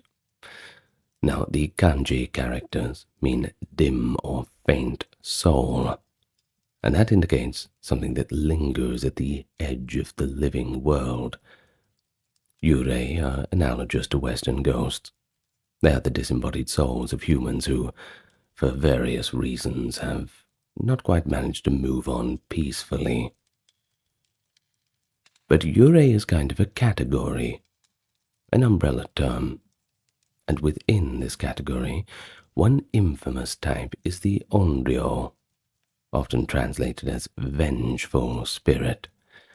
Onryo are the ghost of those who died with such powerful grievances, anger, jealousy, or a desire for revenge, that they return to wreak harm on the living. In history and legend, onryo are often women betrayed, or people wronged, coming back to settle scores from beyond the grave. Well, we'll talk about some of them soon, from betrayed wives of Edo period tales to ancient nobles whose angry spirits were blamed for plagues and disasters. But it's not all bad news. Like I said, Yurei is that umbrella term. Yokai, they're a bit of a contrast. It's a broader term encompassing all sorts of supernatural creatures, and not just human ghosts. The word yokai can be rendered as strange apparition or mysterious calamity, and it includes monsters, goblins, spirits of various shapes, from shape-shifting foxes to one-eyed goblins. Yokai often originate in folklore, and may never have been human to begin with. They can be either scary or comical, dangerous or benign. The classic yokai include tengu, mountain goblins with long noses or beaks, kappa, water-dwelling imps, or even oni, demons or ogres. Many yokai are tied to specific locales or natural features. For example, kappas stay in the river, while the tengus hide in the forests. There is some overlap between yurei and yokai. For instance, a mononoke in older usage is a general term for uncanny beings, and could either mean a ghost or a spirit that causes mysterious phenomena. Similarly, an obake simply means a thing that changes, often used for any shape-shifting spirit or ghost. So, just for clarity, in our exploration we'll use yurei to mean human ghosts, whether peaceful or vengeful, and yokai to mean other folkloric creatures or apparitions. Another concept to note is the purpose or motivation often attributed to the ghosts. Folklore holds that yurei do not usually manifest aimlessly. They have a specific goal or unfinished business that binds them to the mortal world. In many tales, that purpose is driven by strong emotion, sorrow, hatred, duty, or love. A classic belief is that a person becomes a ghost if they died harboring resentment, affection, or duty unfulfilled. For example, a slain samurai, one who was slain unjustly, might return as a ghost warrior to seek justice, or a mother who died, leaving young children, might appear to care for them from beyond the grave. Japanese ghosts seem to have a specific goal in mind, a purpose. If they are seeking out some person somewhere, they will find them, no matter what. Which is a bit of a scary thought, but okay. So later we'll see how Edo period theatre even established rules for ghost behavior along these lines. And finally, it's worth noting the standard appearance of yurei as depicted in art and drama. By the Edo-era, ghosts were commonly seen as pale, disheveled figures, wearing white burial kimonos, with long black hair, sometimes lacking legs floating above the ground. This image, often with the ghost accompanied by eerie blue flames called hitodama, became iconic through ukiyo-e woodblock prints and continues to influence how we imagine Japanese ghosts today. And so, with the concepts in mind, let's step back to the earliest roots of ghost lore in Japan and see how these ideas really took shape over time. The origins of Japanese ghost lore reach deep into the ancient world, long before written records. In Japan's earliest animistic worldview, the natural and supernatural were one and the same. The indigenous Shinto faith regarded the world as populated by a myriad kami, spirits or deities of natural phenomena and ancestral forces. Now, not all kami are ghosts, at least not in the way that we think of them. Many are just gods of nature. However, the reverence for ancestors in Shinto laid an important foundation, the idea that the spirits of the dead continue to exist and can influence the living. From prehistoric times, it was believed that if ancestral spirits, called sore, were properly revered through rituals and memorial tablets, they would protect their descendants. But if neglected, those spirits could become restless or even malevolent. Thus, a form of ancestor worship, like much of the Asian world, became central, and with it, the implicit fear of muen botoke, unattached spirits of those who died without family or proper rights, who might wander and cause misfortune. By the time of Japan's first written records in the 8th century CE, we see clear concerns for caring for ancestral ghosts. In the Nara period, families conducted prayers and offered food at household altars to appease ancestral spirits and keep them at peace. A neglected spirit was thought to become a gaki, hungry ghost, as they call them, suffering in the afterlife and bringing suffering to its kin. This concept of a hungry ghost was reinforced by Buddhism, which had entered Japan in the 6th century. Buddhism brought with it a rich tapestry of ghost lore from China and India, including hells teeming with tormented spirits. The Buddhist cosmology described preta, beings doomed to ceaseless hunger and thirst due to their karma, a notion that merged with the local ideas of an unappeased dead. Thus, early on, Japanese saw certain ghostly apparitions as signs of a soul not properly guided or relieved through ritual. But there was a solution: devotions and sutra readings to send off the dead, a practice that continues in the Obon festival each summer, by the way, where lanterns are lit to guide ancestors back to the other world after their visit among the living. Interestingly, even indigenous minorities like the Ainu had their own ghostly beliefs that predate and parallel mainstream Japanese lore. The Ainu, who traditionally lived in Hokkaido and the north — Hokkaido is that big island up to the north, by the way — believed in spirits called takup, essentially ghostly doubles that embodied a person's dark or evil side, a yin to the yang. Think of it like that. A takup could leave the body during dreams, delivering messages from the dead or leading the person on a spiritual journey. But there was a risk. If the dreamer awoke before the spirit returned, the person might actually die, and nobody wants that. This idea that part of one's soul could detach and roam like an astral projection resonates with Japanese notions of the ikiryo, a living ghost. Ikiryo is a living person's spirit that temporarily leaves the body, often driven by intense emotions like jealousy. And as we'll see, such living spirits play a role in the classical tales of the Heian era. The Ainu takup belief underscores that the concept of the wandering soul was present in Japan from very early on, even outside of the imperial center.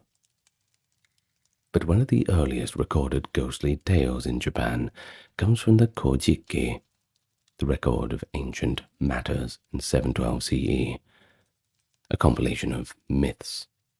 Or are they? Well, it's up to interpretation, I suppose. But we'll keep calling them so. In this creation myth, after the goddess Izanami dies and descends to the land of the dead, her husband Izanagi goes to retrieve her. But he doesn't find what he thinks he'd find. She has in fact transformed into a rotting corpse in the darkness. Izanami's decaying spirit, ashamed and enraged that he saw her putrid form, chases Izanagi to the surface to punish him. And Izanagi barely escapes, sealing the entrance to the underworld.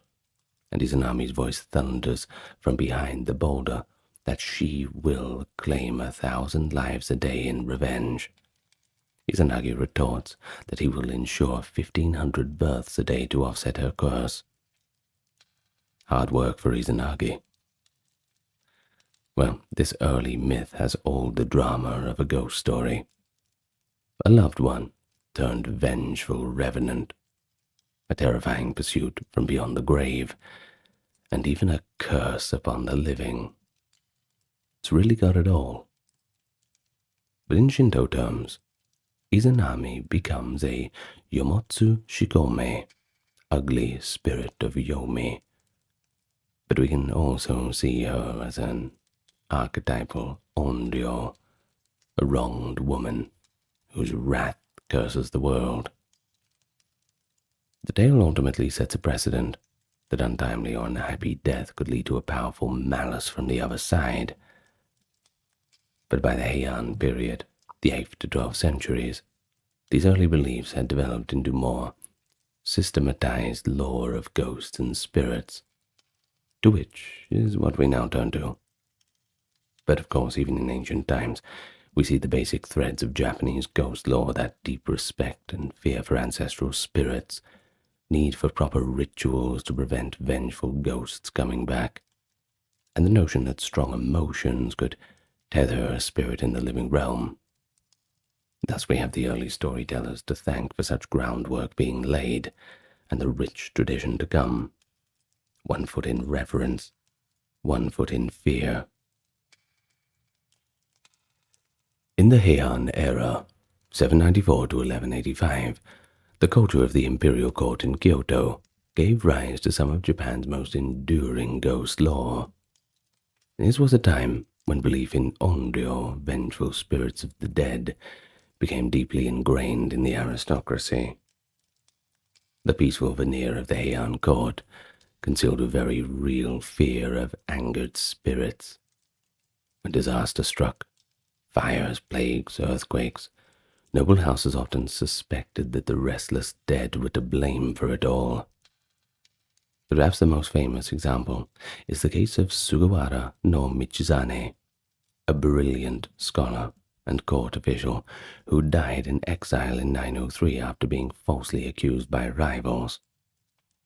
Soon after Michizane's death, Kyoto was struck by calamities. Lightning hit the imperial palace, random fires broke out, and the capital was beset by epidemic disease. Of course, 1 + 1 = 2, doesn't it? And many believed that these were the wrathful acts of Michizane's Onryo, taking revenge on the regime that had wronged him. In response, the court took extraordinary measures to appease his spirit.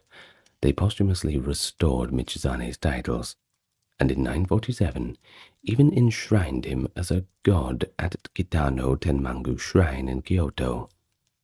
The once disgraced official was now worshipped as Tenjin, a deity of learning. Hopefully that will placate his angry ghost. Well, this pattern, a wronged soul causing chaos until appeased, became a template in Japanese history. Michizane's vengeful ghost, along with those of the rebel Taira no Masakodo and Emperor Sutoku, we'll talk about them soon, is remembered as one of the 3 great Onryo of Japan. But legends like these highlight a Heian belief that powerful people could become powerful ghosts. Another famous Onryo was one we just mentioned, Emperor Sutoku. Sutoku died in 1164 after a bitter conflict. The Hogen rebellion left him deposed and exiled. After his death, rumors spread that Sutoku had sworn to become a malevolent spirit. Indeed, in the decades following, warfare and disorder rocked the land. We're talking about the Heiji Rebellion and then the Genpei War, and many whispered that it was Sutoku's curse at work. In Ueda Akinari's later tale, Shiramine, the ghost of Sutoku laughingly claims credit for causing the wars and vows further vengeance. The fear of Sutoku's Onryo was so intense that centuries later, during the Meiji era, the government actually absolved and reburied him with honors to calm any lingering spirit. Well, whether or not ghosts truly caused Kyoto's storms or Japan's wars, the Heian court certainly acted as if they did. But apart from the grand curses, the Heian period also internalized ghost beliefs in more intimate ways. Spirit possession was a common explanation for sudden illness or emotional outbursts, especially among the nobility. The classic novel The Tale of Genji from around 1008 features a famous episode where Prince Genji's wife, Aoi, becomes mysteriously ill. It is revealed later that she is possessed by the wandering spirit of a lady Rokujo, Genji's spurned former lover, whose jealousy unconsciously projected her soul out of her body. That's right, Genji's ex-girlfriend, coming back to haunt the new one. Now that's complicated. That's a real horror story. Well, in this story, Lady Rokujo's living ghost is so angry that it inadvertently kills Aoi. It's a haunting betrayal, that's for sure. Intense emotions, even in the living, could produce ghostly phenomena. It wasn't only the dead who could haunt you. Even the living could if their attachment or grudge was strong enough. Courts kept onmyoji, masters of yin-yang divination and exorcism, on hand to perform rites in cases of spirit possession. These court occultists would recite sutras or use talismans to expel evil spirits or pacify angry souls. Literature from the period, such as Nihon Ryoiki in 822, and later Setsuha collections, are filled with accounts of vengeful ghosts and successful exorcisms, reflecting an acceptance that the spirit world constantly intermingled with the living. Meanwhile, outside the palace halls, popular ghost stories in the Heian era began to circulate, some of which were eventually written down in collections, like the Tales of Times Now Past from the early 12th century. These tales give us a glimpse of how common folk and samurai of the times imagined ghosts. One eerie story from the Tales of Times Now Past tells of a samurai who leaves his faithful wife for another woman. After many years, he grows regretful and returns to his former home, finding his wife is still there, waiting and gentle, showing no anger at his betrayal. They spend the night together, the wife quietly forgiving. This is a fantasy, isn't it? But in the morning light, the samurai discovers that he had slept next to a decayed corpse, with nothing but bits of flesh clinging to bone wrapped in long black hair. He flees in horror and asks the neighbor what happened to the lady at the house. The neighbor replied, "Her. She was abandoned by her husband long ago and died of an illness brought on by her sorrow. Because there was no one to care for her or give her a funeral, her body lies still where she died." Now that's a pretty chilling anecdote, isn't it? It's often called the black hair story, a classic Yurei tale. A woman's love and agony anchor her ghost to the world, resulting in a haunting that is both heartbreaking and terrifying. A tragedy in the typical Asian story fashion.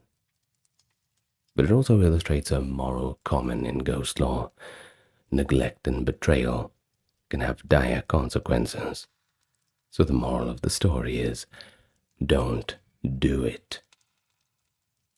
By the late Heian period, Japan was certainly no stranger to ghostly encounters.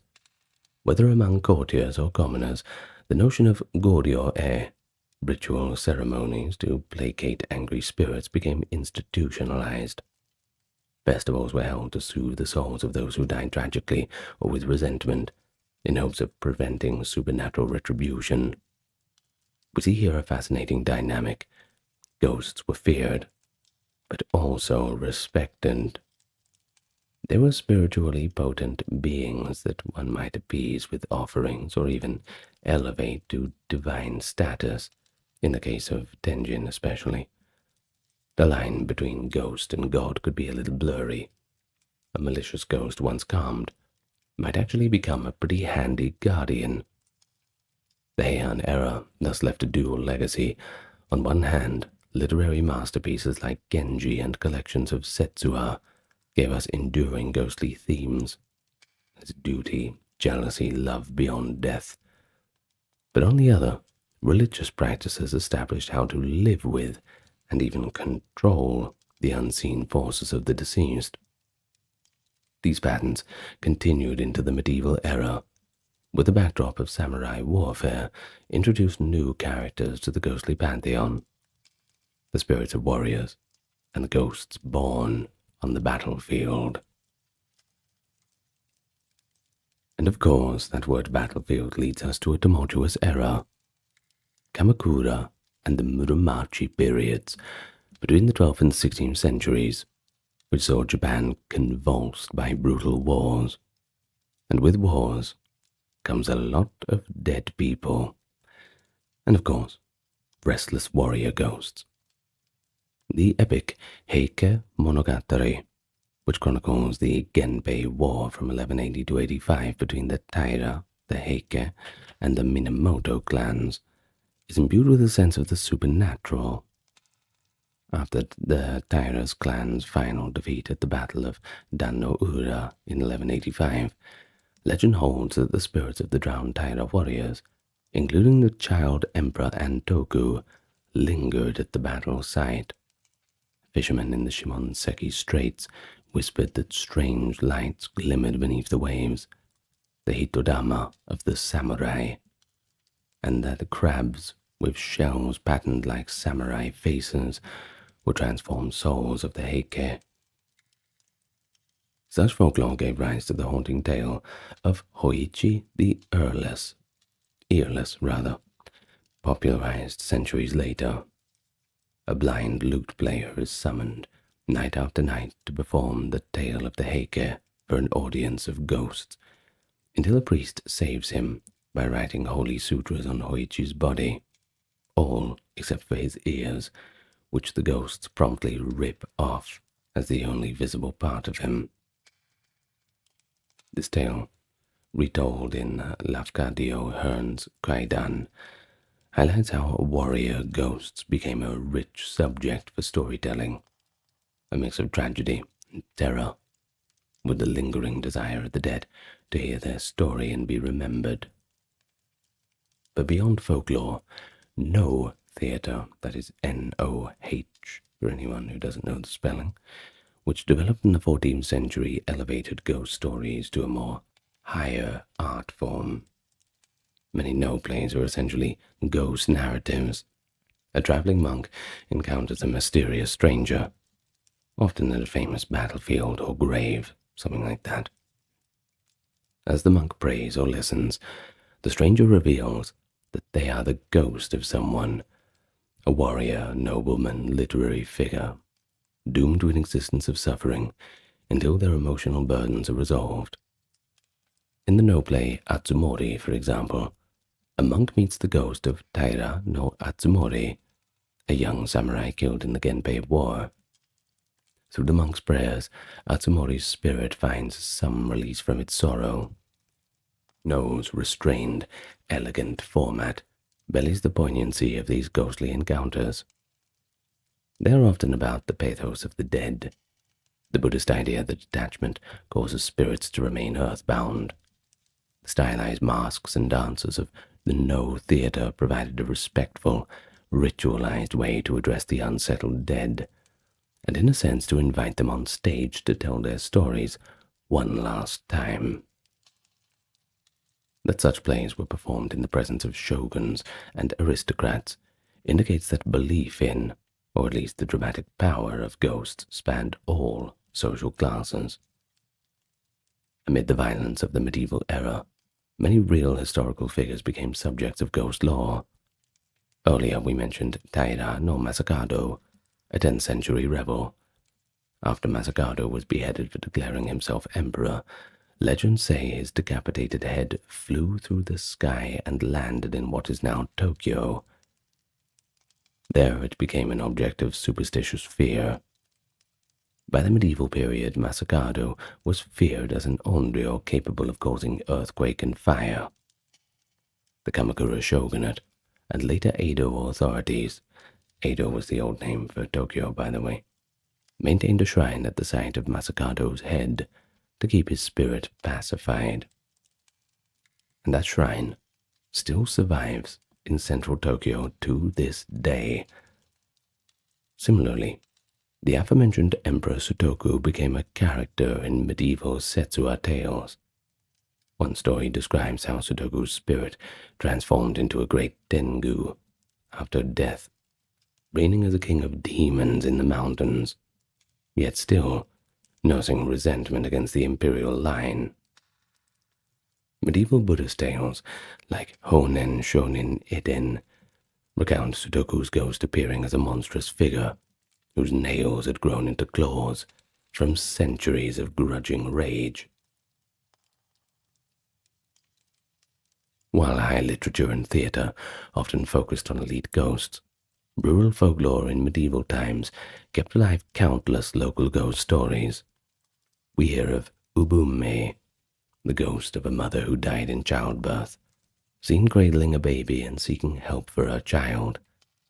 Villagers in various provinces told of Jibakure, spirits bound to a specific location, such as a certain tree, rock, or old well, who would appear to a passerby. A 14th century anecdote from Nara, the speaking skull, for instance, tells of a kindly monk who finds a skull on the roadside and gives it a proper burial, only to be visited that night by the grateful ghost of the skull. And that's proof that not all ghosts were vengeful. This one just wanted to say thank you, and some sort, nothing more than just proper respect due to the dead. Well, this moral, that showing compassion even to a discarded spirit, can bring blessings, echoed Buddhist values, and was a common theme in Setsuya, anecdotal tales, that is, of the time. And so by the end of the medieval period, Japanese ghost lore had accumulated layers of complexity. There were the mighty onryo of nobles and warriors who had become almost cult figures. There were the intimate ghosts, too, of love and family in literature, and the pious tales of salvation for troubled souls. They could be horrific or heartrending, instruments of cosmic justice or pitiful beings in need of salvation. And it's within this rich heritage that the stage is set for an explosion of ghost narratives in the peaceful Edo period to come, when Japan's fascination with the supernatural world would reach new heights of creativity. The Edo period, 1603 to 1868, the golden age of ghost lore in Japan. After centuries of civil war, the country entered a long span of relative peace and stability under the Tokugawa shogunate. With peace came prosperity, urban growth, and a thriving popular culture, and the public developed an insatiable appetite for ghost stories as entertainment. In a world without horror films or Halloween, the people of Edo, old Tokyo, found delight and a pretty safe thrill in swapping scary stories. Telling ghost stories became a favorite pastime, especially on those hot summer nights. It was said that a good ghost story could even help you cool off in the heat.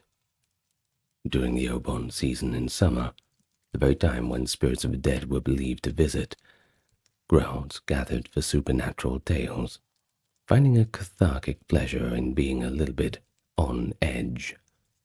One popular parlor game of the Edo era was the gathering of 100 stories. The rules were simple.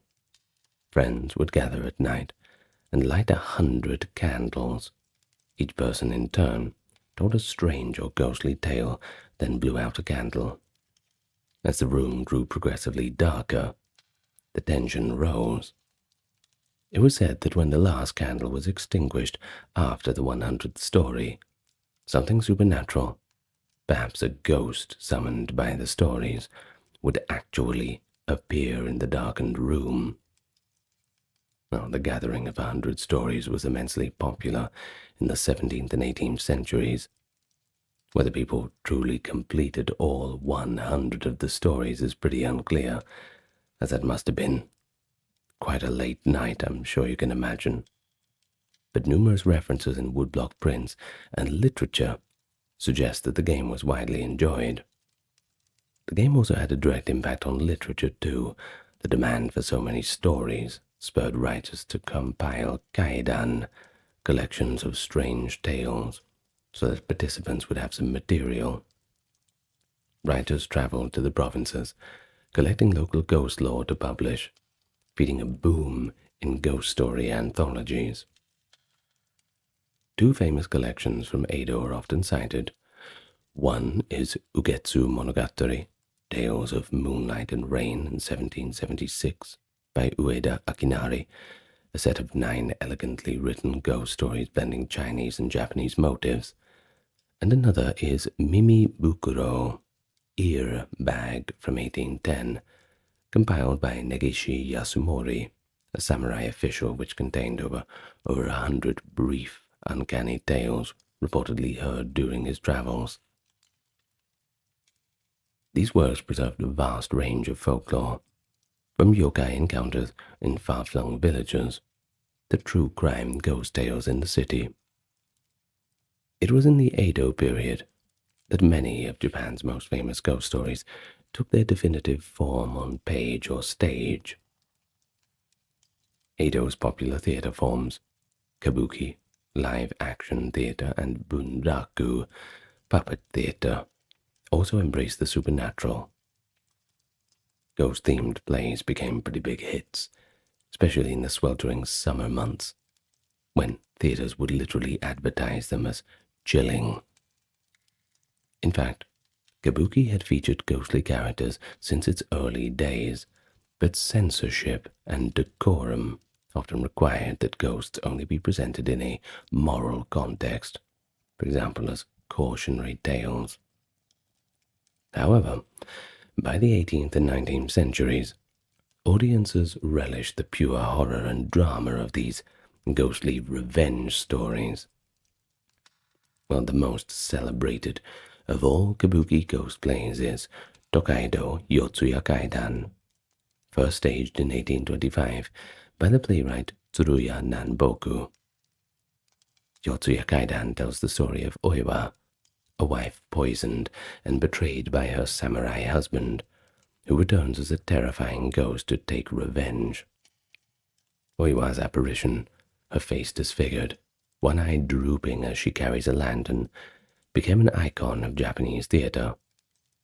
Hokusai's 1830s woodblock print series, 100 Ghost Stories, even includes a design of the ghost of Oiwa, showing her spectral form with stringy hair and a ghastly face. Another classic tale from this era is Bancho Sarayashiki, the story of Okiku, a servant girl falsely accused of losing 1 of 10 precious plates and executed by her master. Okiku's ghost is said to haunt a well, eternally counting from 1 to 9, and then emitting a blood-curdling shriek upon reaching the missing 10th plate. Her tale, too, became a kabuki staple. These two women, Oiwa and Okiku, along with the ghost Otsuya from the love story Botan Doro, are often called the 3 great yurei of Japan. Famed through prints and kabuki lore, they embody the archetype of onryo, women who have been wronged, bringing with them wrath that cannot even be stopped by the barrier of death. What is notable is how widespread and standardized the image of yurei became in Edo culture. Artists like Katsushiki Hokusai Utagawa Kuniyoshi and Tsukiyoka Yoshitoshi produced popular illustrations of ghosts and yokai. These prints contributed to a shared visual language for ghosts, typically showing them in white burial robes called katabira, with unkempt long black hair and sometimes missing lower bodies, floating or rising from darkness. The hitai kakushi, a small white triangular headcloth worn by the dead in Edo funerals, also became an accessory in ghost depictions. An early 1836 print by Kuniyoshi, for example, shows the spectre of Oiwa emerging from a lantern, her face merging with the lamp, a pretty striking representation of how vengeance consumes and transforms. Such imagery was mass-produced, indicating that even those who never experienced a ghost firsthand had a pretty vivid idea of what a ghost would probably look like. But the ghost stories in Edo weren't just for cheap thrills. They often contained social commentary on moral lessons beneath all the horror. Censors, during the Tenpo era of the 1830s, kept an eye on theater and literature, so authors had to find clever ways to critique society through allegory. Ueda Akinari, in the preface to his Ugetsu Monogatari, hinted that he used old ghost tales to veil commentary on his own times. To quote Akinari, "Sometimes an author laments the insincerity of the world. Other times he laments the nation's arrogance. However, considering the forces of current times and fearing the displeasure of the people of high rank, an author would set the story as an affair of the past to veil the present." Isn't that interesting? Well, people still do that these days, I suppose. In other words, a story about an ancient spirit's revenge might really be a disguised jab at contemporary corruption or folly. Similarly, the popularity of vengeful female ghosts in kabuki like Oiwa and Okiku has been interpreted as a subtle critique of the injustices women suffered in the rigid society of Edo. While audiences screamed at the ghost's appearance, they might also cheer inwardly as the downtrodden, albeit in spectral form, struck back against those who wronged her. The geographic spread of ghost lore during the Edo period is also significant. As commerce and travel flourished, the 5 highway routes that linked provinces to Edo spread stories that were once local to a national level. A merchant from Osaka might tell an Edo friend about a ghost from Kansai, and vice versa. Folklorists of the time compiled multi-region anthologies. For example, Negishi's Mimi Bukuro contains tales from all over Japan that he heard in his duties. Through such sharing, certain regional ghosts entered national imagination. The Kappa, once a provincial river imp, became universally known as a water goblin who drags the unwary into the streams. The Yuki Onna, snow woman of northern folk legend, a beautiful spirit who appears in blizzards to freeze travelers, became a standard ghostly figure in repertoires. Many yokai have multiple local names and variations, but Edo period encyclopedists like Toriyama Sekin tried to catalog them. His illustrated books, etc., Kazuhyaki Yagyo, The Illustrated Night Parade of 100 Demons in 1776, gathered monsters and ghosts from various provinces into a kind of taxonomy of the supernatural. In doing so, he inadvertently created new standard models, turning disparate village bogies into widely recognized characters with fixed names and appearances. There is one delightful Edo period custom of that summer ghost story nights hosted by storytellers, rakugo performers, or itinerant monks who actually specialized in kaidan. People would pay a small fee to hear a set of tales by candlelight. These oral performances kept the ancient oral tradition alive even as printing boomed. and they also spawned urban legends. For instance, the tale of Okiku's well in Edo was so famous that tourists would visit the supposed well site to see if they could hear Okiku's ghost counting plates. Similarly, actors and staff involved in staging Yotsuya Kaidan were known to visit Oiwa's grave in Tokyo to pay respects and ask the ghost permission, lest strange accidents befall the production. A ritual some say is observed even in modern times when Oiwa's story is adapted. While we have discussed the broad evolution of ghost lore, it's worth talking about some regional variations. Each locale has its own color to add to the ghostly tapestry, often influenced by climate, local religion, or historical events in that area. So let's start with northern Japan, the Tohoku region. With its long winters and rural villages, they nurtured their own tales of snow women, the Yuki Onna, who appear on blizzard nights. In Iwate Prefecture, the town of Tono became famous for its compendium of folk legends. The Tono Monogatari of 1910, collected by Yanagita Kunio just after the Meiji era. It all included many ghostly happenings, and one well-known Tono legend is the Zashiki Warashi, a ghost of a child that haunts old farmhouses. But far from frightening, it's usually a playful spirit bringing good luck to the home and its inhabitants, provided the family acknowledges it. Tohoku's tradition of Itako spirit mediums, often blind women who communicate with the dead, also speaks to the region's strong connection with ancestral spirits. People would visit Mount Osore in Aomori, a desolate volcanic spot thought to be a gateway to the afterlife, to have Itako channel the voices of their departed loved ones. This practice shows a regional persistence in viewing ghosts not as horror figures, but as family members to reconnect with, especially in communities that are less touched by modernity. The Kansai region, Kyoto, Osaka, Western Japan, contributed many historical ghost stories due to its long history as Japan's cultural center. Kyoto, the ancient capital, is replete with tales of ghostly nobles and monks. One famous Kyoto haunt is the Rokujo Gahara, a field where executions took place. It was long considered a locus of hungry ghosts. The nearby Toribeno and Adashino fields, where bodies were once left to the elements, also spawned stories of Hitodama seen at night.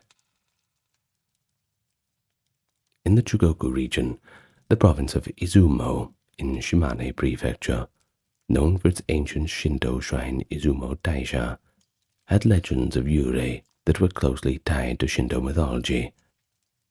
For example, in Matsue, a castle town, local folklore spoke of a ghost samurai guarding a treasure, or a funayurei ship ghost that would appear on Lake Shinji demanding a lantern. Funayurei in coastal regions were ghosts who died at sea. Fishermen from Kyushu and Hokkaido had variations on this belief too, but a common theme was that funayurei would clamor aboard ships on foggy nights, asking for a ladle. If given one, the ghost would use it to float the boat. The trick was to hand it a ladle with no bottom, so it could never scoop water.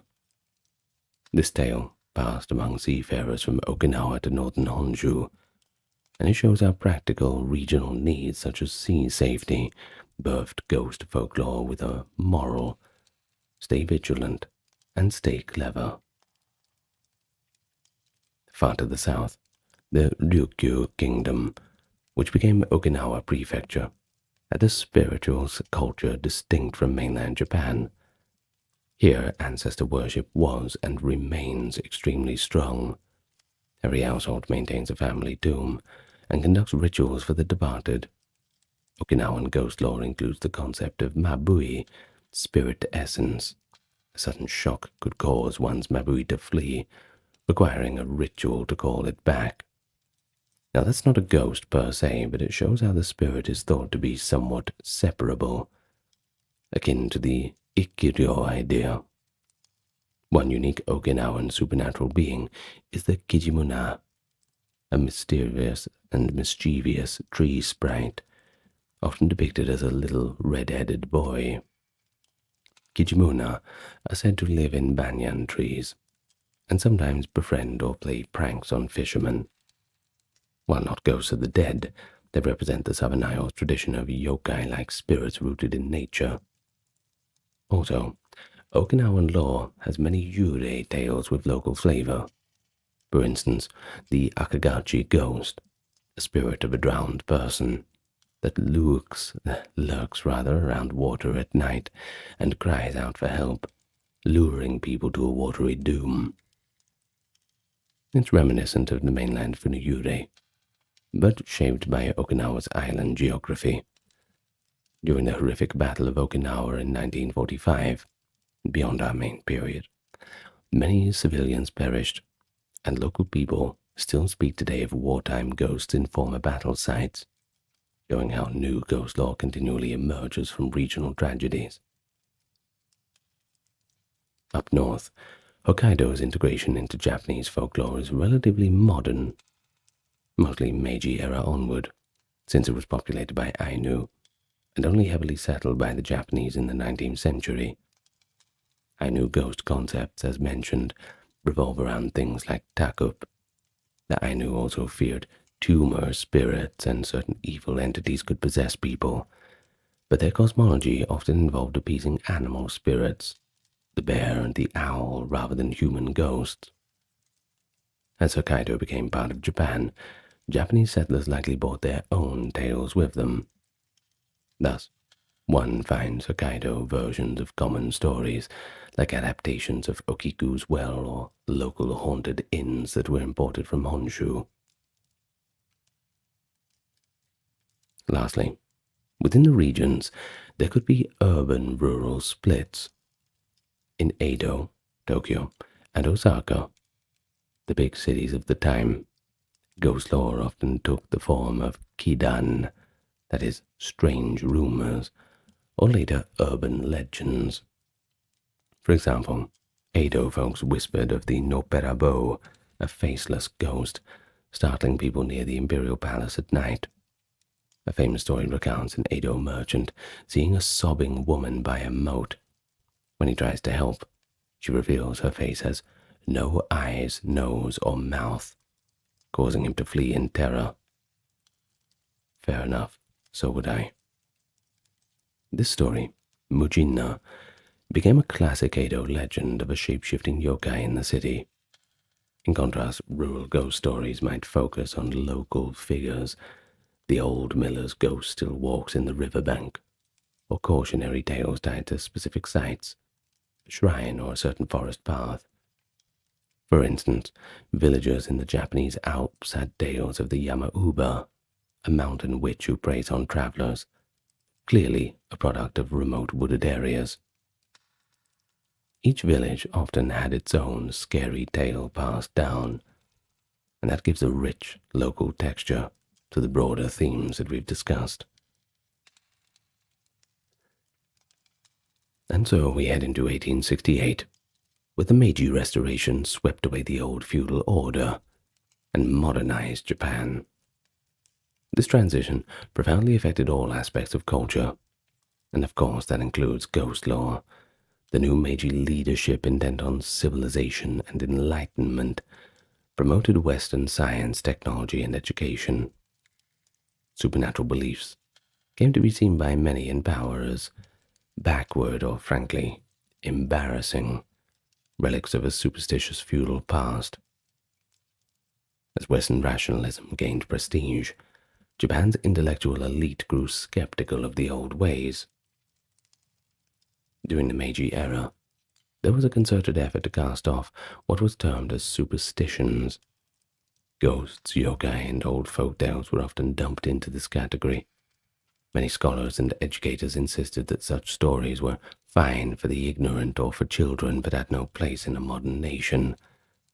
Publications of kaidan collections, which were so prolific in Edo times, were either waned off or relegated to niche presses. Indeed, some early Meiji writers openly criticized the popularity of ghost stories. They argued that indulging ghostly tales hindered progress, equating it with illiteracy or lack of scientific thinking, and government policies reflected the rationalist bent. For example, in 1873, the Japanese government temporarily banned performances of Namahage, a New Year's ritual in Akita involving demon-like figures scaring children, as superstitious practices, though the ban was later lifted when the cultural value was recognized.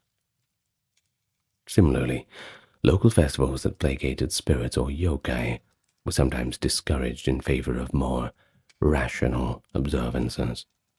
The separation of Buddhism and Shinto in the early Meiji period, part of establishing state Shinto, also inadvertently reduced the syncretic folk practices that dealt with ghosts, like Buddhist prayer rites for ancestors. However, it's important that we note that ghost lore did not disappear among the general public. Ordinary people still told the stories and attended the gatherings, even if the elite journals wouldn't publish them. In fact, the late 19th century saw a nostalgia for the disappearing Edo culture, and with it, ghost stories found a new champion. Strangely enough, a foreigner turned naturalized Japanese, Lafcadio Hearn, known in Japan as Koizumi Yakumo. Hearn arrived in Japan in 1890 and developed a keen interest in preserving old folk tales and ghost stories at a time when few Japanese scholars took them seriously. Yeah, sometimes it takes an outsider. Well, he wrote articles and books in English celebrating Japan's rich ghostly heritage, and in 1904 he published Kaidan, Stories and Studies of Strange Things, a collection of translated Japanese ghost stories that effectively introduced the Western world to yurei and yokai. Ironically, Hearn's works also reawakened Japanese appreciation for their own folklore. His recounting of tales like Mujina, the faceless ghost story from Edo, and Yuki Onna, the snow woman, showed that these artful narratives were something worthy of pride, nothing shameful about them. It's thanks to efforts like Hearn's that many Edo period ghost tales survived the rush toward modernization. Toward the end of the Meiji era and into the Taisho era, there was a kind of revival of interest among folklore. Native scholars like Yanagita Kunio began collecting and systematizing Japan's folk traditions, ghost lore included. Yanagita's foundational work in 1910, that is Tono Monogatari, and beyond, essentially saved countless local legends from oblivion. He and others established folklore studies as an academic field, legitimizing the study of peasant beliefs and oral traditions. Ghost stories thus entered universities, not as real supernatural accounts, but as cultural artifacts reflecting the psychology and values of the people. On the popular front, ghost stories adapted rather than vanished. The Meiji era saw the emergence of new media, newspapers, magazines, and eventually even cinema, which found new ways to talk about the ghost themes. For instance, ghost storytellers like the rakugo performer Sanyute Enjo adapted their acts into written literature. Enjo's written version of Botandoro in 1884 became the definitive text for that old tale of ghostly love. Meanwhile, newspapers occasionally reported on alleged ghost sightings, though often with a skeptical tone. Either way, it certainly piqued the reader's interest. The tension between belief and doubt became part of the fun. A rationalist might say, I don't believe in ghosts, but I won't go alone into that haunted ruin. It certainly captures a society in transition. And by the end of the Meiji era, Japan had not purged its ghost. Far from it. They had been forced off the main stage for a time, but they found new life in different forms. Perhaps, in a way, coming back for vengeance. In fact, with the dawn of the 20th centuries, ghosts in Japan were poised to make a comeback in fiction and art, now as conscious cultural heritage and horror genres. Authors of the modern period, such as Izumi Kyoka and Akutagawa Ryunosuke, would write ghostly tales with fresh literary twists, and Kabuki's ghost plays would remain staples.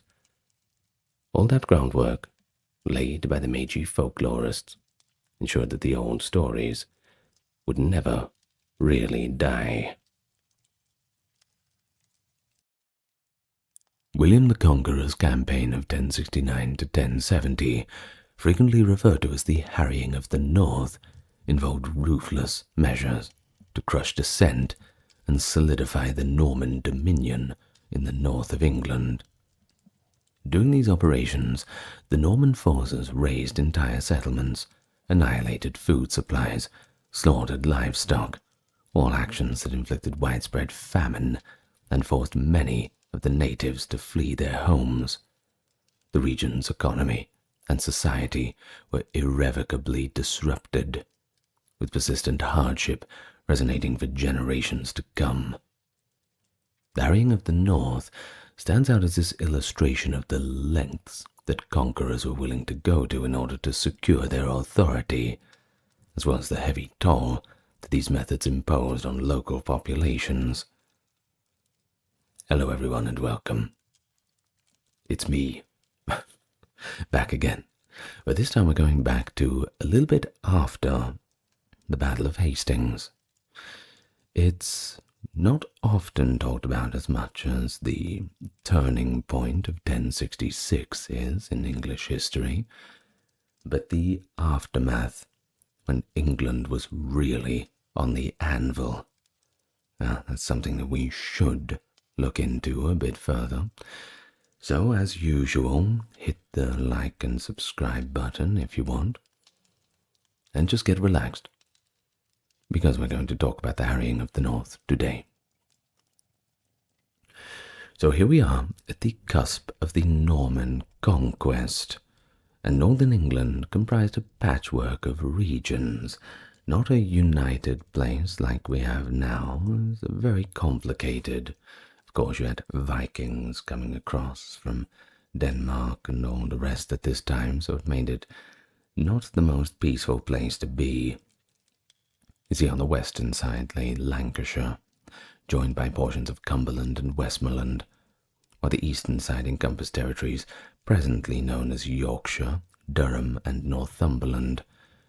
In these areas, remnants of Anglo-Saxon heritage intermingled with the legacies of the earlier Danish invasions, producing what observers often termed as the Anglo-Scandinavian milieu. The fusion was evident in everything, from the local artistic motives to the shape of legal systems to even the dialects heard on the rural lanes within these aristocratic circles too. South of the River Tees, a boundary that roughly aligns with today's Yorkshire, many prestigious families proudly trace their parts of their ancestries to the Danish settlers, with such origins remaining influential in local politics and alliances well into the mid-11th century. Meanwhile, the broad gap between northern and southern England was not just a mere geographical distinction. You see, difficult roads and rugged landscapes made long-distance overland travel very difficult, and that's if you knew the way. Well, they had a little bit of a fix to this. Waterways. Communications and trade often took place along them, with ships plying routes between York and southern ports. Much easier to navigate. This isolation helped preserve the North's more autonomous character, frequently keeping the monarch's hand in the south from fully extending its reach. Matters were further complicated in 962, when Edgar the Peaceful acknowledged the Danelaws Earls' self-governance in return for their loyalty, thereby ceding considerable power to northern leaders. This move also diminished the direct authority of the Anglo-Saxon rulers whose lineage traced back to Alfred and Aethelstan, north of the Humber. During this period, the aged Anglo-Saxon earldom of Northumbria spanned from the Tees up to the Tweed, encompassing much land once dominated by Danish rule. Rivalries among local dynasties, coupled with the uneasy need to affirm fealty to distant capitals like Winchester or London, underscored the North's abiding sense of distinctness, ensuring it nurtured resentment whenever centralized government pressed its claims too forcefully. Following Harold Godwinson's defeat and the death at the Battle of Hastings in October 1066, the figurehead of the English resistance turned to Duke William of Normandy, who became Edgar Atheling, sometimes called Edgar the Outlaw, who was actually the grandson of Edmund Ironside. Edmund Ironside had been the son of King Aethelred the Unready, whereas King Edward the Confessor was Edmund's half-brother.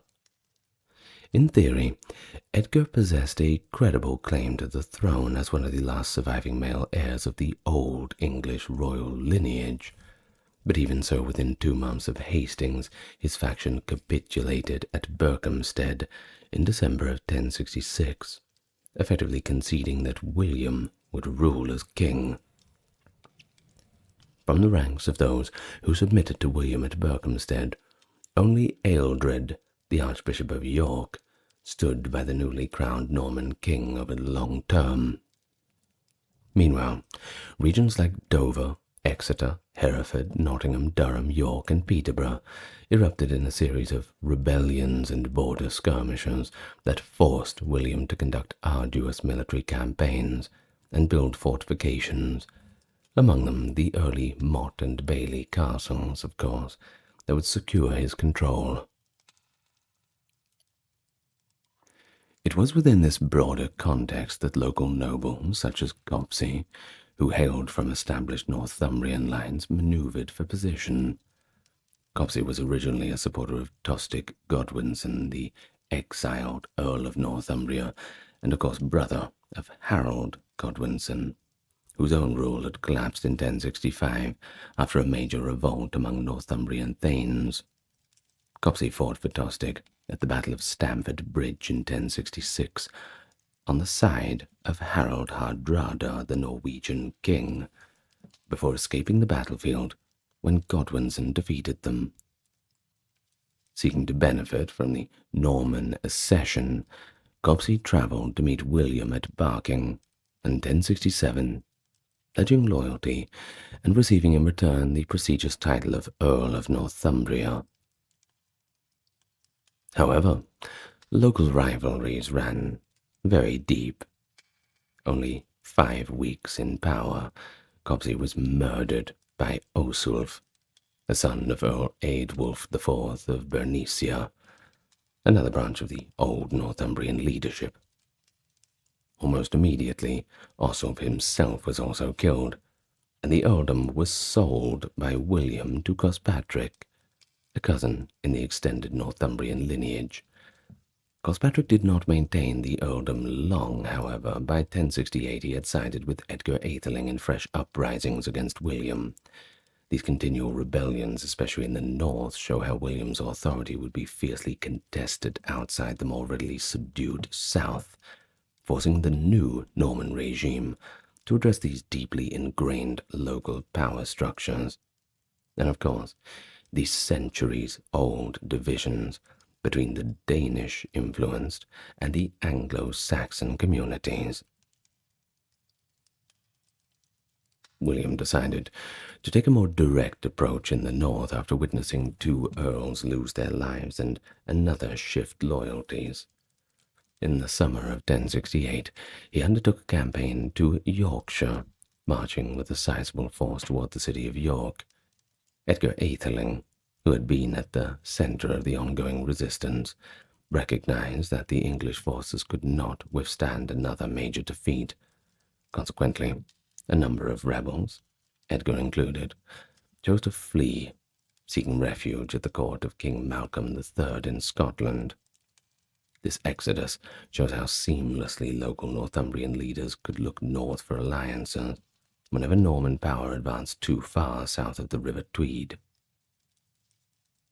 But upon returning to Northumbria in the wake of his initial success, William decided on a certain change in strategy.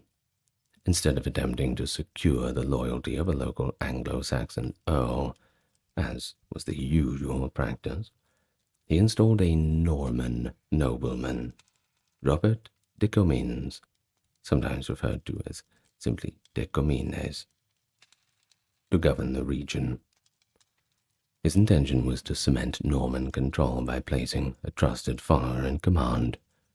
However, Robert's tenure as Earl lasted scarcely 5 weeks. On January 28, 1069, despite repeated warnings from Bishop Aethelwyn of Durham that a significant rebel force was gathering in the vicinity, Robert rode into Durham with an armed retinue.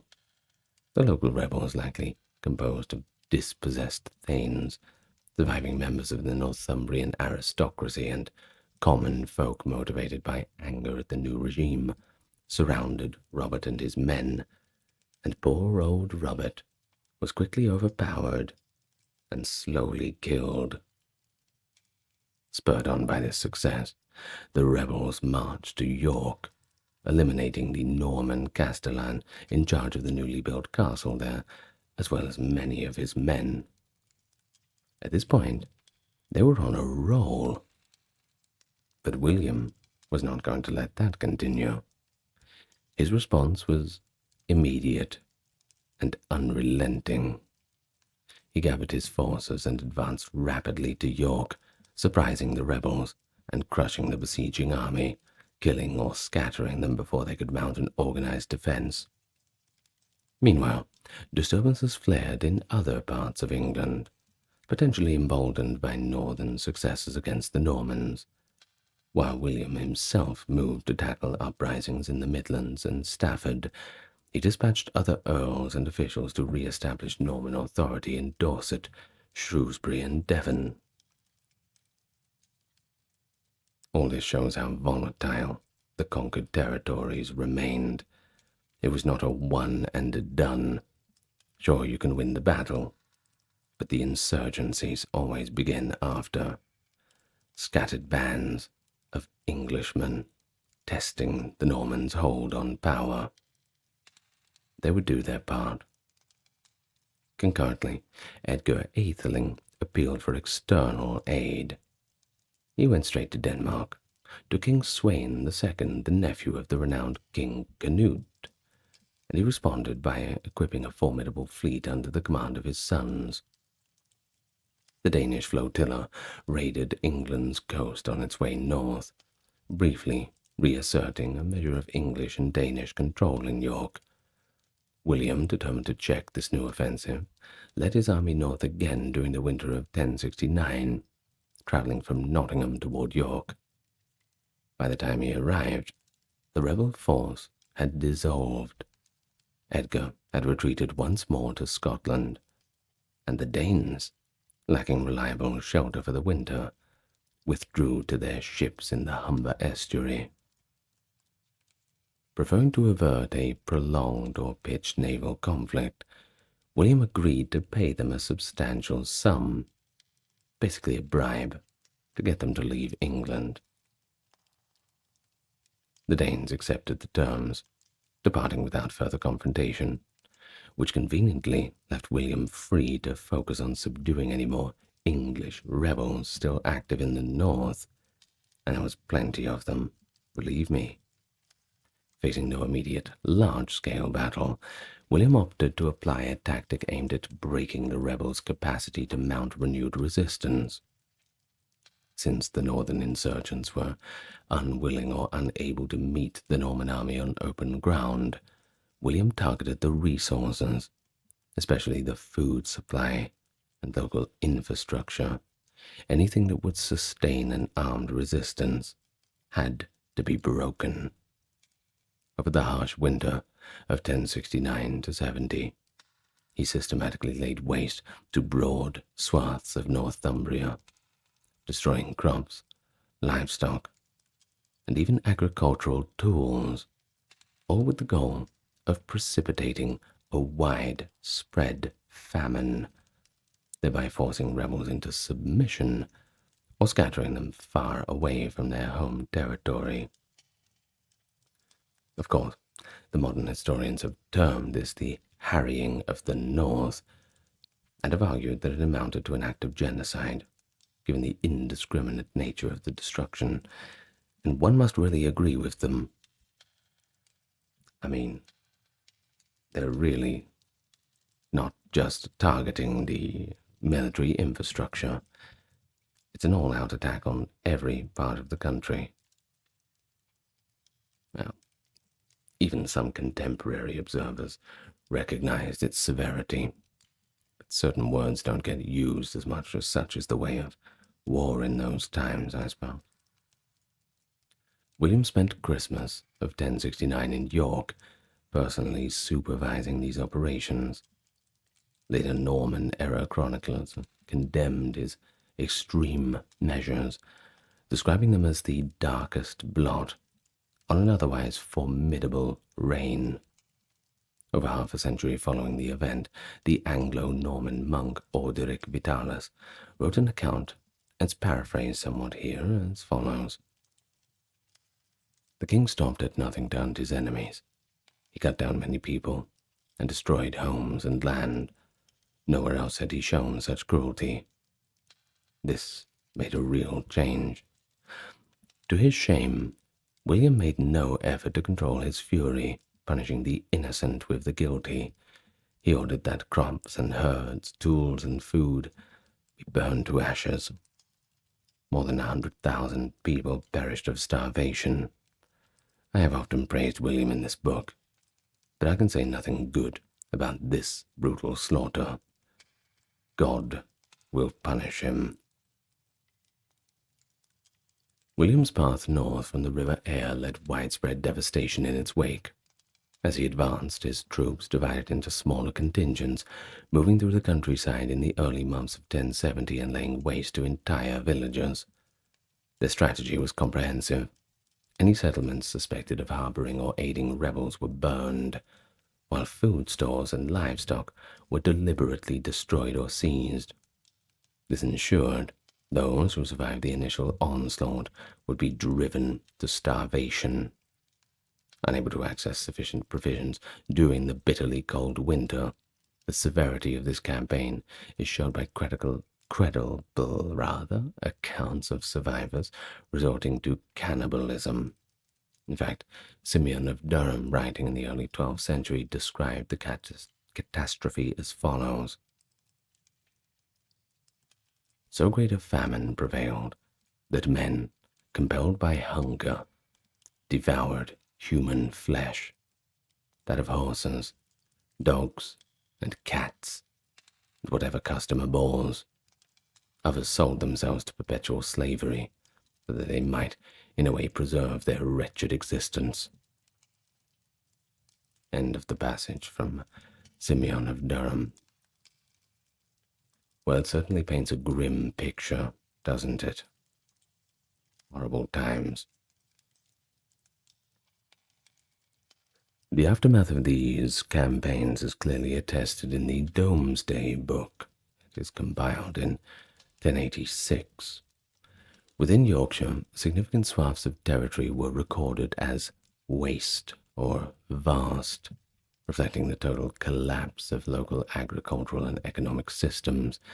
In fact, about 60% of all holdings were classified as waste. Even 66% of villages noted in the survey contained at least some manors that lay unused or abandoned. Even the most prosperous parts of the country, where land values had historically been higher, lost at least 60% of their recorded worth compared to 1066, with further declines apparent between 1086 and the early 12th century.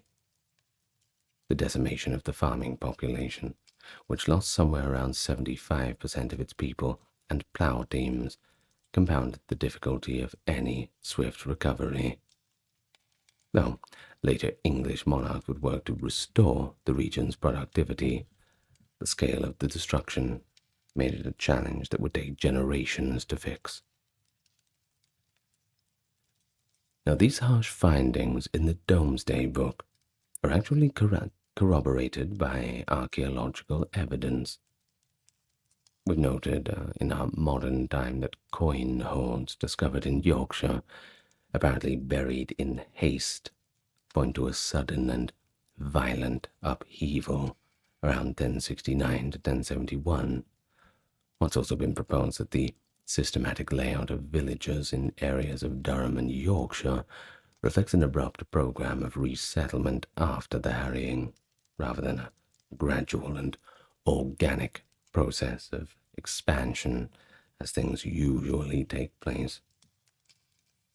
The argument's based on how the newly planted towns under Norman rule were often built according to regular plans in other parts of the British Isles, and the same pattern emerges here.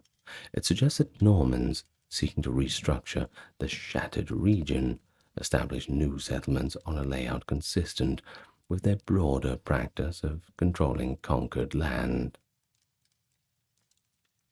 Well, some historians have questioned whether William's army truly had the capacity to inflict such vast devastation in northern England, given its probable size and relatively brief duration of the campaign.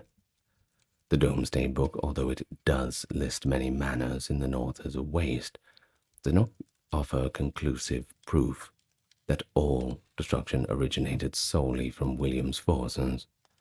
Several chroniclers note that Danish raiders were active along the eastern coast at this time, and Scots under King Malcolm III intermittently crossed the border too. So these incursions could well have contributed to the region's overall ruin too, either fighting on their own initiative or loosely aligning with local rebels. Either way, the north was pretty much being hit from all sides. Not a good time to be an Anglo-Saxon. But things get even more complex. It arises from the varied interpretations of the Domesday Commissioner's notation for the word waste. Some scholars do propose that certain entries might reflect reorganized or merged estates, which the surveyors found difficult to value accurately. Others suggest that the commissioners wrote waste when they could not gather precise information about the population or resources of a manor, rather than intending to record its utter destruction. A few medieval historians also point out that royal officials or local lords might have asked for these manors to be coded as waste in an effort to claim reduced taxes or respite from the Norman king's levies. Sounds like a good idea. In evaluating all of these possibilities, we have to question whether William realistically possessed the manpower, the time, and the cooperative weather to carry out the complete depopulation of the north. Given that many of William's troops were busy defending newly built castles in southern England and along the Welsh frontier, only a fraction of his forces could have marched north. According to estimates, William might have been present in Northumbria for no more than 2 to 3 months. A pretty limited window to orchestrate systematic burning and looting across such a wide territory. Though accounts of contemporaries make it clear that significant harassment occurred and the local resources were targeted, the ultimate scale of it, well, it might not have been as total as some later narratives suggest. Well, there is another line of argument that characterizes William's actions.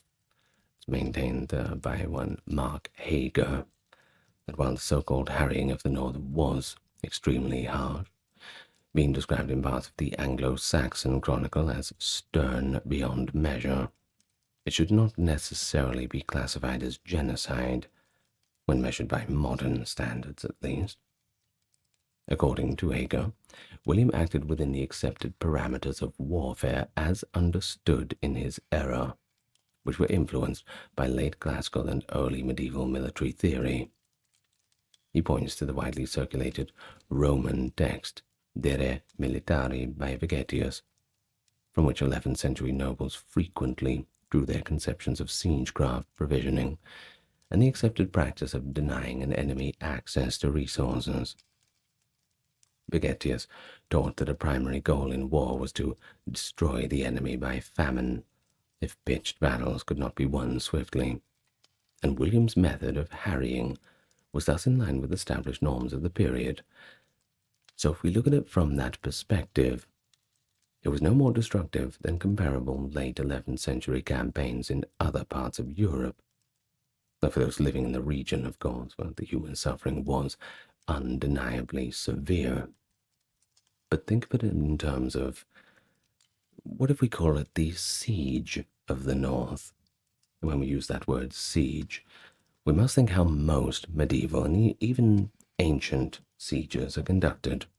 Generally, you surround the city, deny them access to resources, starve them out, and hope they surrender. That's usually how they go. An all-out assault is dangerous, troublesome, not fun for anyone involved. So you just try to play the waiting game.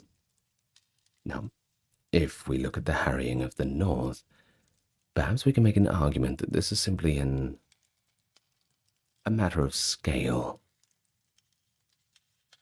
Perhaps so. Well, regarding Orderic Vitalis' figure of 100,000 deaths, modern scholars note that Orderic was writing decades after the event, probably in the 1120s, and that he may have drawn on rhetorical flourishes or anecdotal reports. If the entire population of England at the time of the Domesday Book was around 2.25 million, a claim of 100,000 deaths in one region might be exaggerated, or perhaps symbolic. It represents only 4.5% of the total populace. While it attests to strong tradition, even among Norman-influenced chroniclers, that William's campaign was extraordinarily destructive, the precision of that number cannot be taken at face value. Of which, of course, it couldn't. We're giving a rough estimate. Furthermore, the shock felt in northern England was recorded for generations afterwards, with oral tradition and monastic chronicles describing entire areas as left desolate. Still, many historians have argued that both the casualty numbers and the breadth of the devastation might have been overstated.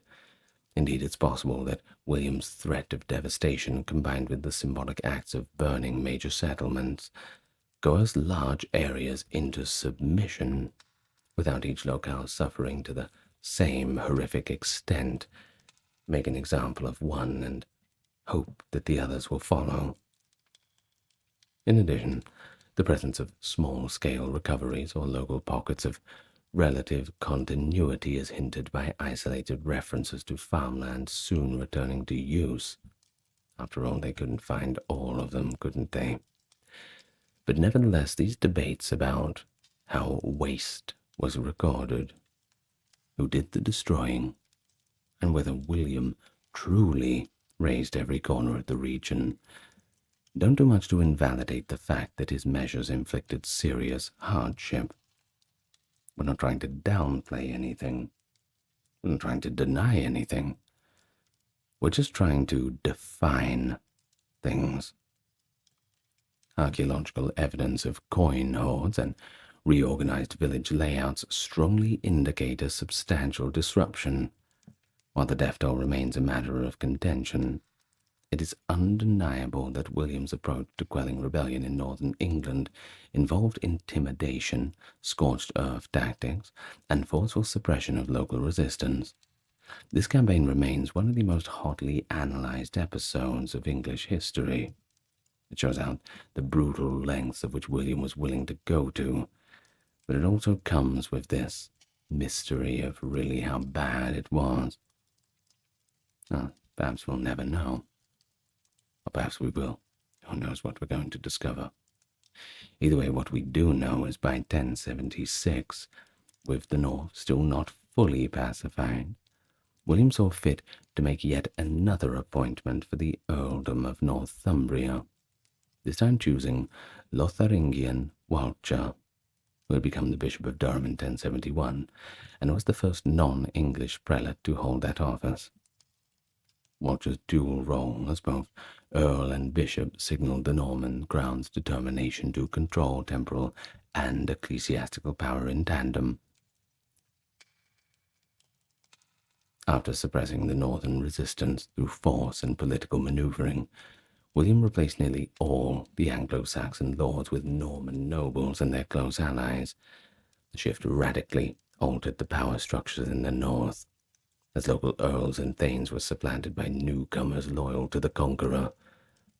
Among the most noteworthy of these new magnates was Alan Rufus, a Breton rather than a Norman by ancestry. Alan was a relative of Duke, later King William, a dependable and seasoned companion. Beginning in 1069 to 1071, William rewarded Alan with extensive lands in North Yorkshire. The Domesday Book would later describe this large expanse as the 100 of the land of Count Alan, better known in subsequent centuries as Richmondshire. But unlike most Norman or Breton lords who arrived with retinues to claim scattered holdings throughout England, Alan effectively governed what amounted to a self-contained principality. The king retained only Ainderbury Steeple on the territory's eastern boundary, and Robert of Mortain, who was actually William's half-brother, possessed a single village along the southern edge.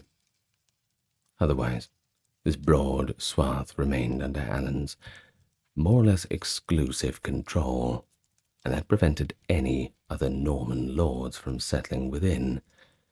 It seems that Alan was onto a pretty good wicket, but remarkably, Alan decided to keep many of the existing Anglo-Danish landholders or their direct heirs in place, presumably believing that cooperation with, rather than total displacement of, local aristocrats would yield stability and prosperity in the long run, certainly as a gesture of goodwill, an olive branch, and it sets him apart from the other Normans who took, well, other methods. In York, Alan cemented his regional influence by founding St. Mary's Abbey in 1088, an act indicating both piety and political acumen, since generous patronage of the church often bolstered the lord's reputation. By 1086, according to the Domesday assessment, Alan ranked among the wealthiest barons in the realm, demonstrating the dramatic social realignment that followed the conquest. But north of the Tees, political upheaval continued to reverberate. Further north still lay Scotland, where King Malcolm III had long observed events in England, observing them with a mixture of wariness, but also ambition. In 1071, Malcolm married Margaret, the sister of Edgar Atheling, the last male member of the old Anglo-Saxon royal house, with Edgar himself waging sporadic opposition to William's rule. The marriage gave Malcolm cause to intervene in English affairs under the pretext of aiding his brother-in-law. Margaret, a devout Christian and committed reformer, proved a powerful cultural influence too, especially in the Scottish lowlands. Under her and her many sons, social, religious, and linguistic practices in southern Scotland came to resemble those of England more closely. This entire process is often referred to as the Anglicization of the region. William regarded Malcolm's new ties to the old English royal line as an implicit challenge to Norman authority. And we can't have that, can't we? Sensing the threat posed by such an alliance, William marched an army north in 1072 to confront the Scots. This expedition culminated in the Treaty of Abernethy, which the Anglo-Saxon Chronicle frames as Malcolm recognizing William's overlordship, at least in principle. And as part of that agreement, Malcolm was required to expel Edgar Atheling from his court. Although the Scottish king's practical loyalty to William varied over subsequent years, the immediate result was that Edgar lost his key ally and was eventually obliged to submit to William in 1074. With Edgar's final capitulation, the claim of the House of Wessex to the English throne fell dormant, removing one of the most significant figureheads of English resistance. But nonetheless, all of these tensions in the north did not simply vanish overnight. In 1080, Walter, Bishop of Durham, an appointee meant to fuse ecclesiastical and secular authority, was killed by local Northumbrians. Why did they do such a thing? Well, they were angered by what they regarded as unjust governance and excessive taxation. Imagine that.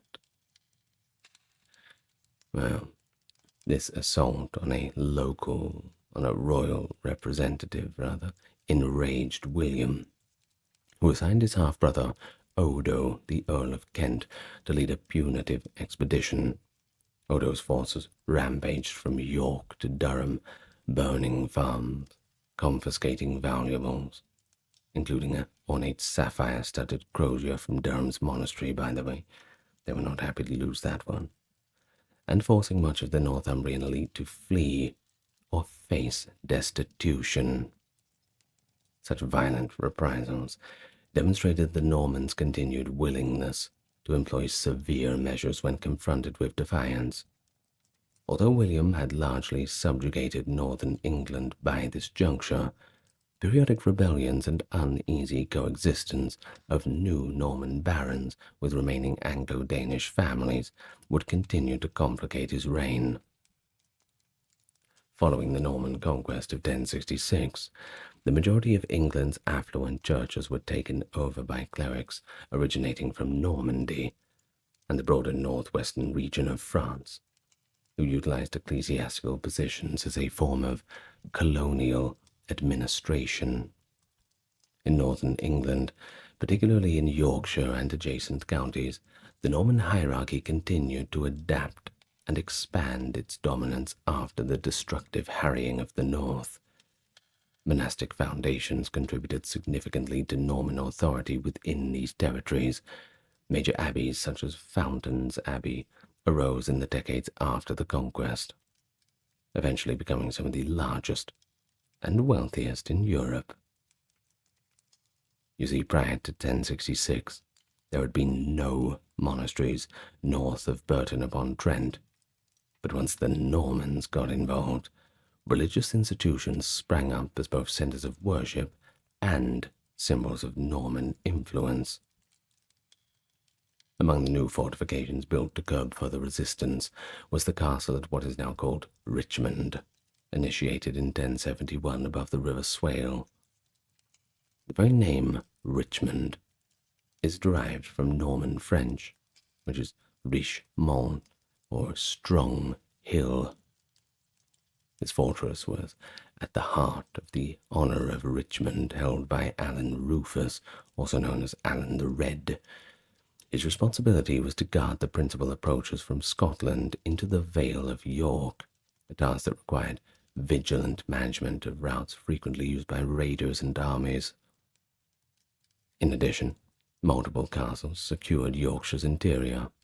Pontefract, Wakefield, Conisbrough, and Tickhill stood sentinel over the central Vale of York, while the reorganization of the lordship of the Holderness aimed at protecting the region's eastern shore against the North Sea incursions. As part of these extensive realignments, The depopulation resulting from the harrying created new opportunities for settlement. Some Norman lords seeking to restore agricultural productivity proved open to recruiting tenants with no history of open rebellion, or at least no history they could find, in contrast to earlier Viking settlement, which involved large numbers of Scandinavians and established broad cultural footprints. The Normans chiefly inserted themselves at the aristocratic level. Consequently, although many of the local thanes had been displaced, an Anglo-Scandinavian culture continued to exist beneath the new ruling stratum. This continuity is apparent in the survival of numerous Old English and Scandinavian personal names and charters produced between the 11th and 13th centuries, as well as in the northern dialect of Middle English with its characteristically Norse-influenced vocabulary and grammar. The relative absence of new Norman-derived place names in these territories further shows the core populations and their customs persisted even after the superimposed Norman elite. By the time the Domesday Book was completed in 1086, Norman administration into Yorkshire had become far more entrenched. Sizable areas had been reparcelled, fortifications had been built, and new monastic houses aided in restructuring local economics.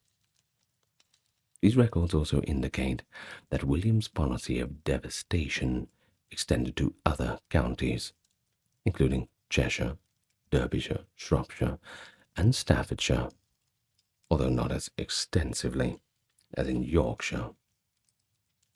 But of course, Yorkshire somewhat had to be made an example of. Do you remember this was the hotbed of Anglo-Saxon resistance? Either way, this objective was not to forestall further northern and Mercian revolts by demonstrating Norman might, yet it did not halt pockets of resistance that emerged elsewhere in England.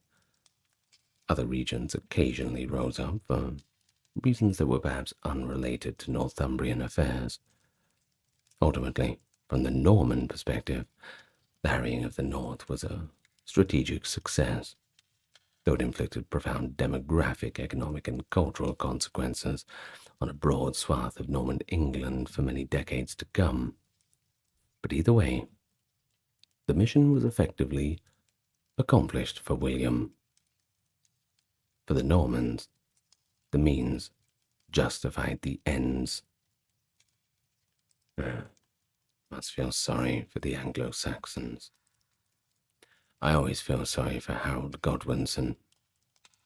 If he didn't have to fight Hardrada, he could have saved his country. I always wonder what he was thinking in those last moments about his legacy. If he felt like he'd failed or felt like he let everybody down. It was just too much. Or what if William had had to fight Hardrada because Hardrada was coming after the throne too? Perhaps the most harrowing and disturbing episodes of British colonial history. Today we talk about the Black Hole of Calcutta. In the summer of 1756, after the Nawab of Bengal, Siraj Audwala, stormed and captured Fort William, 146 British prisoners were thrown into a suffocatingly small dungeon, measuring a mere 18 by 14 feet. Over the course of a torturous night, cramped in unbearable heat and gasping for breath in a pitch-black cell, the prisoners were driven to the brink of madness. By dawn, the ordeal had claimed 123 lives. Only 23 emerged alive, with their spirits shattered by a night of horror. The tragedy quickly became a byword for the brutalities of colonial rule. igniting a wave of indignation across Britain and bolstering the East India Company's resolve for more stringent military campaigns. Thus the Black Hole of Calcutta, while mired in a great deal of historical controversy over its exact details, which we will get to, it remains a darkly iconic symbol of a uniquely dark time, and a warning of what can happen when the tables are turned. Hello and welcome everyone. A bit of a grim one today. I've always wanted to talk about it. I've not talked about it yet, so here we are. Now, as always, best way to support the channel, like and subscribe, tell your friends, you know what it's all about. I don't need to remind you.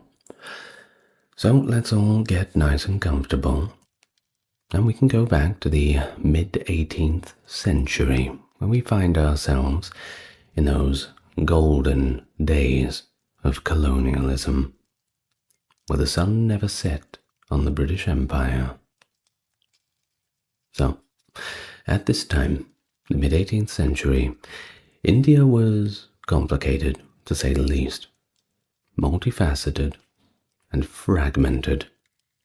Now, despite the Mughal Empire retaining nominal authority, it had been in this state of progressive decline, with numerous regions governed by independent or semi-independent princely states. These European powers, who had just shown up to stake their own claims, especially the British and the French, were fervently extending their influence, competing for dominance over the subcontinent's trade routes and resources. Now, onto the British East India Company, along with the French East India Company, where they had established significant trading posts along the coasts of India. Of course, it's a pretty good halfway point when you're trading with other places. Now, Bengal emerged as a particularly vital region. Why is this? Well, it was mainly due to its abundant resources and prosperous textile industry. Which brings us to Calcutta, which is now not rendered in the spelling which is presented in the thumbnail and title, but now rendered rather with a K instead of C, and pronounced Kolkata, I believe. Well, that was the capital of the Bengal Presidency, and, of course, a pivotal settlement of the British East India Company, functioning as both a commercial centre and a strategic defensive outpost. Now, a quick little word on the East India Company. Think of it as a giant company that grew into a giant corporation that grew into effectively a governing body of its own. The first one that was really too big to fail conducted its own diplomacy, effectively a government unto itself. Of course, that was one of the reasons why they had to pull the reins on it later on, but this is not really about the British East India Company, it's more about the Black Hole and the events in Calcutta especially. I'll do a full video on the East India Company later on, but think of it as just a giant evil corporation, if you want to boil it down to those base terms. Now, the East India Company constructed Fort William in Calcutta to safeguard its valuable assets and conduct all of its business in a secure manner, and probably a secretive one too. Nevertheless, the political environment was laden with tension. The newly appointed ruler of Bengal, the Nawab Siraj-ud-Dawla, was a youthful but ambitious leader, intent on establishing his dominance and diminishing the increasing power of the European companies that were encroaching in on his domain. He'd grown progressively weary of both British and French, and he perceived all these actions as a menace to his sovereignty. One can hardly blame him. It's hard to describe it as anything else. Well, in the context of the global conflict on the 7 Years' War, the British and the French were having quite a hard time getting along, which is really not like them. Well, in 1756, apprehensive that conflicts could extend to India and therefore threaten trade and money, the British East India Company commenced a strengthening of the defences at Fort William without obtaining the consent of the Nawab. Now, this is a very big problem. When you're a guest in somebody's house, you don't start rearranging the furniture. Of course, it was seen as a provocation. Now, Daula perceived this action as a blatant challenge to his authority. So, he insisted that both the British and the French halt the fortification of their positions in Bengal. Although the French had acquiesced quite wisely, the British did not. They exhibited reluctance, and their apparent insubordination exacerbated the Nawab's ire. Well, exacerbated by the British apathy towards his demands, Siraj assembled his forces and advanced towards Calcutta, resolute in his intent to subjugate the company. As his forces neared, the British garrison at Fort William, led by the inept officials of the East India Company, commenced a panic. Governor Drake, the British commander, absconded with numerous other officers, rendering the fort inadequately staffed and susceptible. In a final effort to maintain control, the remaining soldiers were placed under the command of John Zephaniah Holwell. We'll get to him in a moment. A senior official of the East India Company and former military surgeon, who had led a small contingent of defenders, including several Anglo-Indian soldiers and civilians seeking refuge within the fort. Well, notwithstanding their endeavours, the British defence completely disintegrated. The defection of multiple Indian sepoys further undermined their already tenuous position. On June the 20th, 1756, the forces of Siraj Daula captured Fort William.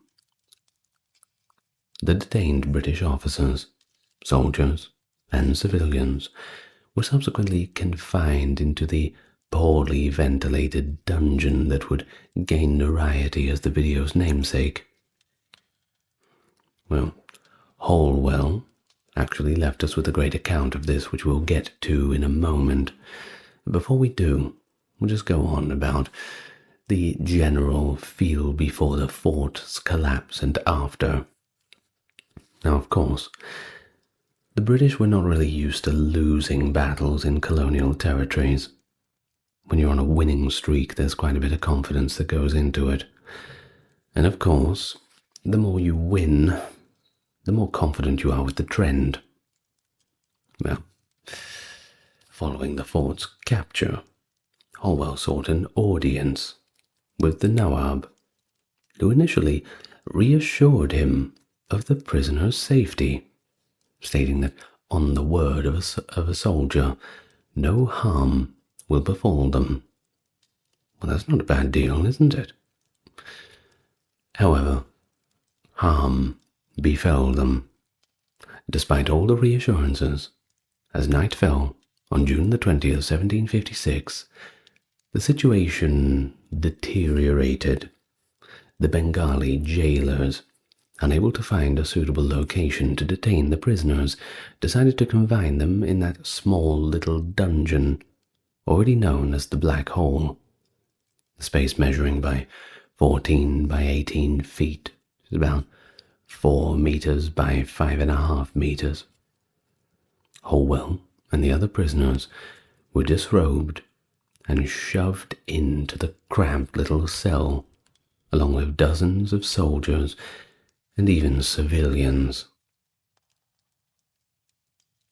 On the following morning, when the dungeon was finally opened around 6 a.m., only about 23 of them remained alive, having endured extreme heat and suffocation throughout the night, and no doubt quite a bit of panic. The exact number of prisoners who entered the black hole and the casualties from the incident remain debated, and we'll get to the debate from the Indian side later on in the video. Now, Stanley Wolpert estimated that 64 of them were actually imprisoned and 21 of them survived, whereas D.L. Pryor suggests that around 43 from the garrison were missing or had died to causes unrelated to suffocation. There is also the added presence of many non-combatants at the time of the fort's capture that made it difficult to establish an accurate casualty count. Well, Holwell, in his account, the one who was there and saw the whole thing, attributed the maltreatment and deadly conditions of the black hole to the lower-ranking jemadars, who harbored resentment and sought vengeance for the losses they had suffered during the siege. Despite the horrors of the night, both Holwell and historian Stanley Wolpert agreed that Siraj ad-Dawla never ordered the imprisonment, nor was he made aware of it until after the fact. Well, so, from here, we're going to read the entire account from Holwell, and then we're going to get onto a different account, which sort of tells it a little bit differently. One from Robert Orme. So first, the account of Holwell. The dungeon was a strongly barred room, and it was not intended for the confinement of more than 2 or 3 men at a time. There were only 2 windows, and a projecting veranda outside, and thick iron bars within impeded the ventilation, while fires, raging in different parts of the fort, suggested an atmosphere of further oppressiveness. The prisoners were packed so tightly that the door was difficult to close.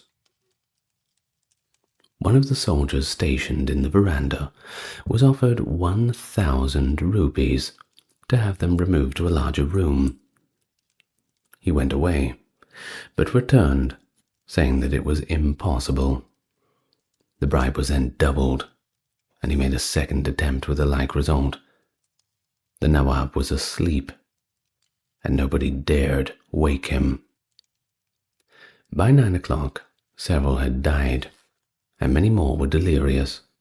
A frantic cry for water now became general, and one of the guards, more compassionate than his fellows, caused some water to be brought through the bars, where Mr. Holwell and 2 or 3 others received it in their hats and passed it on to the men behind them. In their impatience to secure it, nearly all was spilled, and the little they drank seemed only to increase their thirst. Self-control was soon lost. Those in remote parts of the room struggled to reach the window, and a fearful tumult ensued, in which the weakest were trampled or pressed. They raved, fought, prayed, blasphemed, and many then fell exhausted on the floor, where suffocation put an end to their torments. About 11 o'clock, the prisoners began to drop off, fast. At length, at 6 in the morning, Siraj ud Dawla woke and ordered the door to be opened. Of the 146, only 23, including Mr. Holwell, from whose narrative published in the Annual Register and the Gentleman's Magazine for 1758 this account is partly derived, remained alive. And they were either stupefied or raving. Fresh air soon revived them, and the commander was then taken before the Nawab, who expressed no regret for what had occurred, and gave no other sign of sympathy than ordering the Englishman a chair and a glass of water. Notwithstanding this indifference, Mr. Holwell and some others acquit him of any intention of causing the catastrophe, and ascribe it to the malice of certain officers. But many think this opinion unfounded. End of the account. And next we have the account from Robert Orme, wrote from London in 1778, recalling the events of 1756.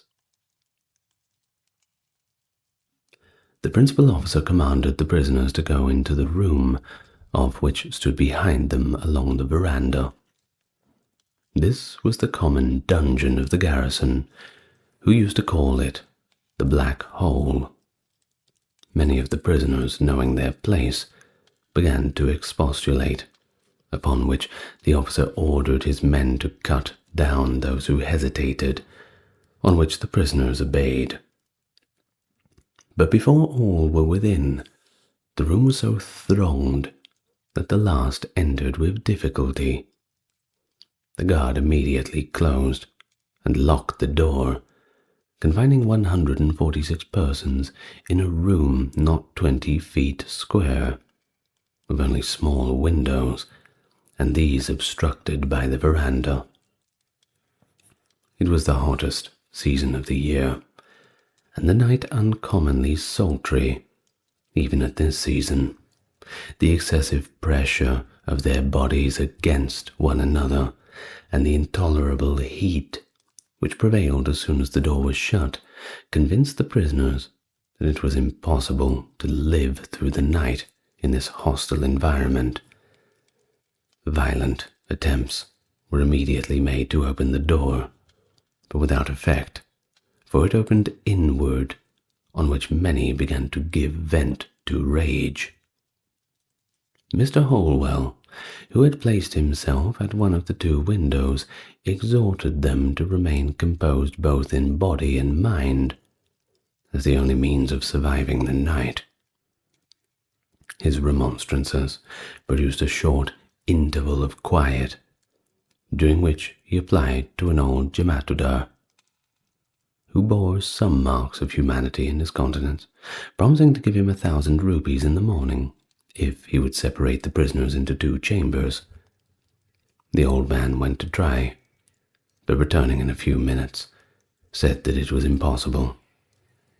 Mr. Holwell offered him a larger sum, on which he retired once more, and returned with the fatal sentence that no relief could be expected, because the nabob was asleep, and not one dared to wake him. In the meantime, every minute had increased their suffering. The first effect of their confinement was a profuse and continued sweat, which soon produced intolerable thirst, succeeded by excruciating pains in the breast, with difficulty breathing, little short of suffocation. Various means were tried to obtain more room and more air. Everybody stripped off his clothes. Every hat was put into motion. And of these methods, affording no relief, it was proposed that they should all sit down on their hams for some time, and after remaining a little while in this posture, rise all together. This fatal expedient was thrice repeated before they had been confined an hour, and every time several, unable to rear themselves up again, fell and were trampled to death by their companions. Attempts were again made to force the door, which, failing as before, redoubled their rage, but the thirst increasing, nothing but water, water, became soon after the general cry. The good Jemadar immediately ordered some skins of waters to be brought to the windows, but instead of relief, his benevolence became a more dreadful cause of destruction, for the fight for the water threw everyone into such excessive agitation and ravings that, unable to resist this violent impulse of nature, none would wait to be regularly served, but each with the utmost ferocity battled against those who were likely to get it before him. In these conflicts, many were either pressed to death by the efforts of others or suffocated by their own. This scene, instead of producing compassion in the guard without, only excited their mirth. They held up their light to the bars in order to have the diabolical satisfaction of seeing the deplorable contentions of the sufferers within, who, finding it impossible to get any water while it was thus furiously disputed, at length suffered those who were nearest to the windows to convey it in their hats to those behind them. It proved no relief either to their thirst or their other sufferings, for the fever increased every moment with the increasing depravity of the air in the dungeon, which had been so often respired and was saturated with the hot and deleterious effluvia of putrefying bodies, of which the stench was little less than mortal. Before midnight fell, all who were alive had not partaken of the air at the windows, were either lethargic in stupefaction or raving with delirium. Every kind of invective and abuse was uttered in hope of provoking the guard to put an end to their miseries by firing into the dungeon, and whilst some were blaspheming the Creator with frantic execrations of torment and despair, heaven was implored by others with wild and incoherent prayers, until the weaker, exhausted by these agitations, at length lay down quietly and expired on the bodies of their dead or agonizing friends. Those who still survived in the inward part of the dungeon, finding that the water had afforded them no relief, made a last effort to obtain air by endeavoring to scramble over the heads of those who stood between them and the windows. With the utmost strength of every one was employed for 2 hours, either in maintaining his own ground or in endeavoring to get that of which others were in possession. All regards of compassion and affection were lost, and no one would recede or give way for the relief of another.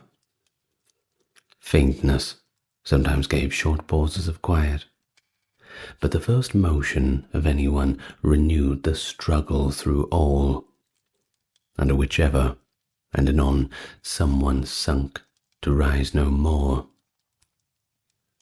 At 2 o'clock, not more than 50 remained alive, but even this number were too many to partake of the saving of air. The contest for which and for life continued until the morning, long implored, began to break, and with the hope of relief gave the few survivors a view of the dead. The survivors then at the window, finding the entreaties could not prevail on the guard to open the door, it occurred to Mr. Cook, the secretary of the council, that Mr. Holwell, if alive, might have more influence to obtain their relief, and 2 of the company, undertaking to search, discovered him, having still some signs of life. But when they brought him towards the window, everyone refused to quit his place, excepting Captain Mills, who with rare generosity offered to resign his, on which the rest likewise agreed to make room. He had scarcely begun to recover his senses before an officer, sent by the nabob himself, came and inquired if the English chief still survived, and soon after the same man returned with an order to open the prison. The dead were so thronged, and the survivors had so little strength remaining, that they were employed near half an hour in removing the bodies which lay against the door before they could clear a passage to go out one at a time. When one of 146 who went in no more than 23 came out alive, the ghastliest forms that were ever seen. The Nabob's troops beheld them, and the havoc of death from which they had escaped, with indifference, but did not prevent them from removing to a distance, and were immediately obliged by the intolerable stench to clear the dungeon, whilst others dug a ditch on the outside of the fort, into which all the dead bodies were promiscuously thrown. Mr. Holwell, unable to stand, was soon carried to the Nabob, who was so far from showing any compassion for his condition or remorse for the death of the other prisoners that he only talked of the treasures which the English had buried, threatening him with further injuries if he persisted in concealing them. He ordered him to be kept a prisoner. The officers, to whose charge he was delivered, put him into fetters. The rest of the survivors were told that they might go where they pleased, but an English woman, the only one among them, was reserved for the seraglio of the General Mit Jaffier. The dread of the remaining any longer within the search of such barbarians determined most of them to remove immediately, as so far as their strength enabled them from the fort, and most tended towards the vessels which were still in the fight. A single sloop, with 15 brave men on board, might, in spite of their efforts of the enemy, have come up, and anchoring under the fort, have carried away all who suffered within the dungeon. And thus the end of the account of Robert Orme, writing in 1778 from London. Sounds pretty bad, doesn't it? Does not sound like a pleasant place to be. Well, of course, in memory to the victims, the British erected a 15-meter obelisk, and it still stands today in St. John's Anglican Church in Calcutta. Shortly after the incident, John Zephaniah Holwell had originally installed a tablet at the site of the Black Hole to honor those who had perished, but at some point the memorial disappeared, and to this day we don't know where it's gone. But in 1899, Lord Curzon, upon becoming Viceroy of India, noticed the absence of a memorial, and he took steps to rectify it. He acknowledged Holwell's earlier tribute and commissioned a new monument, completed in 1901 and placed at the corner of Dalhousie Square, which is now called the BBD Bog. I believe that's what I looked it up as, at least. Well, that is the supposed location of the original black hole. Although it looks quite different, it still looks rather unpleasant if you look at the pictures. Now, as the Indian independence movement gained momentum, the presence of the British monument in Calcutta became a contentious issue, even though it was a memorial. Now, there were prominent nationalist leaders who vigorously called for its removal, as it was viewed as a symbol of British colonial oppression. After all, the British weren't putting up memorials to the Indians who died, weren't they? I suppose you can look at it that way. Either way, it's a memorial, though. We shouldn't be taking memorials down. Well, leaders from both the Congress Party and the Muslim League actually united in their opposition to the monument. So in July 1940, led by student activist Abdul Wasek Mia, the monument was finally removed from Dalhousie Square and then relocated to the current location of St. John's Anglican Church.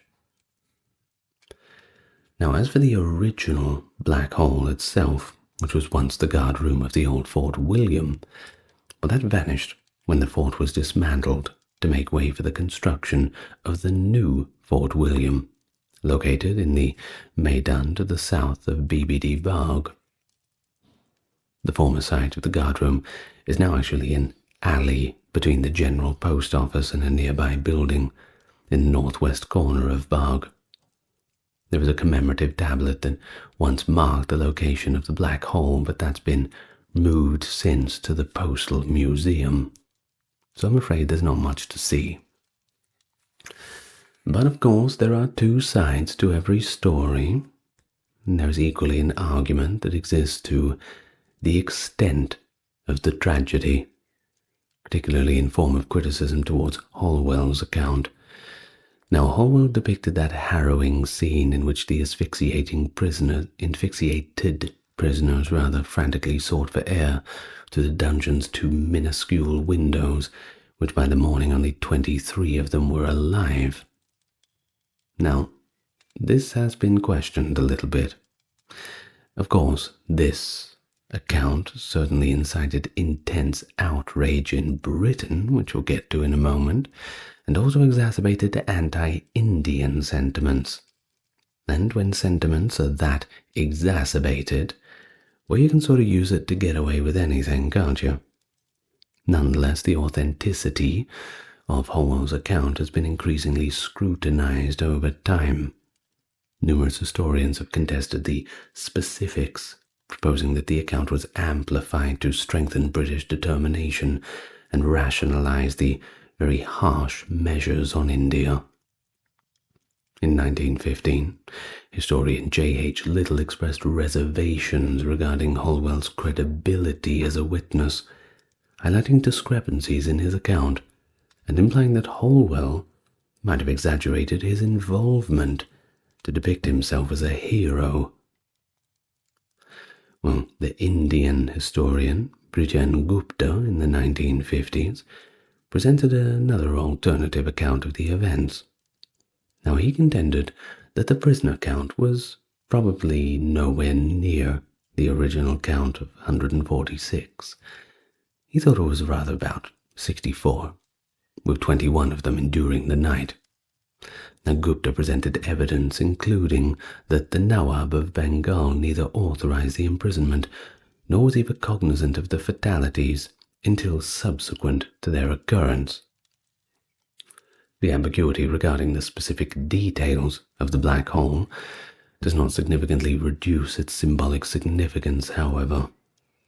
Although the figures are contested, with estimates ranging from 64 to 146, it's still pretty terrible, no matter which way you look at it.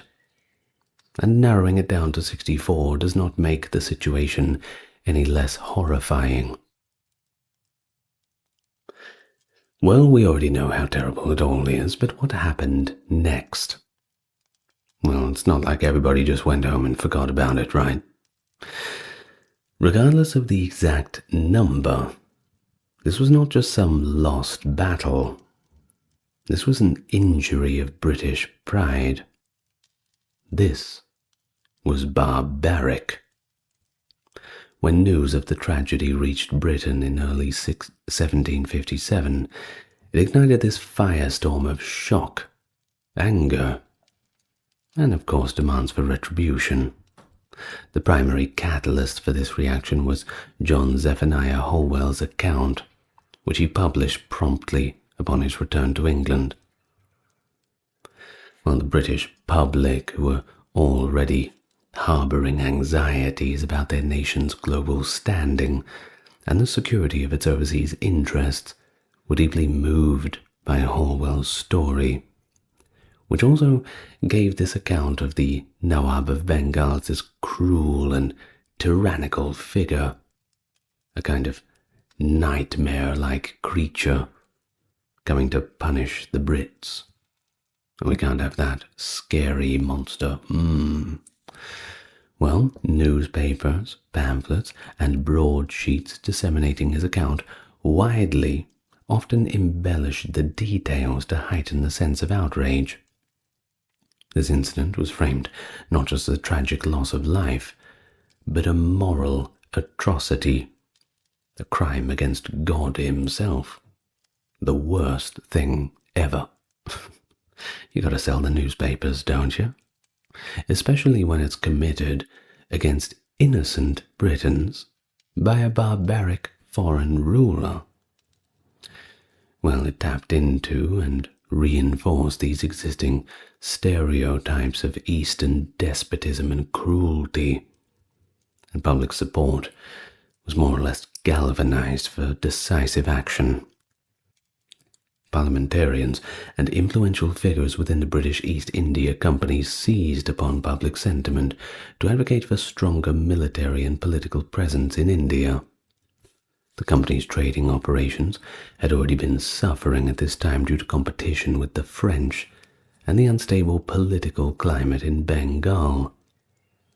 The Black Hole incident provided both the impetus and the moral justification for the company to take more aggressive measures to secure its interests. In response, the East India Company organized a military expedition to Bengal, appointing Robert Clive, a seasoned officer, known for his previous successes in southern India, to lead the campaign. Clive arrived in Madras, which is now modern-day Chennai, around mid-1756, and upon learning of the fall of Calcutta and the Black Hole tragedy, swiftly prepared a force to retake the city.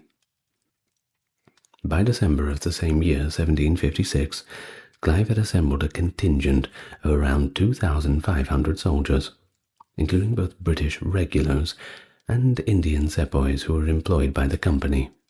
Remember, they were getting their own mercenaries to the East India Company. Now, Clive's forces landed near Calcutta in January 1757 and quickly recaptured the city with minimal resistance, as Siraj-ud-Dawla had not anticipated a British response, or at least not one so rapidly. However, Clive's ambitions extended beyond merely retaking Calcutta. You see, he recognized an opportunity to significantly expand British influence in Bengal. Strike while the iron is hot. You know how it is. Well, to achieve this, he engaged in a series of clandestine negotiations with the discontented Bengali nobles and commanders, who were reportedly quite unsatisfied with the Nawab Siraj-ud-Dawla's rule. Now, central to these machinations was Mir Jafar, the commander-in-chief of the Nawab's army. Clive and his agents promised him the throne of Bengal in exchange for his support in overthrowing the Nawab. This conspiracy laid the groundwork for the decisive confrontation at the Battle of Plassey on June the 23rd, 1757. At Plassey, Clive's forces faced the Nawab's army, which was significantly larger, numbering around 50,000 troops compared to Clive's 3,000. However, due to prior arrangements, Mir Jafar and a substantial portion of the Nawab's army actually refrained from engaging in the battle. When the time came, weapons went down and shoulders were shrugged. Nobody was going to take up arms against the Brits. Well, this act of betrayal left the Nawab's forces demoralized and disorganized. Clive capitalized on the chaos, and his well-trained troops routed the remaining forces. Now, the victory at Plassey was not just a military triumph, but it was the pivotal moment that marked the beginning of British colonial dominance in India. Following the battle, Mir Jafar was installed as the new Nawab of Bengal, and he was largely a puppet ruler. Of course he was. Under the thumb of the East India Company, you do as you're told. The company gained control over Bengal's vast revenues and resources, which significantly enhanced its financial and political power. Now, back in Britain, news of Clive's success and the avenging of the Black Hole tragedy was met with widespread acclaim. Clive? Well, he was hailed as a national hero, and the East India Company, well, their stock price soared. The investors were happy with that, I'm sure. The narrative of British bravery and moral righteousness overcoming the Eastern treachery reinforced the public's support for even more imperial expansion. The company's shareholders and British politicians alike saw the potential for immense wealth and strategic advantage in extending British control over Indian territories. Well, all in all, the Black Hole incident and the subsequent British actions also had lasting impacts on British-Indian relations. India would never be the same either. Neither would Britain. Colonialism was about to change. The event was enshrined in British culture as a symbol of barbarism and the supposed civilizing mission of British colonialism. It justified in many of the eyes of the Brits the expansion of their empire as a force for order and progress in a land portrayed as rife with cruelty and despotism. So, over the following decades, the East India Company continued to consolidate its power, using a combination of military force, political manipulation, and economic control. The Regulating Act of 1773 and the India Act of 1784 further solidified British government oversight of the company's activities, effectively integrating its Indian territories into the British Empire. But that is a complicated tale for another day. I think we've talked enough about the Black Hole of Calcutta, the befores, the afters, the what-ifs, and the maybes. But it's exactly as I said before. Now, sometimes with these sorts of tragedies, you have people who are on certain sides of politics who want to shrug shoulders and say, well, they shouldn't have been there, so their suffering is somehow justified. No, that's not right to say that. It doesn't matter. A human suffering is a human suffering, no matter where they are or what circumstance it is. It's never good. The suffering of somebody else shouldn't make somebody else happy. A little off topic, but I have to say these sorts of things. Ashurbanipal, 668 to 627 BC. He was one of the most illustrious kings of the Neo-Assyrian Empire, renowned for his military conquest, cultural patronage, and of course administrative reform. Ascending to the throne following his father Esarhaddon, Ashurbanipal successfully expanded Assyrian dominance through formidable campaigns in Egypt, Elam, and across Mesopotamia. A passionate patron of the arts and scholarship, he is best remembered for establishing the Great Library of Ashurbanipal in Nineveh, an unprecedented repository of Mesopotamian literature. It is where we find the Epic of Gilgamesh, which has provided valuable insights, of course, into ancient civilizations. His reign also saw significant advancements in agriculture and the preservation of cultural heritage, but despite all this success, his later years were marked by strife and the burgeoning pressures that would eventually contribute to the empire's decline.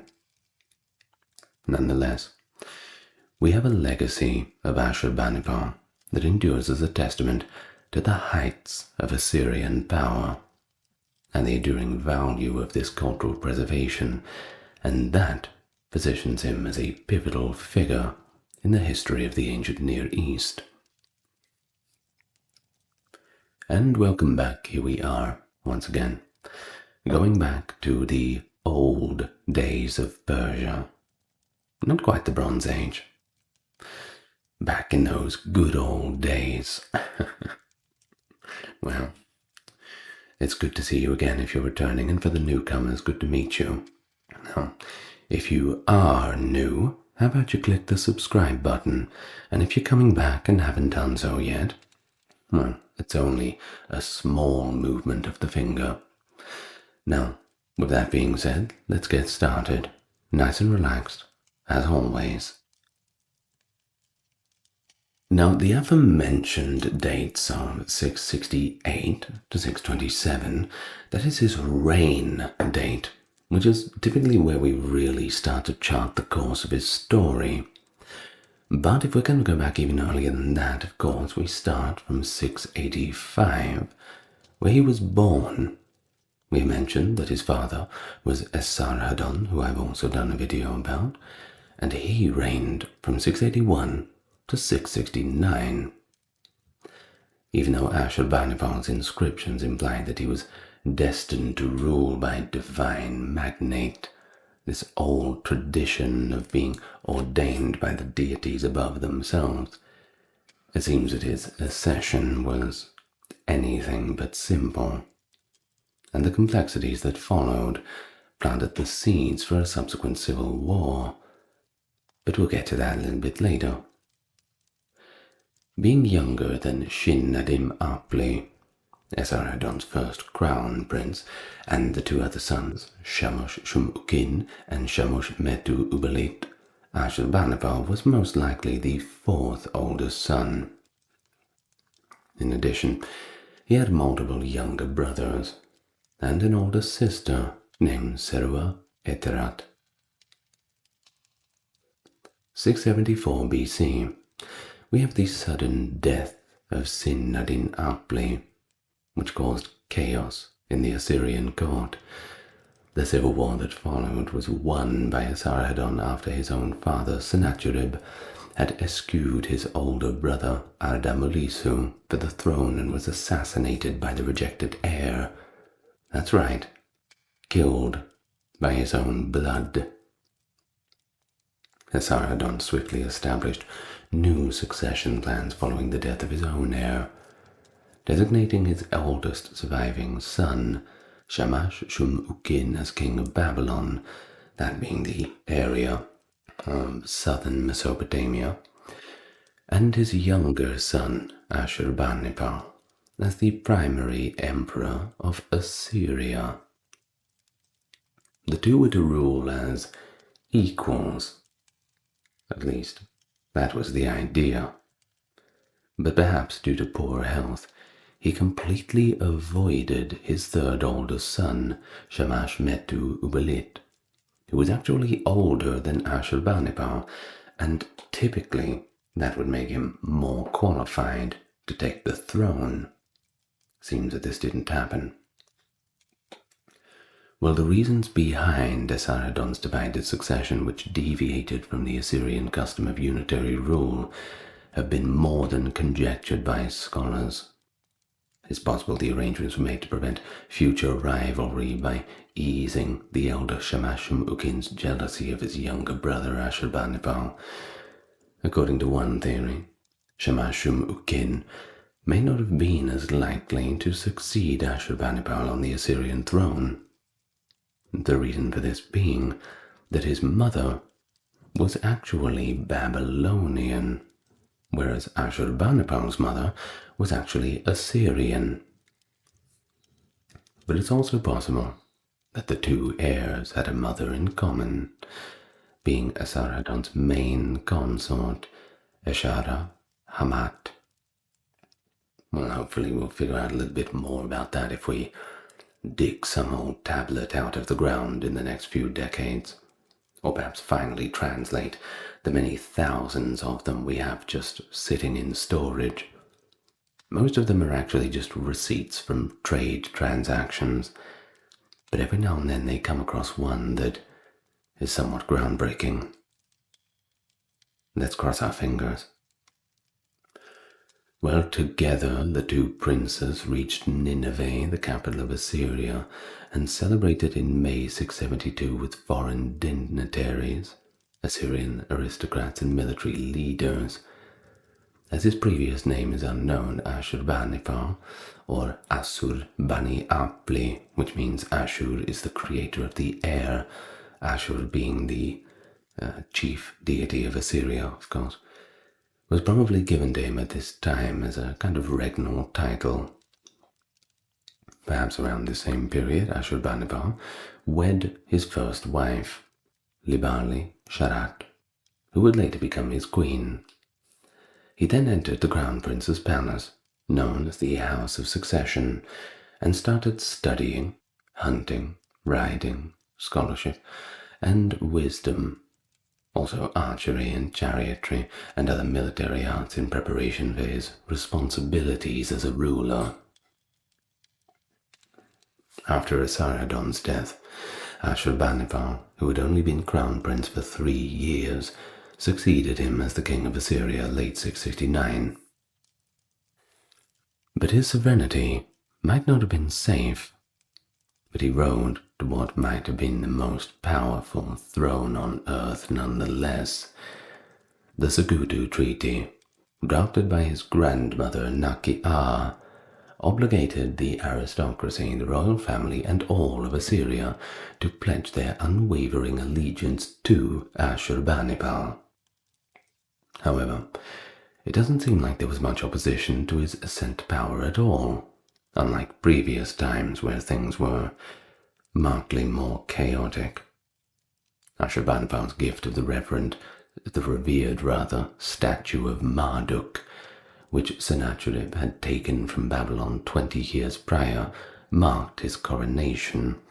Also, we may hear of this as the statue of Bel, which is the other rendering of the name Marduk, the chief god of Babylon. Well, for 16 years, Shamash-shum-ukin would govern Babylon, ostensibly without open conflict with his younger brother, although there would be frequent disputes over how independent he should be. But that would come later. Now, the distribution of power between the two heirs was admittedly a little unclear in Esarhaddon's succession decrees, which certainly opens up things to problems. Ashurbanipal was not allowed to meddle in Shamash-shum-ukin's internal affairs, perhaps out of concern that his elder brother would have had the resources to challenge his authority if he gained full independence. Either way, Ashurbanipal eventually tipped the scales in his favor. And then we turn to Egypt, which was first ruled by the Assyrians in 671, when Ashurbanipal's father, Esarhaddon, overthrew the Kushite pharaoh Taharqa. I explain all of that in the Esarhaddon video. It was the pinnacle of the Assyrian Empire, and Esarhaddon's greatest victory, albeit very hard fought. Taharqa then fled south to Nubia and plotted to retake his lands, demonstrating the weakness of Assyrian control over a very chaotic Egypt. Esarhaddon then designated local Egyptian nobles as the nation's vassal rulers and dispatched troops to garrison Egyptian cities. He left Nineveh to confront the threat when Taharqa led Egypt in a revolt against Assyrian rule in 669, but became ill and passed away en route. As Ashurbanipal succeeded to his father's throne, the campaign stalled, and many Egyptian vassal rulers joined the uprising to drive out the foreign invaders. Ashurbanipal dispatched an army to fight the rebels after they massacred the Assyrian garrison in Memphis. The Assyrian army gathered tribute and military support from various Levantine vassal states, such as Manasseh of Judah and several Cyprus rulers en route to Egypt. The expeditionary forces prevailed in a major battle at Carbonito in Lower Egypt, after fighting their way through the main land of Egypt across the Nile Delta. Now, Assyrian sources claim that the Assyrian army retook Memphis after Taharqa and his followers fled to Thebes, and then returned to Nubia. Necho I, a local vassal ruler, was among the conspirators who had stayed in Memphis and were returned to Assyria. They were then unexpectedly permitted to return and resume their positions in Egypt after taking new oaths of allegiance. Tantamani, the nephew of Taharqa, declared himself pharaoh after Taharqa's death in 664. He then invaded Egypt, quickly took Thebes, and advanced upon the capital of Memphis. Ashurbanipal dispatched the Assyrian army once more, and as soon as they arrived in Egypt, Tantamani fled south. The Assyrians severely looted Thebes in a kind of payback for the repeated uprising. The ancient city was one of Egypt's most important political and religious hubs, and this sacking was the worst disaster to have ever hit it. Without the astute diplomacy of its governor, Mentuemat, the city might have been destroyed. Well, as for Tantamani, there was no further pursuit of him outside of Egypt. He seems to have simply disappeared. Perhaps an easy retirement. Either way, the Assyrian army returned to Nineveh, and many obelisks and treasures were repurposed to be used in Ashurbanipal's projects, and the spoils from Thebes were proudly paraded in a triumph through the streets. The Elamite king Urtak, who had maintained cordial ties with Esarhaddon, unexpectedly attacked Babylonia in 665, an unwelcome surprise. Urtak, though, died soon after being successfully forced back into Elam. Teoman, who was unrelated to the previous king, succeeded him as Elamite king and had to eliminate his political opponents in order to maintain his position of authority. Teoman demanded that Urtak's 3 sons, who were the main rivals for the Elamite throne, be brought back to Elam, but they fled to Assyria and were taken in by Ashurbanipal himself. In 653, Teoman launched an attack on Babylonia, following a protracted period of peace. Shamash-shum-ukin had to rely on Ashurbanipal for military support, since he was basically unable to protect Babylonia from Elamite invasion, because he had not been supplied with any sizable military force. And so the army of Ashurbanipal moved south, took Der. Teoman marched to confront the Assyrians, but he quickly had second thoughts and returned to Susa, that was the capital of the Elamite kingdom. And then the Battle of Ulai, the last engagement in the Teoman War, was fought close to Susa, ending in a resounding Assyrian victory, which Ashurbanipal gives an account of in his inscriptions, and it goes like this. Like the onset of a terrible hurricane, I overwhelmed Elam in its entirety. I cut off the head of Teoman, their king, the haughty one who plotted evil. Countless of his warriors I slew. Alive, with my hands, I seized his fighters. With their corpses I filled the plain about Susa, as with Baltu and Ashagu. Their blood I let run down to the Ulai. Its water I dyed red like wool. Duranu and his family were captured and put to death after Duranu joined the Elamites in their war. Ashurbanipal's army attacked the Gambulians and ruthlessly punished them, flooding their capital city of Shapibel and killing many of its residents. After Dadanu consented to pay a sizable amount in tribute to the Assyrian king, Ashurbanipal named a noble named Urimitu as the new Gambulian chieftain in his place. Under Ashurbanipal's father's rule, Assyria had been invaded by the Cimmerians, a nomadic Indo-European people who lived in the southern Caucasus north of the country. The Cimmerians attacked Lydia in Gyges-ruled western Anatolia after being routed by Esarhaddon. Gyges sent his diplomats to Ashurbanipal to seek help after he supposedly had a dream in which the Assyrian deity Ashur gave him advice to do so. The Cimmerian invasion of Lydia was beaten around 665, after two states were successfully able to establish communications with the aid of interpreters, and the Assyrians were unaware that Lydia had even existed. Large quantities of spoils were secured by the forces of Ashurbanipal, and two Cimmerian chiefs were thrown into prison at Nineveh. In fact, it's unclear how much of Assyrian army actually participated in the Lydian campaign. But Gyges seems to be dissatisfied with the assistance, because he only reformed his alliance with Ashurbanipal 12 years later and sided with Egypt, which was becoming more and more independent. Ashurbanipal then cursed Gyges. There was a great deal of celebration in Assyria when Lydia was overrun by its enemies between 652 and 650. Well, it's fair enough to have troubles abroad and triumphs abroad, but back home, things were about to warm up. Remember I said that equal share of rule was not going to work out? Well, in 652, Shamash-shum-ukin revolted, hoping to free Babylonia under his own rule and break away from Ashurbanipal.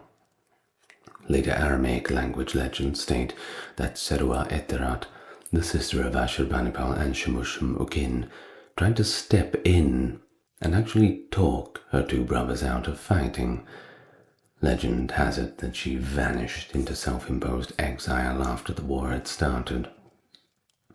I can imagine it. I'm keeping out of this. Well, the brothers fought each other for 3 long years. Brutal ones at that. Shamash-shum-ukin's rebellion was not only aided by the southern certainty of support, but also by the Babylonians' ongoing resentment to Assyrian rule. The rulers of Elam were certain allies who would always prepared to support anyone who fought Assyria. Very old hatreds. According to inscription evidence, Shamash-shum-ukin called on the Babylonians to support him in his uprising. The statement, Ashurbanipal will cover with shame the name of the Babylonians, is attributed to Shamash-shum-ukin in Ashurbanipal's inscriptions. He uses words like lies to describe their communications with them. Soon after Shamash-shum-ukin launched his uprising, Ashurbanipal was joined by the rest of southern Mesopotamia in rebelling against him. Ashurbanipal's description of the conflict is as follows. In these days, Shamash-shum-ukin, the faithless brother of mine, whom I had treated well and set up as a king of Babylon, every imaginable thing that kingship calls for, I made and gave him, soldiers, horses, chariots, I equipped and put into his hands, cities, fields, plantations, together with the people who live therein. I gave him in larger numbers than my father had ordered. But he forgot this kindness I had shown him and planned every evil. Outwardly with his lips he was speaking fair words, while inwardly his heart was designing murder. The Babylonians, who had been loyal to Assyria and faithful vassals of mine, he deceived, speaking lies to them. Shamash-shum-ukin was unable to stop Ashurbanipal's advance, in spite of this apparent alliance of Assyrian adversaries. His lands were lost, allies dwindled, and his forces were gradually routed as the war went on and on, every day getting worse and worse for him. With Ashurbanipal's forces having besieged Cutha, Borsippa, Sippar, and Babylon itself by 650, the situation appeared more or less hopeless. Of course, add into that a little bit of famine, and it's well and truly hopeless. According to Ashurbanipal's description of the siege, some of the locals became so desperate and hungry that they began eating their own children. After a 2-year siege, Babylon fell in 648. Ashurbanipal plundered it extensively, and according to his own inscriptions, I fed their carved-up bodies to dogs, to pigs, to wolves, eagles, to birds of the heavens, to fishes of the deep. A massive fire spread throughout Babylon at the same time the city fell. According to conventional wisdom, Shamash-shum-ukin took his own life by burning himself and his family in his palace. Only that he met a cruel death, and that the gods consigned him to a fire and destroyed his life are mentioned in the text from those days. Perhaps he didn't do it himself. Perhaps he was simply locked in. Maybe we'll never know. I don't think he had time to scribble down a cuneiform tablet in those last moments. In addition to the reported taking his own life by self-immolation or another method, it seems that he could have been executed or just died in another matter. It would make sense for the Assyrian scribes to probably omit the execution of Shamash-shum-ukin from historical accounts, because you see, it's still, yes, the killing of an enemy, but fratricide, i.e. killing one's own brother, and that was forbidden and would still be considered murder regardless of the circumstance of an Assyrian royal family member, had it been committed by a soldier rather than Ashurbanipal. I mean, he could get away with it, but no one else really could. Well, little is known about Kundalanu, the new vassal king of Babylon that Ashurbanipal installed following the defeat of his brother, except for Nippur, which Ashurbanipal turned into a strong Assyrian stronghold. Kundalanu's kingdom was identical to Shamash-shum-ukin's. Few records of Kundalanu's reign in Babylon survive, and his authority was probably quite limited. He could have been a Babylonian nobleman who sided with Ashurbanipal during the civil war and was subsequently rewarded with a title of king. Or he could have been just another one of Ashurbanipal's lesser-known brothers. Either way, since Ashurbanipal held all the real political and military power, Kundalanu most likely didn't really have much pull in reality. Just kind of put there to have someone in the seat. Well, of course, this whole situation of defeating Shamash-shum-ukin was seen as more of a problematic victory, because it resulted in the death of a member of the royal family, and once again, regardless of circumstances, that is never good. Significant wider repercussions of the civil war also affected Assyrian dominion. The conflict depleted the economic resources and diminished the Assyrian Empire's power and authority. Despite Babylonia's gradual post-war recovery, but even that was a hard slog.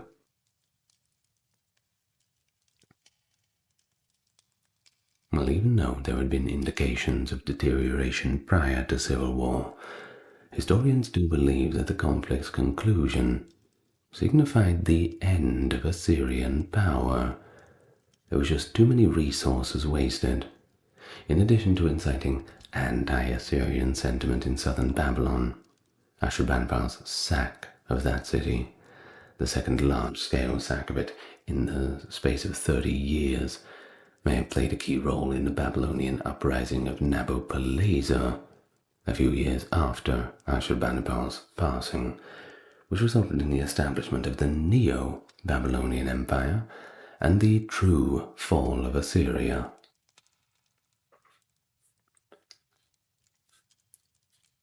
Well, the early defeat of Umani-Gash's army near the city of Der had effectively ended the Elamite effort to aid Shamash-shum-ukin in the civil war. and following his defeat, Tamaritu II overthrew him in Elam and seized the throne for himself. Ashurbanipal gave Umadagash asylum after he fled to the Assyrian court. Tamaritu ruled for a short time before being overthrown in yet another uprising in 649, despite a few victories against the Assyrians. He was accompanied by the renegade governor, Nabu Bel-Shumati, who was already well known for his involvement in the conflict with Shamash Shum-Ukin because of the kingdom's support for him and his other enemies. Ashurbanipal threatened to invade Elam once more, which led to the assassination of the new king, Indabibi, who ruled for a bit of a short time. Humban Haltash III succeeded Indabibi as the king of Elam.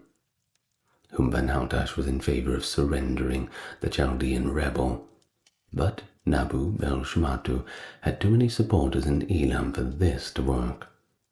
Nabu Bel-Shumati continued to fight Ashurbanipal from outposts within Elam. Thus, in 647, the Assyrians invaded Elam once more because Humban Haltash was unable to react to Ashurbanipal's threats. Humban Haltash left his seat at Madaktu and fled into the mountains, while the Elamite defense behind him crumbled. Tamaritu II briefly succeeded him as king and reclaimed his position. Following their return home after the Assyrians had ravaged Khuzestan, Humban Haltash rose again from the mountains and reclaimed the throne. In 646, the Assyrians made their way back to Elam, and Humban Haltash once more fled Madaktu, first to Dur-Undash, and then to the mountains in eastern Elam. While pursuing him, Ashurbanipals pillaged and destroyed any cities they could find, leaving a trail of destruction in their wake like a melted Kit Kat. Just seeing if you're paying attention. Nearby chiefdoms and petty kingdoms that had previously paid homage to the Elamite king started doing so to Ashurbanipal, after all of Elam's major political centers were destroyed. One of these kingdoms was Farsua, which may have been an antecedent of the Achaemenid Empire that would be established a century later. The king of Farsua, Cyrus, who might have been the same person as Cyrus I, that being the grandfather of Cyrus the Great, had been forced to provide his son Aruku as a hostage, because he had initially sided with the Elamites at the start of the campaign. Nations that had never interacted with the Assyrians before, like a kingdom that extended beyond Elam, and was also ruled by a king named Umidri, also started honoring the Assyrians. And then Susa was ruthlessly pillaged by the Assyrian forces as they returned from their campaign. Ashurbanipal's triumphant inscriptions about the sack go into great detail about how they destroyed temples, and it reads as following. Susa, the great holy city, abode of their gods, seat of their mysteries, I conquered, according to the word of Ashur and Ishtar. I entered its palaces. I dwelt in their rejoicing. I opened the treasures where silver, gold, and goods and wealth were amassed, the treasures of Sumer, Akkad, Babylon, that the ancient kings of Elam had looted and carried away. I destroyed the ziggurat at Susa. I smashed its shining copper horns. In Shushanak, god of the oracles, who resides at these secret places, where no man sees his divine nature, with their jewelry, their wealth, their furniture, the priests, I brought as booty to the land of Ashur. I reduced their temples of Elam to naught, their gods scattered to the wind. The secret groves where no outsider had ever penetrated, where no layman had ever trod, my soldiers entered, They saw their mysteries and destroyed them by fire. The tombs of their ancient and recent kings who had not feared the goddess Ishtar, my lady, and who were the cause of torments to the kings, my fathers, those tombs I devastated, I destroyed, I exposed to the sun, and I carried away their bones toward the land of Ashur. I devastated the provinces of Elam, and on their lands I spread salt. The Elamites persisted as a political group for a while, in spite of the exhaustive and violent campaign, and instead of annexing Elam, Ashurbanipal let it be. Although Nabu Bel-Shmati later took his own life on the road to Nineveh, Humban-Haltash returned to power at Mudaktu, and later sent himself to Ashurbanipal. Elam is not mentioned in Assyrian records after Humban-Haltash was overthrown and sent to the Assyrians in rebellion shortly after. Either way, after 646, Elam was never fully able to recover and was always vulnerable to attacks by tribes and kings, eventually vanishing completely from history. Another empire grinded into the dust.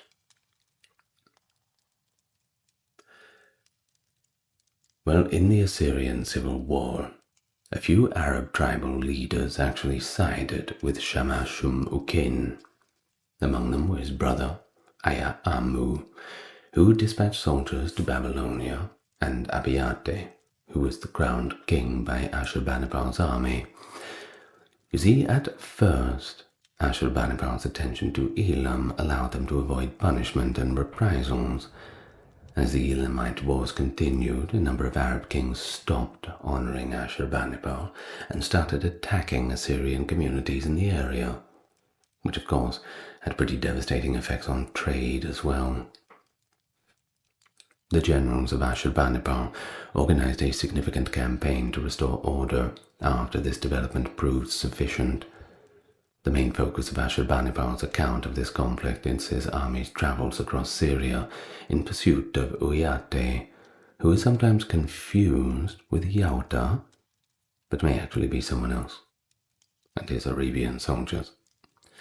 The story goes that the Assyrian army marched from Syria to Damascus and then to Huliti, where they defeated Usho and Arko and took Abiate. According to reports, the hostile and unfamiliar terrain presented significant challenges for the Assyrians during the conflict.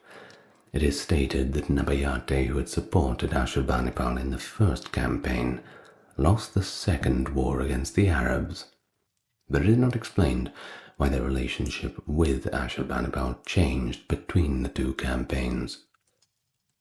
The final known version of the Arabian story mentions the two campaigns as part of Ashurbanipal's 9th campaign and goes into further detail about them.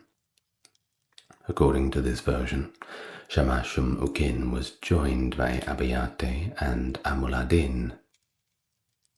For the first time, Ashurbanipal is also given direct credit for the campaign's success in this version. According to this later version, Ayamanu was actually skinned alive. Uyate was tied up to Ashurbanipal's chariot like a horse, and Uyate was captured and paraded in Nineveh alongside prisoners taken during the Elamite Wars. Well, due to the lack of available sources, the end of Ashurbanipal's reign and the start of his son and successor Ashur-etil-ilani are more than a little mysterious. Since the secure eponym canon, known as the Assyrian year names, ends in 649, events during Ashurbanipal's reign up to that year are comparatively poorly documented. Compared to the numerous records from earlier years, Ashurbanipal only left 2 inscriptions after 639. This lack of documentation could be seen as an impending internal crisis. The king and the empire's traditional elite seem to have become increasingly estranged during the final days of his reign. It seems that Ashurbanipal severely elevated eunuchs to high positions at the expense of the aristocracy and nobility. Of course, they would not have been very happy about that. In an unprecedented and possibly self-indulgent move, Bulutu, the chief singer, was given his own name towards the end of his reign. While some Assyriologists have compared the scant evidence from Ashurbanipal's late reign to Sardanapalus, the decadent final king of Assyria and Greco-Roman literature. I suppose there's something to that. Well, even Ashurbanipal acknowledged his failure to keep the Assyrian Empire resilient. We have one of his last known inscriptions where he bemoaned the state of his empire while feeling depressed and confronted with his own impending death from illness. And he wrote as following: "I cannot do away with the strife in my country, and the dissensions in my family. Disturbing scandals oppress me always. Illness of mind and flesh bow me down. With cries of woe I bring my days to an end. On the day of the city god, the day of the festival, I am wretched. Death is seizing hold upon me and bears me down." Apart from internal conflict, it's evident that by the end of the reign of Ashurbanipal, the Assyrian Empire's control over its surrounding areas had weakened significantly. Certain outlying regions had reclaimed their independence.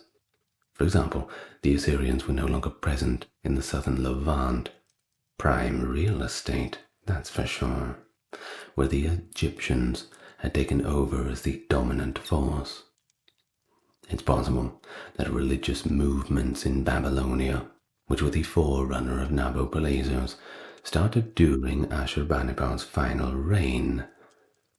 Egypt had already reclaimed its independence during Ashurbanipal's rule. Psamtik I, the son and successor of Necho I, who had received his education at the Assyrian court, seems to have brought about Egypt's peaceful and gradual liberation. As a faithful Assyrian vassal, Psamtik ascended to the throne in 664 and gradually expanded his rule over all of Egypt. Eventually, in 656, he united the nation and brought about a period of prosperity and a kind of renaissance before achieving a complete independence from Ashurbanipal.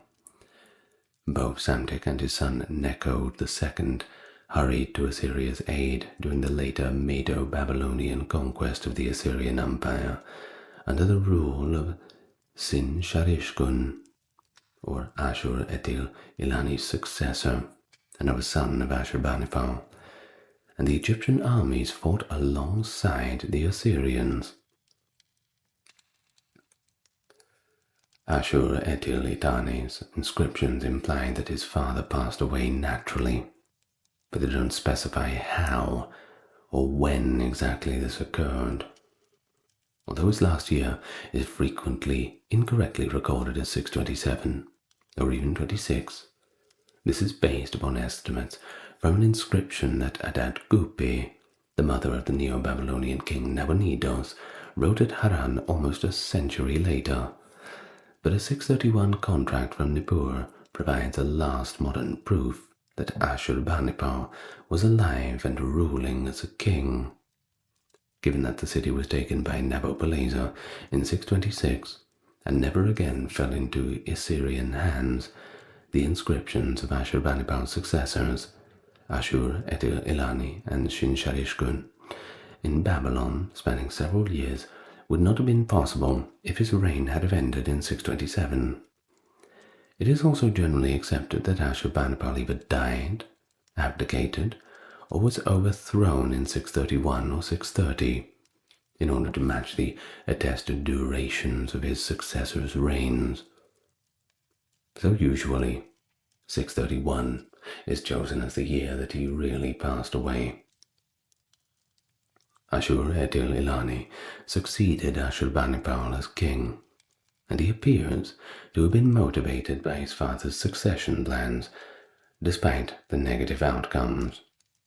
Since Shin-Sharishkun was given the fortress city of Nippur and was chosen to succeed Kundalanu in Babylon after Kundalanu's death. Well, Assyrian royal ideology held that the king was Ashur's divinely appointed mortal representative.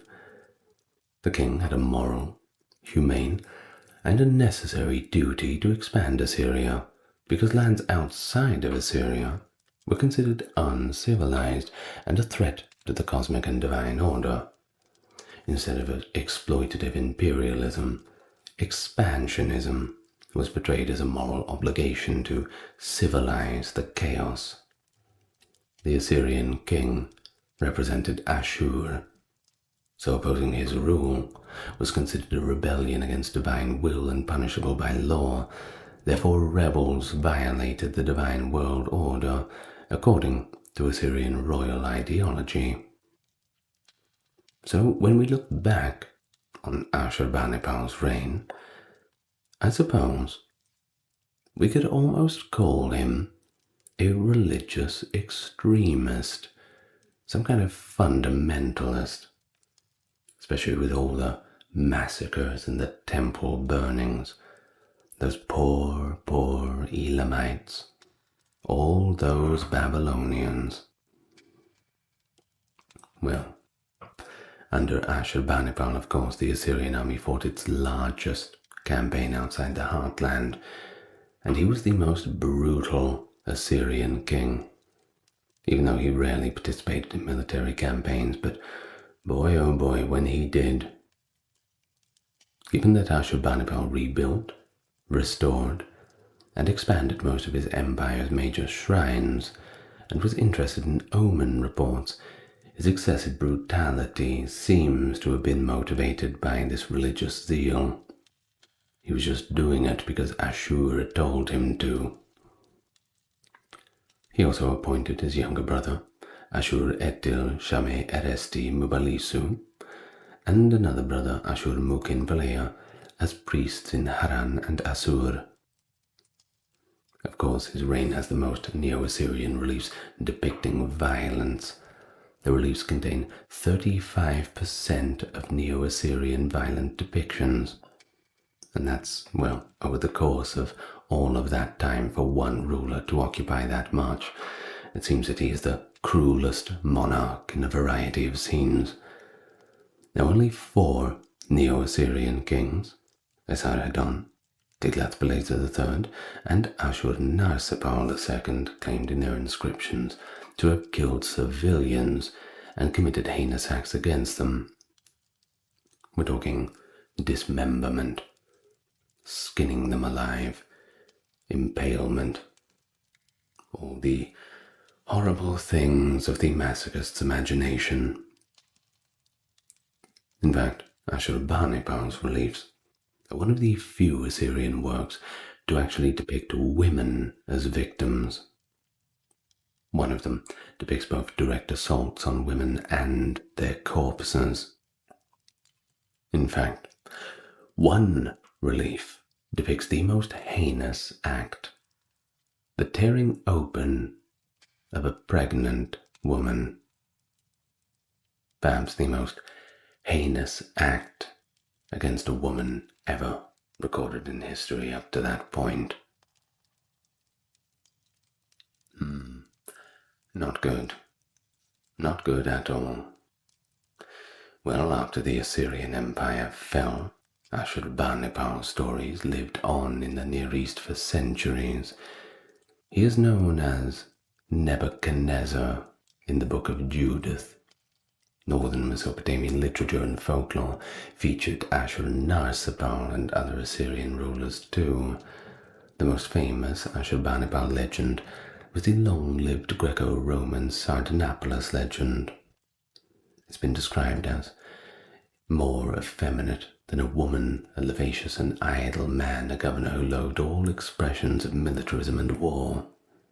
But then again, That's the Greeks telling the story. And they saw ancient Mesopotamian kings as drab and feminine rulers who couldn't really protect their subjects. In fact, they all got very annoyed when Alexander the Great started exhibiting Eastern qualities after his conquest. And you see, this happens quite a lot when people end up going over to Persia and conquering them. They end up becoming them. The Greeks did not like that at all. The 1903 British expedition into Tibet, led by one Colonel Francis Younghusband, a pivotal maneuver in what was known as the Great Game, the intense imperial competition between Britain and Russia for control in Central Asia. It was aimed at establishing diplomatic relations, securing trade routes, and of course, countering Russian influence. Younghusband commanded a force of approximately 1,400 men through the challenging Himalayan terrain to reach the Tibetan capital of Lhasa. In April 1904, the expedition successfully negotiated the Treaty of Lhasa, which granted the British government concessions and expanded the geopolitical presence in the region. It was a bold and strategic mission that not only solidified British influence in Tibet, but also set the groundwork for future interactions, but also tensions. It shows the length to which empires will go to secure their interests and shape the politics of the early 20th century. Welcome to the channel. Interesting one today. That mysterious kingdom. That is, well, just as mysterious today as it was over 100 years ago. If you like this sort of content, and if you're a big fan of history, I suppose you better click the subscribe button, and then you'll get even more of it, or you might even learn something. Now, with that all being said, let's get busy. And we go back to 1815 first. We must provide a little bit of context, don't you think? You see, in the wake of annexing Kumaon and Garhwal in 1815, the British Empire in India endeavored to establish relations with Tibet. But there was a problem. Tibet did not want to establish relations with really anybody. They just wanted to be left alone. Despite expanding their influence into regions like Punjab and Kashmir, the British attempts to initiate trade or any kind of negotiations with Tibet were completely unsuccessful. The situation involved a little more in 1861 when Sikkim came under British protection, prompting the need to define its border with Tibet. Of course, recognizing Sikkim as a strategic trade route into Tibet, the British were more keen than ever to solidify this connection. Plans began to be drawn up. Now, believing that China's presence in Tibet, marked by Chinese armbands, indicated control over the region, the British initiated diplomatic discussions with China concerning affairs in Tibet. Although these talks resulted in a trade agreement and a border settlement, the Tibetans refused to accept the terms. Of course, the British were talking to the Chinese talking to the British. No one was really talking to the meat in the sandwich. Now, although they erected a stone fort on Sikkim territory, this obstructed the trade path and persistently dismantled boundary markers set by British and Chinese officials. When the British Trade Commissioner sought to address this issue, he was informed that Tibet did not acknowledge China's concessions. The contracts that had been made and signed in regard to them were not agreed by. No one actually asked them what they thought about it. direct attempts to engage with Tibetan authorities were also declined, showing China's inability to enforce its authority in the region. Now, this led the British Governor-General to describe China's apparent suzerainty over Tibet as a constitutional fiction, mainly maintained for convenience and keeping face, but all in all, lacking any real power. Meanwhile, suspicions began to grow within the British government that Russia was supplying Tibet with arms and troops, and they might have even forged their own secret agreement with China regarding Tibet, without the British even knowing about it. Such Russian influence, of course, threatened to disrupt the chain of semi-independent buffer states separating British India from the Russian Empire, potentially providing Russia with direct access to India. In fact, the presence of Russian envoy Agvan Doriev at the Dalai Lama's court intensified these concerns. Of course it would.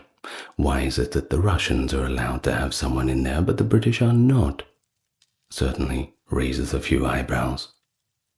Acting as an intermediary between the Dalai Lama and the Russian Tsar, Doriev met the Tsar on September 30th, 1900, at the imperial summer residence at Livadia, presenting a plea for Russian protection. Discussions about establishing a Russian consulate in Tibet ensued, and gifts were exchanged. Doriev and the other Tibetan envoys met the Tsar again in 1901 at Petrov. However, apprehensions about potential conflicts with the Qing, that would be the ruling dynasty in China at the time, and the British Empire prevented the finalization of a Russo-Tibetan treaty. But nevertheless, Russia did provide the Dalai Lama with a whole bunch of gifts, lovely little knickknacks from Moscow, along with arms and ammunition. That ought to help in a pinch. These incidents strengthened the Governor-General Lord Curzon's conviction that the Dalai Lama wanted to end Tibet's neutrality and firmly establish it within a Russian sphere of influence. In order to establish trade agreements, Curzon requested in 1903 that the governors of China and Tibet hold talks at Kampa Zong, a small Tibetan village north of Sikkim. The 13th Dalai Lama was ordered to attend by the Chinese, but the Dalai Lama declined.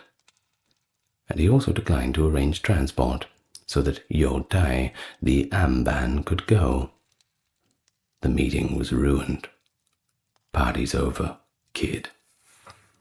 London granted Governor-General Curzon permission to dispatch a Tibet Frontier Commission, which was headed by Colonel Francis Younghusband, and included John Claude White and E.C. Wilson to Kampa Zong as Deputy Commissioner.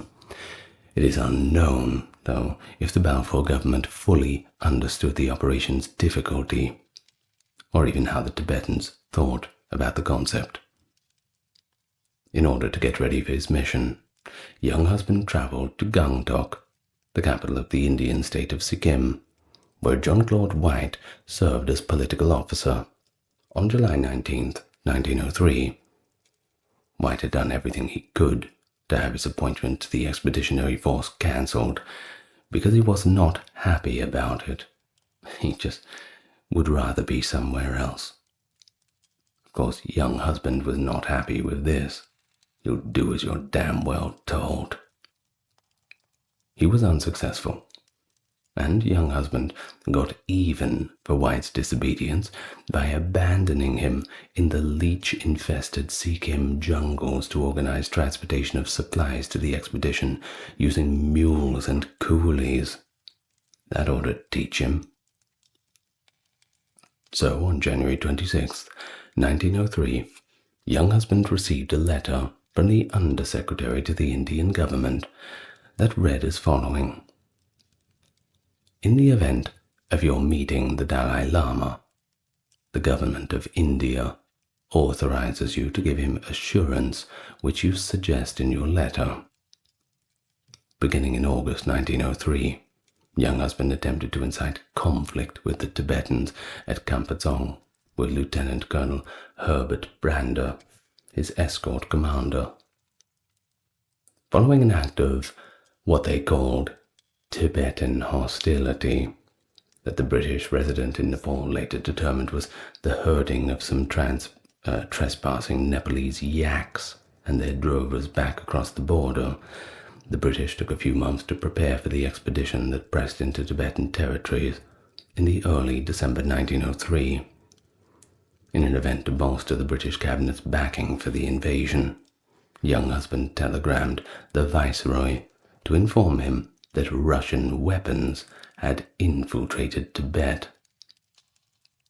However, Curzon, in private, managed to silence him. He had said to him, "Remember that in the eyes of Her Majesty's government, we are advancing not because of Dordiev or Russian rifles in Lhasa, but because of our convention that was shamelessly violated. Our frontier trespassed upon, our subjects arrested, our mission flouted, our representations ignored." The Tibetan troops were nearly all quickly impressed peasants who lacked motivation, organization, discipline, and training. By impressed, I mean they were conscripts. That's the old word. When you impress somebody, it means you're forcing them to do something. Now, only a small number of the most loyal units, those monks, typically armed with swords and other hand weapons, were successful, and their numbers were really too insignificant to turn the tide of conflict, especially against British cannons and all the rest. Their generals, who appeared to be in awe of the British and refused to take any aggressive action against the small and frequently scattered column, only made the situation worse through their refusal to act. Additionally, they blatantly failed to adequately defend their own natural borders. You think they would have known how to do that, often engaging in combat on comparatively open terrain, where Maxim guns and rifle volleys resulted in a very high death toll. For the Tibetans, of course, not for the British. In contrast, their commanding officer and the British Indian troops were seasoned veterans of fighting in the northwest frontier's mountainous border. This was not their first time. And so, over 3,000 fighting men made up the British force, which was primarily composed of British Indian troops. There were also 7,000 Sherpas, porters, and camp followers, in addition to the 8th Gurkhas, 40th Pathans, 23rd and 32nd Sikh Pioneers, 19th Punjab Infantry, and Royal Fusiliers. This force also included engineers, mountain artillery, 4 regiments of Maxim machine gun detachments, and thousands of porters who were recruited from Sikkim and Nepal. 6 companies of the 23rd Sikh Pioneers, 4 companies of the 8th Gurkhas in reserve at Nartong in Sikkim, and 2 Gurkha companies guarding the British camp at Kampadzong were among the numerous Gurkha and Pathan troops from the mountainous areas like Nepal that the British authorities included because they anticipated the difficulties of this high-altitude conflict. Better bring some people who live in high altitudes anyway. They might have a better idea. Thus the Tibetans were aware of the expedition, and the Tibetan general at Yatung promised not to attack the British, as long as the British did not attack the Tibetans, to prevent any bloodshed. On the 6th of December, 1903, Colonel Younghusband responded, "We are not at war with Tibet, and that unless we are attacked ourselves, we shall not attack the Tibetans." Young husbands advanced to Tuna, 50 miles beyond the border, with about 1,150 soldiers, porters, laborers, and thousands of pack animals after neither Tibetan nor Chinese officials met the British at Kampatong. The expedition was ordered to proceed towards Lhasa in 1904, after waiting there for several more months in the vain hope of encountering negotiations. When a foreign power sent a military mission to its capital, the Tibetan government, led by the 13th Dalai Lama, became concerned, I wonder why, and began to gather its troops, just in case. The extensive experience in Indian border conflicts, the British Army was well prepared for combat when it left Nautong in Sikkim on December 11, 1903. Brigadier General Ronald Leslie MacDonald, its commander, spent the winter in the border country, training his troops, close to regular food and shelter supplies. In March 1904, however, he began a serious advance, covering more than 50 miles, before running into his first significant obstacle on the 31st of March at the pass of Guru, close to Lake Bam So, or Dochen So. And then things get dark pretty quickly. The massacre of Chumik-Shenko occurred on March 31st, 1904. A 3,000-strong Tibetan force positioned behind a 5-foot rock wall and armed with, antiquated matchlock muskets. We're talking 1904. Faced the front line of MacDonald's army and blocked the road. The Tibetans had set up 7 or 8 sangars on the slope above. When asked to halt, young husband, the commissioner, responded that the advance had to go on, and he could not permit any Tibetan troops to stay on the road. But the Tibetans refused to leave their positions or engage in combat. They were simply at a deadlock. MacDonald had responded that the only thing to do was to disarm them and then let them go. It does appear that a mock attack was staged, mainly to incite the Tibetans into firing, give them an excuse to take action in return. Therefore it appears that the Lhasa's general's action, firing a pistol and striking a Sikh in the jaw, was prompted by altercations between the Sikhs and Tibetan guards gathered around the Tibetan generals. According to British accounts, the situation quickly escalated when the Tibetan general became enraged upon witnessing the brawl unfold and shot the Sikh soldier in the face, causing the fellow soldiers to retaliate violently.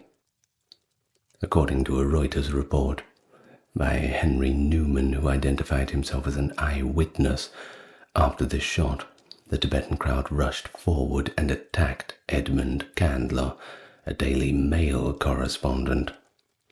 Shortly after, fire was upon the Tibetans, gathered behind the wall from 3 different directions.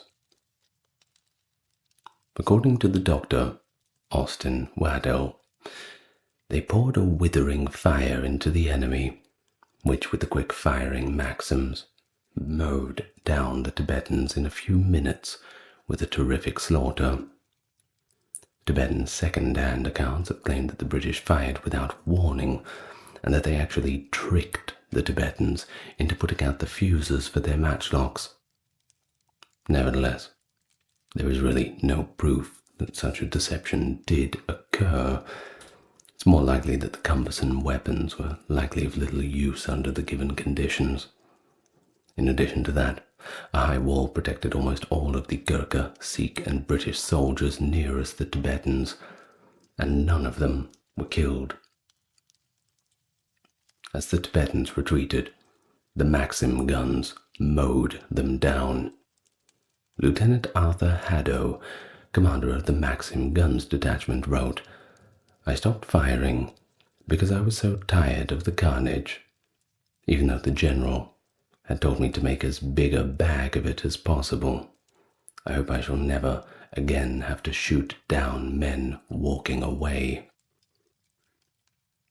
Jeez, I mean, if that had have happened a generation later, court-martial sort of stuff. Ugh. Horrible. Brigadier General MacDonald permitted the Tibetan forces to withdraw after they took refuge a half-mile from the battlefield. Between 600 and 700 people were killed, and 168 injured behind them. 148 of them survived as prisoners in British field hospitals.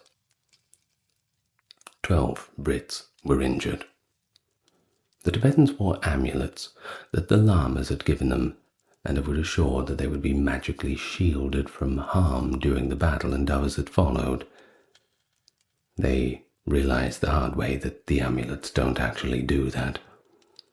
It is a good way to boost morale, though. After one battle, the remaining Tibetans displayed a great deal of perplexity due to the amulet's inefficiency. They were reportedly extremely confused. How on earth are we being shot at? Are we being injured when we have the magical amulets?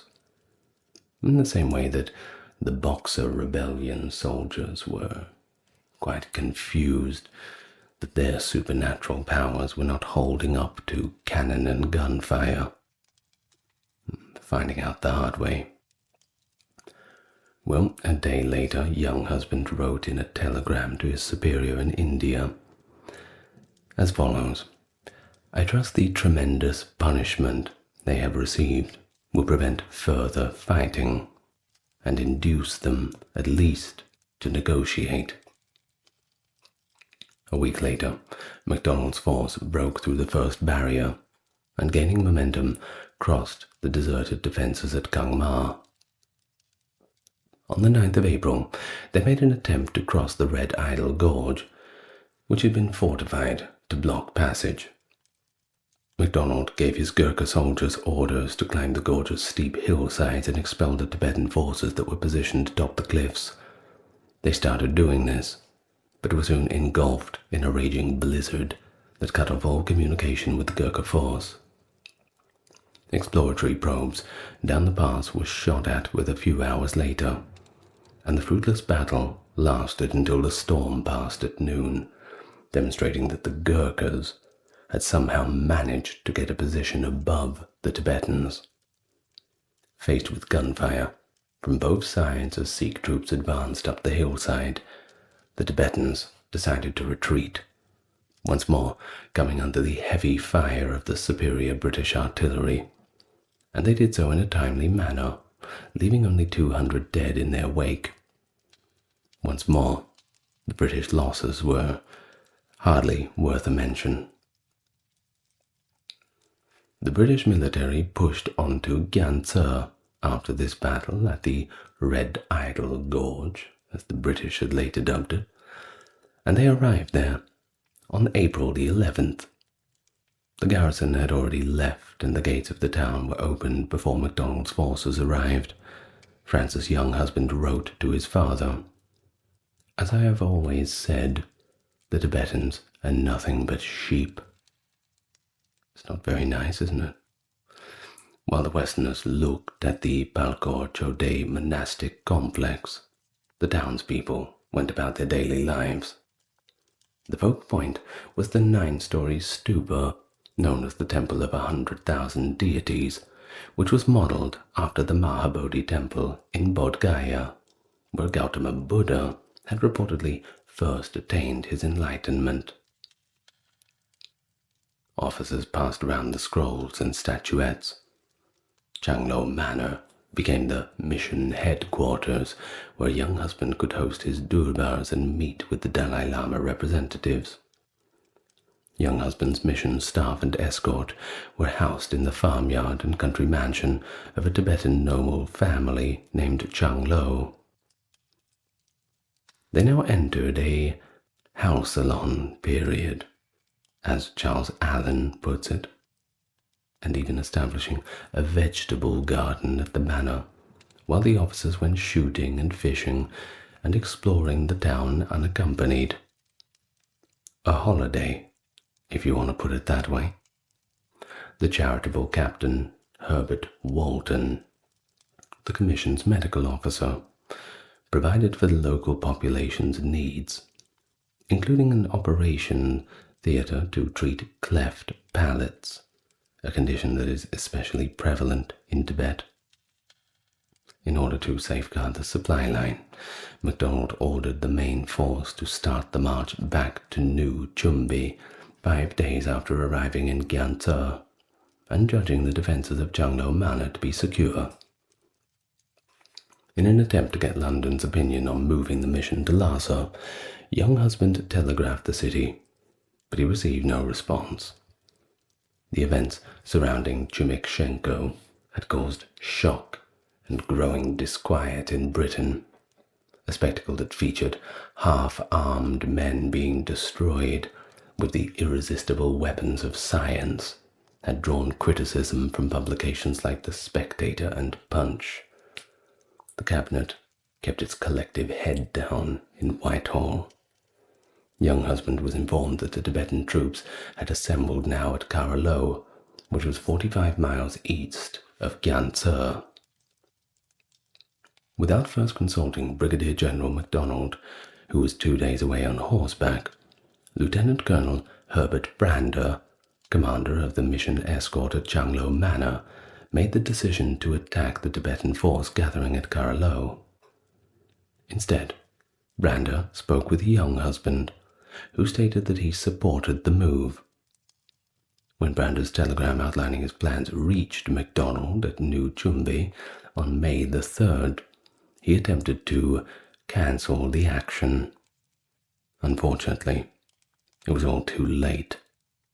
Percival Landon, a Times correspondent who attended the talks, noted that attacking the Tibetans was injudicious and quite out of keeping with the studious way in which we had hitherto kept ourselves in the right. Gurkha riflemen of the 8th Gurkhas and sepoys of the 32nd Sikh pioneers, who had climbed and fought at an altitude of more than 5,700 meters, won the battle at Karalo on May 5th, which is arguably, a bit of trivia for you here, the highest altitude battle that has ever been fought in history. That's an interesting little fact, isn't it?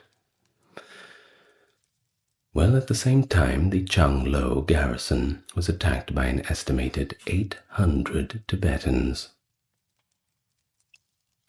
3 men from the mission garrison were killed, but the assailants lost 160 people as a result of the Tibetan War, which allowed the mission staff to organize and repel them.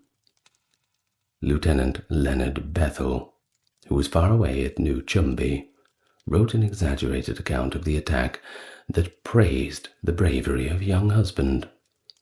However, according to young husband's own account, he had fled to the redoubt and stayed under cover there.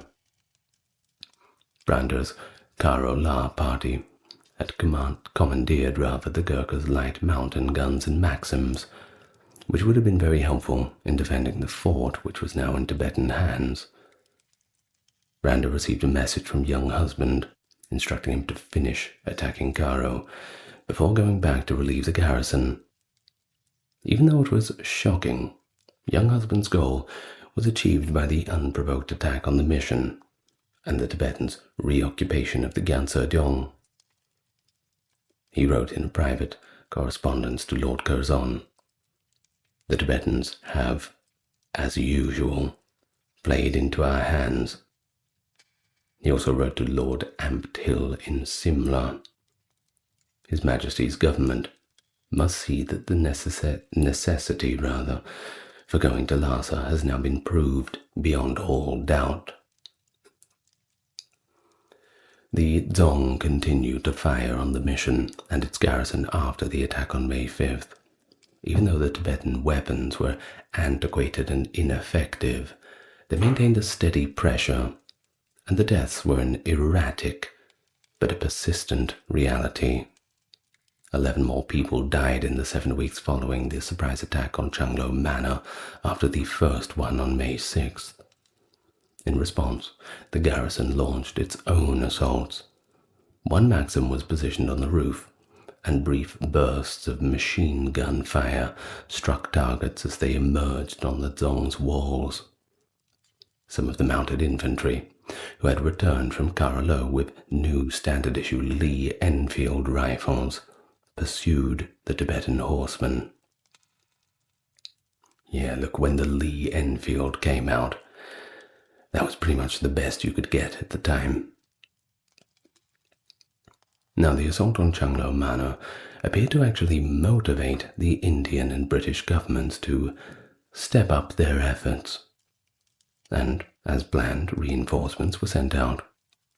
In addition to the 6 companies of Indian troops from the 40th Pathans, a party from the 1st Battalion, the Royal Irish Rifles with 2 Maxim guns, a British Army mountain battery with 10 4-pounder, with 4 10-pounder guns and Murray Mountain Battery, 2 field hospitals and British troops stationed at Le Bon were sent, with the 1st Battalion of the Royal Fusiliers, the closest British infantry available.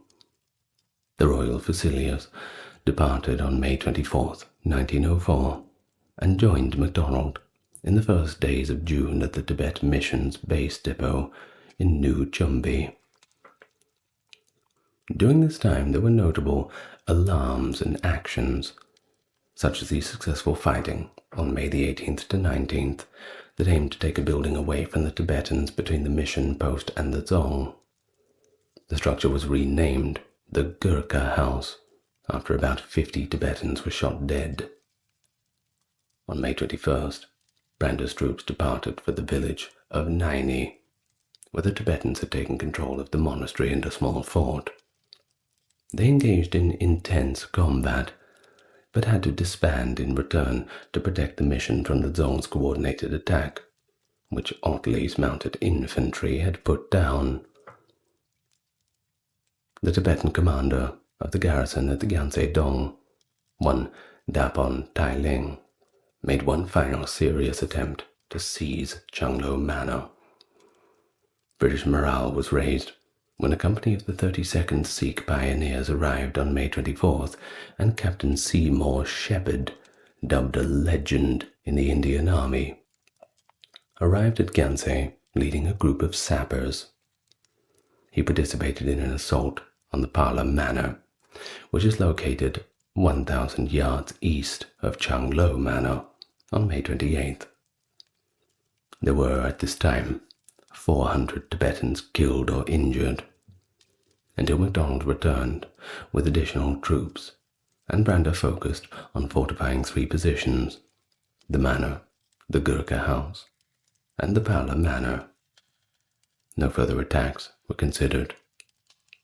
He also reopened the lines of communication with New Chumbi. It was by this point that Lord Kitchener, the commander-in-chief in India, was adamant that Brigadier General MacDonald take full responsibility for the mission going forward. Back in Simla, there was a perception that young husband was overly eager to leave for Lhasa. On June the 6th, young husband left for New Chumbi and sent a telegram to Curzon's Foreign Department head, Louis Dane, stating, "We are now fighting the Russians, not the Tibetans. Since Kerala, we are dealing with Russia." He also sent off a series of letters and telegrams asserting that there was ample proof that the Tibetans were dependent on Russian assistance, and they were getting significant amounts of it. The problem was, the assertions were pretty much baseless. In his capacity as acting viceroy, Lord Amthil gave young husband instructions to resume talks and make another effort to get in touch with the Dalai Lama. In 2 different letters, young husband reluctantly gave the Lama and the Chinese Amban Manchu resident in Lhasa, Yu Tai, an ultimatum. However, as he wrote to his sister, he opposed the course of action, because he believed it would give them another chance of negotiating. Young husband arrived at New Chumbi on June 10th, following a discussion between MacDonald and young husband, and on June 12th, the Tibet field force marched out of New Chumbi. The road to Lhasa would be open after Gyanse Dong was removed as a barrier. The main target of MacDonald's army was Gyanse Dong because it was too powerful for a small raiding force to take, and because it overlooked British supply routes. On June 26th, the 40th Pathan soldiers and Gurkhas engaged in house-to-house combat inside a fortified monastery at Naini that overlooked the approach. Additionally, when the garrison at Changlo Manor joined the battle, Tibetan forces in 2 forts in the village found themselves between 2 fires. On June 28th, the companies of Gurkhas, the 40th Pathans, and the 2 waves of infantry cleared the Sechen monastery to the northwest and the fortress that protected its rear, removing the last barrier to the assault on Gyanse Dong. Thus far, Tibetan reactions to the invasion have mostly consisted of static defenses and mountain sniping at the passing column. Frankly, neither of them were very successful. The Tibetans had made no attacks against the British positions, except for that abortive attack on Changlo 2 months earlier. It was this mindset that resulted from a combination of legitimate fear of the Maxim guns. Can hardly blame them when they're wielding matchlocks against them, but also confidence in the strong foundation of their defenses. But they were consistently let down in battle, mostly due to their subpar equipment and inexperienced officers. And yes, the amulets weren't working. So young husband instructed the Tibetan delegation to vacate Dzong within 36 hours, following a formal durbar held at the mission on July 3rd. Although it was unclear why negotiations could not take place while the Tibetans controlled the Dzong, young husband made no attempt to engage in dialogue. On the other hand, a campaign to weaken General MacDonald's authority was launched against a more patient man. On July 3rd, Captain O'Connor, wrote to Helen young husband that he should be removed and another and better man, a fighting general, substituted. The best Tibetan soldiers and the nation's sole artillery defended the heavily fortified Gyanse Dong, which held a commanding position above the valley below. In order to divert Tibetan troops from the southern side of Dzong, which was to be the primary target of the impending attack, MacDonald launched a demonstration, a feint primarily aimed at the western edges of Gyanse Dong. His main force would then immediately storm the breach created by an artillery bombardment with mountain guns to stop the Tibetans from reoccupying the 14th century monastic complex at Sechen. I'm sorry to say that it was set on fire. Hard to find excuses for that one, isn't it? The things that we've lost along the way. The final attack on July 6th did not proceed as planned because the Tibetan walls proved to be a lot more formidable than the British had anticipated. 3 columns of infantry were to advance from the southwest, south, and southeast according to the plan of General MacDonald. However, there was a near catastrophe at the start of the attack when 2 columns collided in the dark. Breaking through took 11 hours. The attack had little chance of success before nightfall because the breach was not finished until 4 p.m. Gurkhas and Royal Fusiliers were heavily fired upon, and they did suffer some casualties as they breached the broken wall. As rocks rained down upon them, one of the Maxims misdirected fire and struck more Gurkhas than Tibetan defenders above them. Gurkha troops scaled the rock face and climbed the rock directly beneath the upper ramparts. 2 soldiers, both wounded, broke through a bottleneck under fire after multiple unsuccessful attempts to scale the walls. They established a foothold that the subsequent troops took advantage of, allowing the walls to be captured. For the rest of the campaign, the Tibetans remained a constant threat, but never a major issue. Regardless, the Tibetans continued to retreat, giving the British control of the road to Lhasa, but denying MacDonald a safe route to get there. Now, both of the soldiers who breached the Ganse Dong wall received substantial rewards. Havildar Kabir Pun received the Indian Order of Merit First Class, which is equivalent to the Victoria Cross, because Indian soldiers actually were not eligible for Victoria Crosses until the First World War, which he should have been given one afterwards anyway. Well, while Lieutenant John Duncan Grant received the only Victoria Cross given out during the expedition. Despite having witnessed the Gordons at Dargai, Major Wimberley, one of the mission's medical officers, wrote that he thought the storming at the breach at Ganse Dong by the Gurkhas was a far finer performance.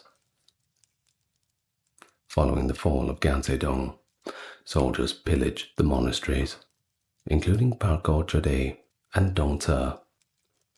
Looting appeared to be acceptable if the army believed it had been opposed in any way, regardless of what general orders and the Hague Convention of 1899 may have required. Yes, the Hague Convention goes back that far. While Dr. Waddell, Brigadier General MacDonald, and his Chief of Staff, Major Eagledon, claimed that the monastic sites were most religiously respected. Major William Bainon, in a letter to his wife on July 7th, stated that some of the pillaging was actually officially authorized. It wouldn't surprise me if you know about what happened with the old Summer Palace. Terrible. On July 14th, MacDonald's force marched east along the Lhasa Road after the sappers demolished the Surchen Monastery and fort on July 12th. On the heights, to the left and the right, the Gurkhas engaged in combat with the resolute group of Tibetan fighters at Karula, the wide-mouthed pass where fighting had taken place 2.5 months earlier. But in essence, resistance pretty much waned prior to the advance, and a scorched earth policy was implemented. The Tibetans cleared villages and took what food and whatever fodder they could, denying the British of loot. There were plenty of red shanks and gulls in the lakes, but the troops could also fish there. They travelled along the Yamdokso's shores and arrived at the Nakatsa fortress, which was empty, save for a group of Lhasa delegates. The young husband refused to negotiate until Lhasa, despite MacDonald's insistence that they settle the business. When mounted infantry advanced to take control of the Iron Bridge, or the crossing at Jushul Chazkam, on July 22nd, the troops encamped beneath the wall of another fortress, Pote Dzong, and were abandoned and in ruins. After 4 days, the army started to cross the Tsangpo on July 25th, following the mounted infantry. The 13th Dalai Lama had actually escaped all the way to Urga. Now, if you don't know where that is the old capital of Outer Mongolia. When the force reached Lhasa on August 3rd, 1904, he was well and truly gone. Disappointing. But the Amban was there, and he told the British that he had no power to negotiate with them. But he did lead his personal guard into the city. The Tibetans informed them that the only person with the power to sign any agreements was the Dalai Lama, and he was not there. The Chinese emperor was advised by the Amban to remove the Dalai Lama. As August went on, The Tibetan Council of Ministers and the General Assembly started to yield to pressure on the terms, with the exception of the indemnity, which they felt was excessively high for a developing nation. However, young husband eventually coerced the Tibetan National Assembly and the regent, Ganden Tri Rinpoche, into signing a treaty that he had drafted on September 7th, 1904, which became known as the Convention of Lhasa. At the Patala Palace, it was once more signed at young husband's insistence. It was his ability to ram the whole treaty down their throats that he wrote to his wife. So the main points of the Convention of Lhasa are as follows. First was that they acknowledged the border between Tibet and Sikkim. The Chumbi Valley would be given to Britain until the substantial indemnity was paid by Tibet. Trade in Yatung, Gyansa, and Gatok was permitted, and that Tibet would not interact with any other foreign nations. The Tibetan negotiators had found it most difficult to accept the amount of the indemnity. In fact, it was about 7.5 million rupees, a little bit expensive. In fact, Sir John Broderick, the Secretary of State for India, had stated that it must be within the power of the Tibetans to pay, and had allowed young husband to be guided by circumstances in this matter. The young husband added that British trade agent based in Gyansa should be allowed to travel to Lhasa for consultations whenever he wanted, and increased the amount of the original indemnity, which was £5,900,000, to the 7.5 million. He appears to have continued to pursue Lord Curzon's geopolitical goal of securing the Chumbi Valley for Britain in order to increase British influences in Tibet. Since the British occupation of the Chumbi Valley was guaranteed until payment was made, the valley would have remained in British hands. Young husband wanted the payment to be made in annual installments. When you work it all out, I'm not a mathematician, but it would have taken the Tibetans about 75 to 80 years to pay off the debt. Immediately following the signing, young husband wrote to his wife, "I have Russia out forever. I have Chumbi for 75 years." When one has known the scorpion, meaning China, the frog, meaning Britain, is divine, the regent also remarked in his correspondence. Now, Britain declared that it still recognized Chinese claims of sovereignty over Tibet, while the Amban subsequently publicly renounced the treaty.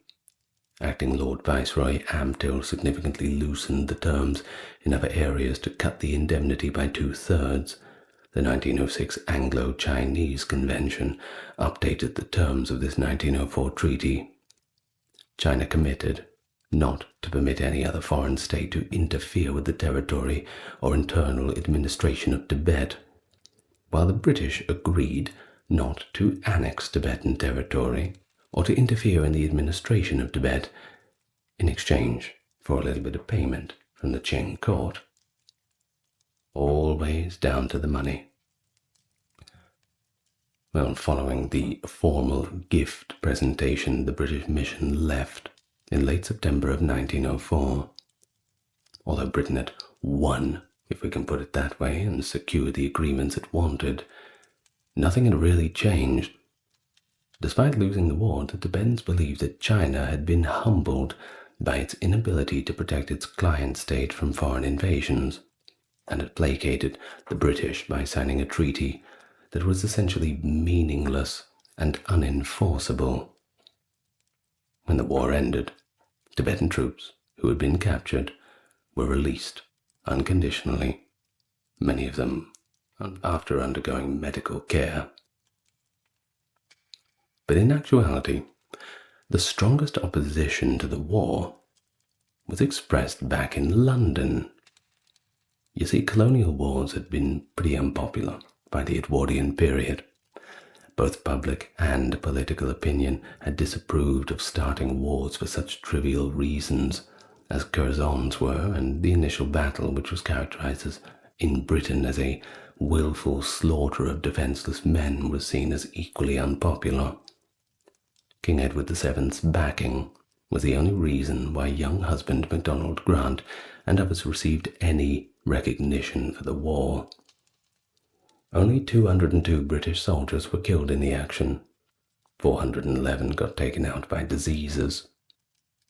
But around 2,000 to 3,000 Tibetans are thought to be killed, or at least gravely injured.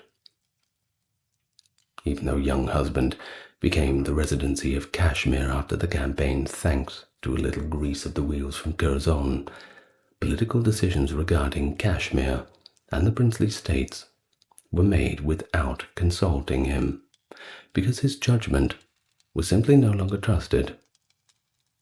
Young husband had no future in the Indian political service after Curzon's protection ended. When George Roos Capel was appointed Chief Commissioner of the Northwest Frontier Province in 1908, young husband retired from India at the age of 46. Okay, well, I hope you liked that. It was a bit interesting, wasn't it? Very mysterious. Tibet. Very mysterious place indeed. So let me thank my top-tier patrons and supporters. Dark, Gary, Kimberly, Ember, Ben, Britt, Charles, Erin, James, Jeffrey, Melissa, Scott, Stark Factory, Wendy, Jaden, Sherry, Jessica, Christine, Sally, Katiana, Fizarbo, Legitmus, Maverick, Susan, Dr. Neuro Nerd, Cameron Alexander, Nicholas, Daniel, JR, and Charlene. Thank you very much for all your support. Really does help. Well, I will see you in the next video. Good night, everyone. As always, lots of love to you all, and look after yourselves.